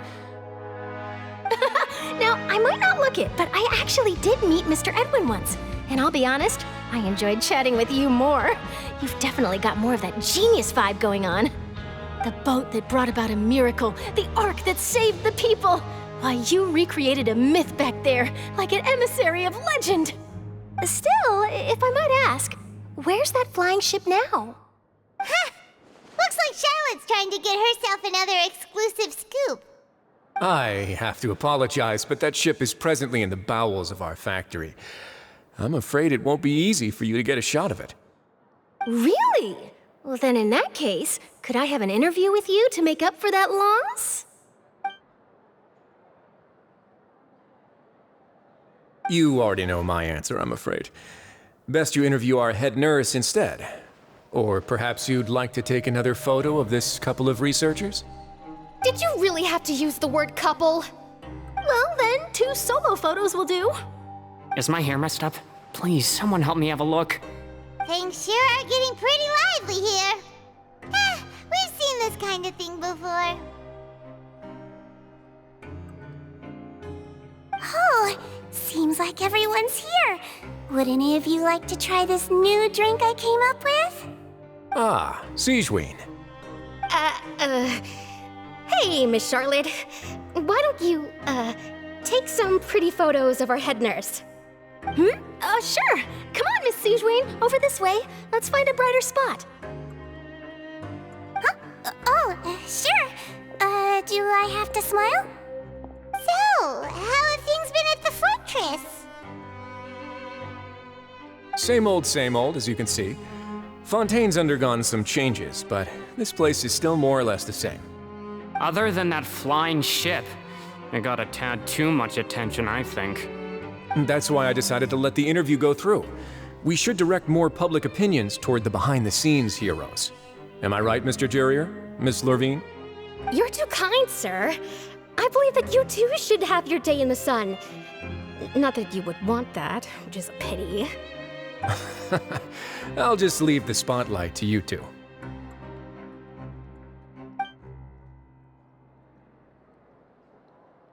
I see. Lots of things happened that day, huh? Anyway, regarding that Harbinger, I'm not sure you remember, but his 3 young followers are still waiting for his return. He sure did win them over, huh? I'll tell them that there's good news and bad news. The good being that their boss seems fine, and the bad being that they must face extended sentences for abetting his escape. Oh, actually, what about you? Are things gonna change for you too? What change can there be? The fortress will keep chugging along, and so will my duties. As to what Miss Farina's departure will mean for the nation, and if our laws and governance will be transformed, we'll leave those to the folks in the overworld.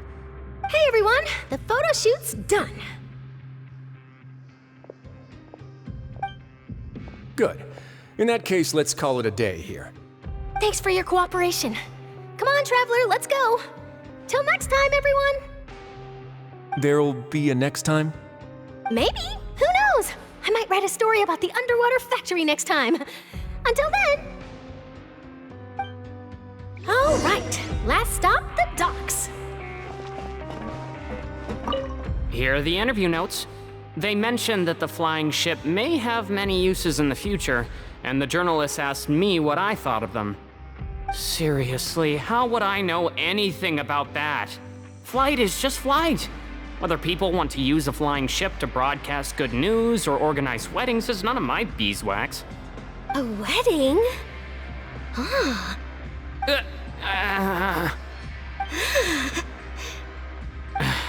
Why are you looking at me like that? So the flying ship can be used for weddings? I didn't say that. That journalist mentioned it, and what does that have to do with us anyway? True. What does that have to do with us?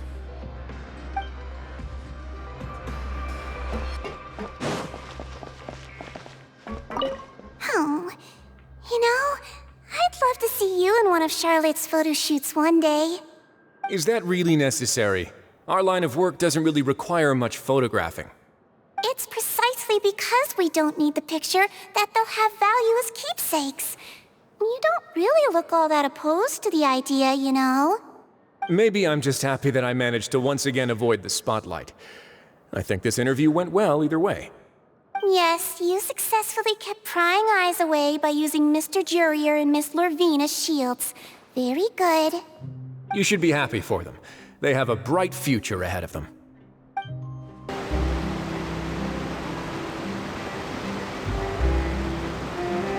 I didn't see them! They really are here! How did you know? Navia mentioned that she stayed in touch with Linny and the others after working together. Apparently, they've been at the docks distributing these strange pockets the whole time since. Traveler, Paimon. Ah, and Miss Charlotte, too. Would you like a magic pocket? What sort of gadget is it? It's a wondrous bag that can be used to carry many things. The water level has returned to normal, but if you see any of your things floating around, you can use this to carry them. Or you could trick a friend into doing it for you. Trick a friend? I wonder which of my friends would fall for that.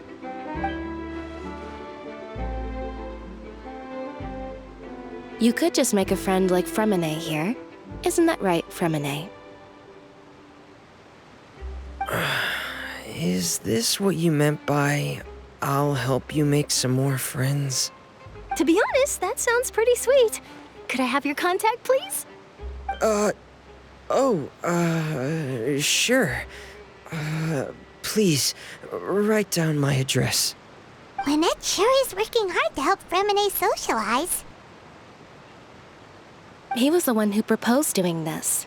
He even wants to assist in our magic shows. Yes, I was planning to first introduce Pear as an assistant, and later Fremine himself. In the future, I think we can leave underwater escape magic to him too. That said, would anyone want to see a diver escape underwater? Oh, it'll work out. Every journey begins with the first step. He'll become a part of our show eventually. Lynette, could you come over? Miss Charlotte says she wants to take a picture of us. Got it. My, that Charlotte is rather perceptive. She got rid of everyone the moment she realized I had something to say to you. So, how have things been, Traveler? Father says that you did a great deal during the latest events. She's very grateful for your contributions to Fontaine. That's all right. We were more than happy to help. So, what's she doing now? Oh, I guess you haven't heard. Well, after Lady Farina left, Father and Monsieur Neuvillette opened negotiations, during which he gave Fontaine's gnosis to her as a diplomatic gift. A diplomatic gift? A gnosis? Yes, I was quite surprised at first myself. But when I thought it over, there were actually a number of things going for it. It could have been done as an apology for the incident with Lord Child, or as thanks for his help in tying the all-devouring narwhal down. Furthermore, Father did also lend significant aid to Fontaine and Poisson. Well, that's true, but this is a gnosis we're talking about. Doesn't this seem a bit irresponsible? I would agree, but I've also heard that it seems that Monsieur Neuvillette has had a significant change of heart regarding the matter. So there's some reason for this that only Neuvillette knows about? I suspect you'll have to ask him about that yourself. Ah, yes, speaking of which, I did see him strolling around the entrance to the Fortress of Meripede a while back. Isn't he real busy and stuff? Paimon didn't think he'd have the time for that. But back to the topic. The Gnosis was given to the knave, right? What about Child? They say that he's returned to Snezhnaya to recover from his wounds. I hear that the recent disaster really did a number on his health. That's true. When you think about it, we've had loads of run-ins with the Fatui. To think we'd be allied with them this time. So shocked by such a simple switching of sides?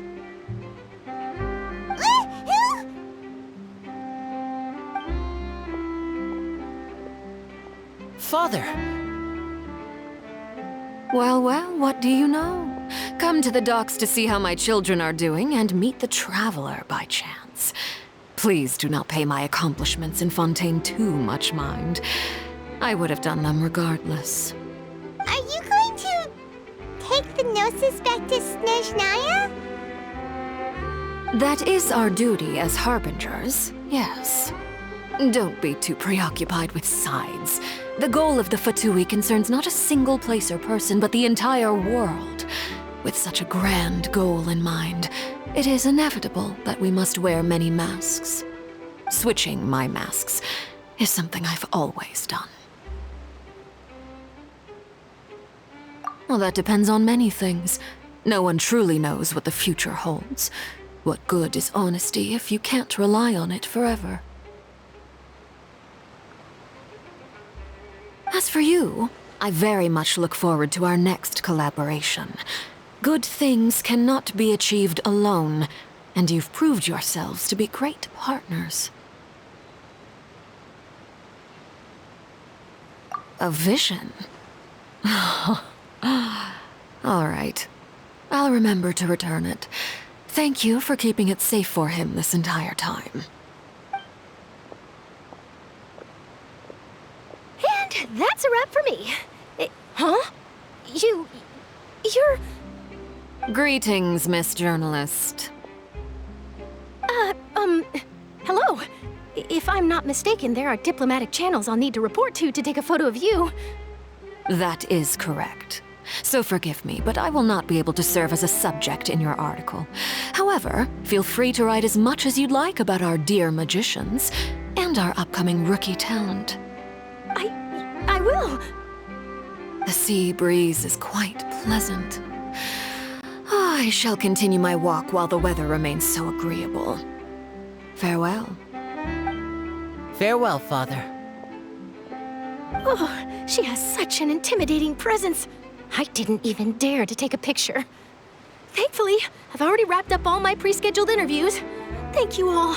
This'll be more than enough for me to write about, I'm sure. Don't be too nervous. Why don't you take a magic pocket before you go? Here, Traveler, Paimon, you take one too.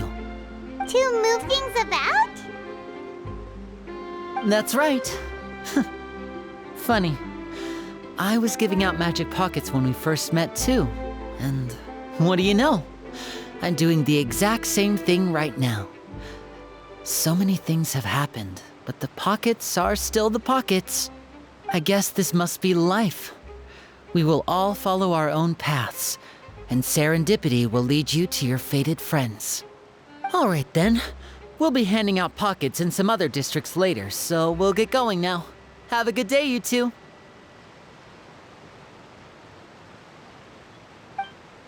Well, guess we sent Charlotte off. Shall we go see how Neuvillette's doing? As long as he's not so busy busy that he doesn't have time to chat anyway. The entrance to the fortress! Ooh, he really is there!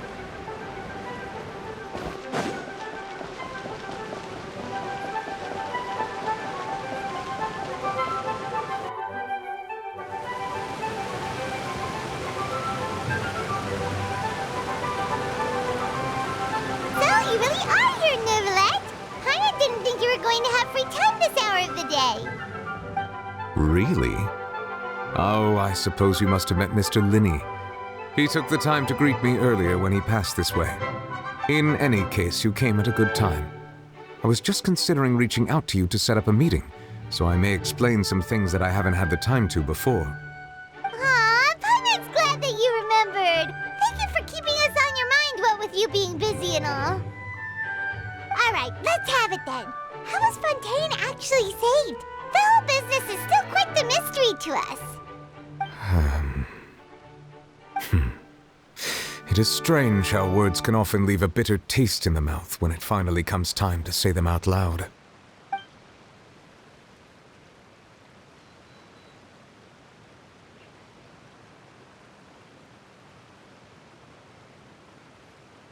Whoa. So that's what happened? Focalor destroyed the divine throne of the Hydro Archon and restored your power to you, transforming you into a fully fledged elemental dragon sovereign.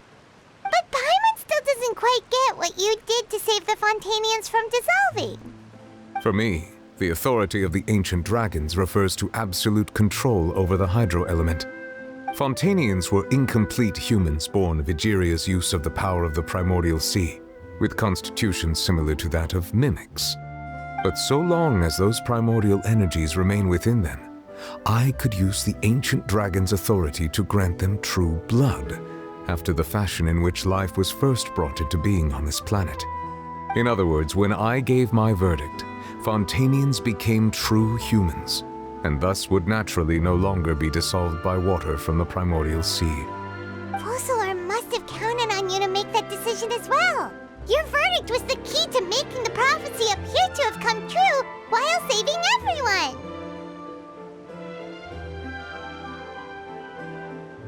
Yeah, and in a manner of speaking, Focalor finally managed to fulfill the original Hydro Archon's wish to turn Oceanids into real people too!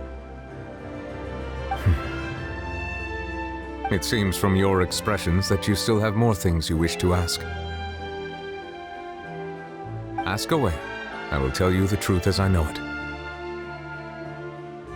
I have investigated his case along many avenues, and I have learned that he once fell into an unknown chasm when he was young. There, by chance, he awakened the all-devouring narwhal. But whether it be by sentiment or reason, that should not have been enough to consider him the root cause of the disaster. At most, he would have had tangential liability.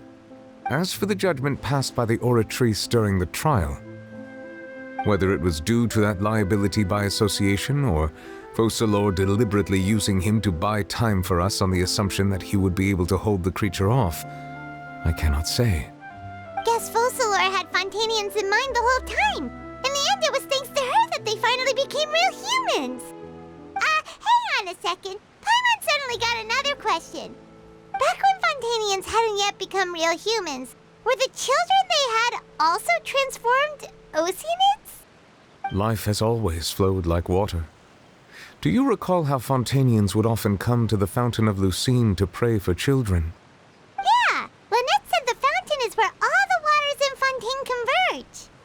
In truth, even those couples did not know that such prayers were no mere custom, but instead a form of ritual. Those Oceanids who were blessed within the spring water would later descend as new humans in the coming months. Paimon sorta gets it now. Either way, seems like this ritual won't be of any further use, but it'll probably live on as a local custom.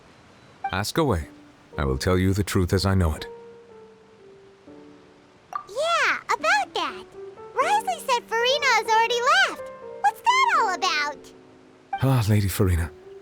The people are only aware that her death sentence has not been carried out.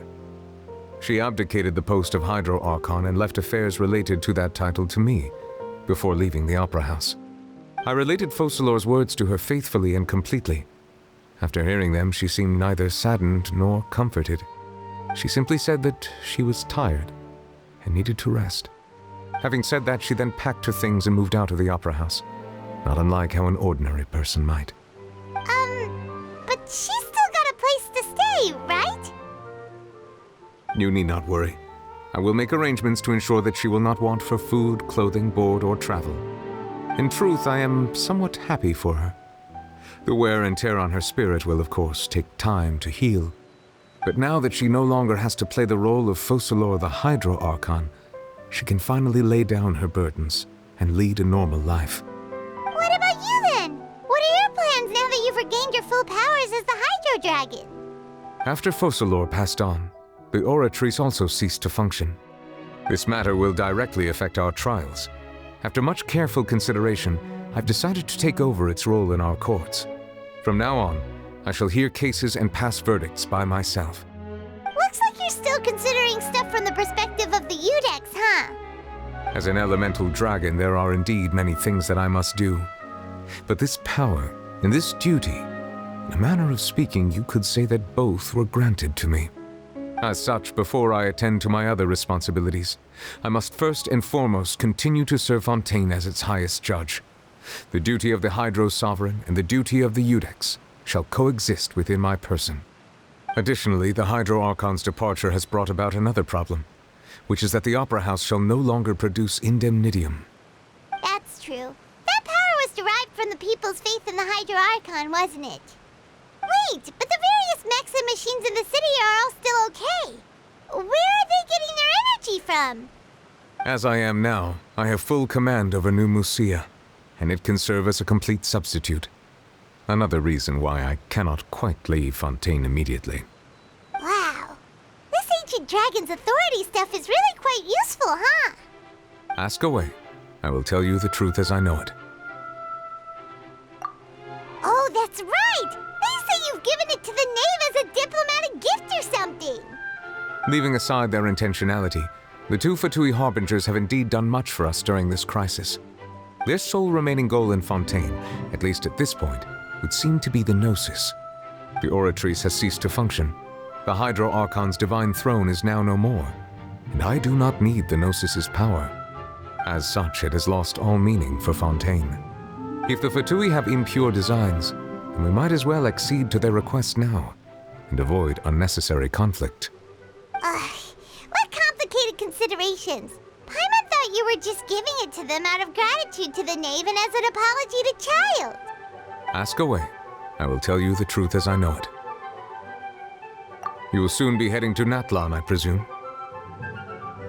I'm afraid that I have little talent as a travel guide, so all I can do is tell you what I know about that land. As far as I'm aware, Natlan can be said to be a nation of dragons. A nation of dragons?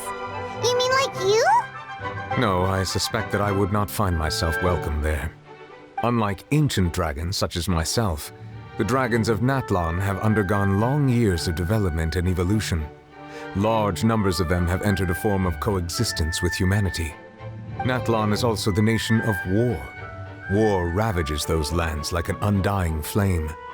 There is one other piece of information I got incidentally from my negotiations with the knave that I believe may be useful to you. The Harbinger known as the Captain has thrown his hat into the endless ring of war. The Captain. Sounds like a real tough customer. Seriously, everywhere you look, there's a Fatui Harbinger doing their thing. I suggest that you fully prepare yourself before going to Natlan. In the meantime, Fontaine's doors will always be open to you. Ask away. I will tell you the truth as I know it. Hang on a sec. Paimon's still got a question about Gnosis. When we spoke to Linny earlier, he mentioned that your attitude towards giving away the Gnosis had clearly changed. We guessed that there might be some reason for it that only you were aware of. No wonder the House of the Hearth is the Fatui's intelligence division. They are certainly sharp. So regarding this specific issue, I was just getting ready to share something with you. What is it? In truth, I exchanged some further words with that lady named Skirk after sending you two back to the surface. It went something like this.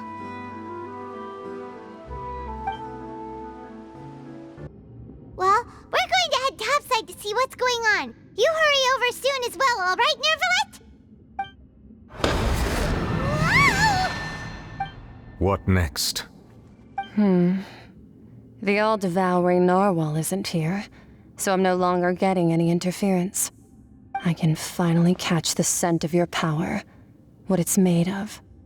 It is the authority of the planet's primordial dragons, but with something very similar to a god's curse mixed in.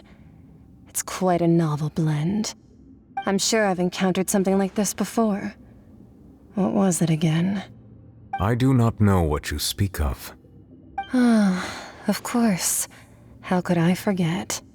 You should have the remains of the third descender on your person, yes? Remains?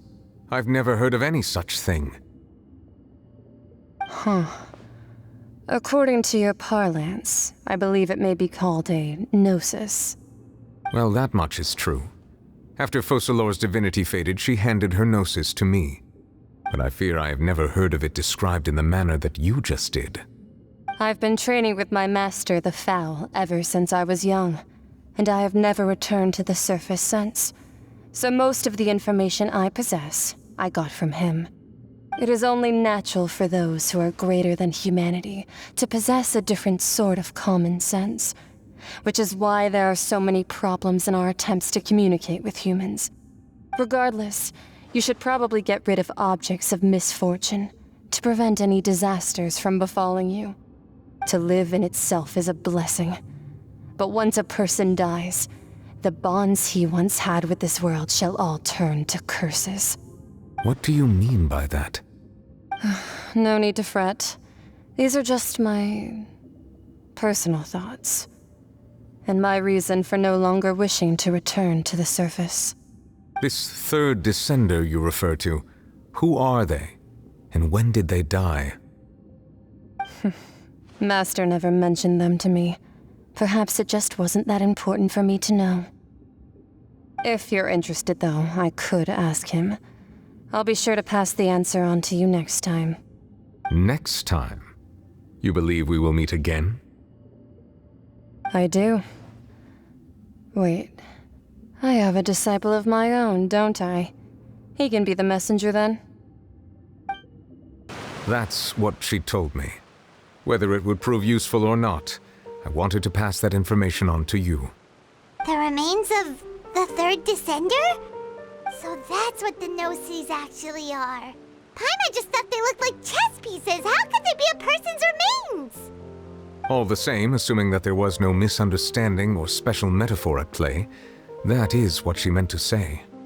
And she said that it would bring misfortune and that you should check it, which is why you gave it to the Fatui. If she speaks the truth, then I would simply be putting Fontaine at unnecessary risk by keeping it here.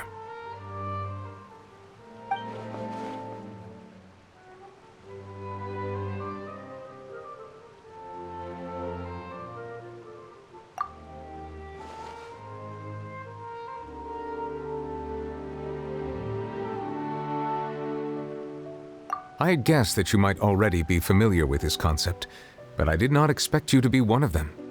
That means that the Gnosis, which are exceedingly element-compatible and can even enhance elemental abilities, do indeed come from the third descender. I wonder, does your body also possess similar properties? Like being able to use elemental powers without a vision! That does sort of count as special compatibility, right? No, let's not think about this stuff right now. It just feels creepy. Comparing the Traveler to the dead third descender and all. That's what you say, but this topic still feels like bad luck. Once Child recovers, let's get some more answers out of him. Or go look for his master and get the answers that way. I too believe it unwise to make too many blind guesses when information is lacking. The same is true of being at court. All right. Whatever the case, it seems like the crisis here in Fontaine's over for now. Yes. All of Focalor's efforts were for this moment as well. But she sacrificed herself in the end as a god, and she suffered through all those years as a human. Was that really what she wanted? I suppose that would be the mystery of a god's will. I suspect not. But once in a while I too would guess that if wishes were like the clouds in the sky, they will one day return to the earth as raindrops. Life flows like water, and rain is the final answer. The water levels may sometimes tilt one way or another, but the rain falls fairly upon all. And what ultimately is the difference between the rains that fall upon all of us?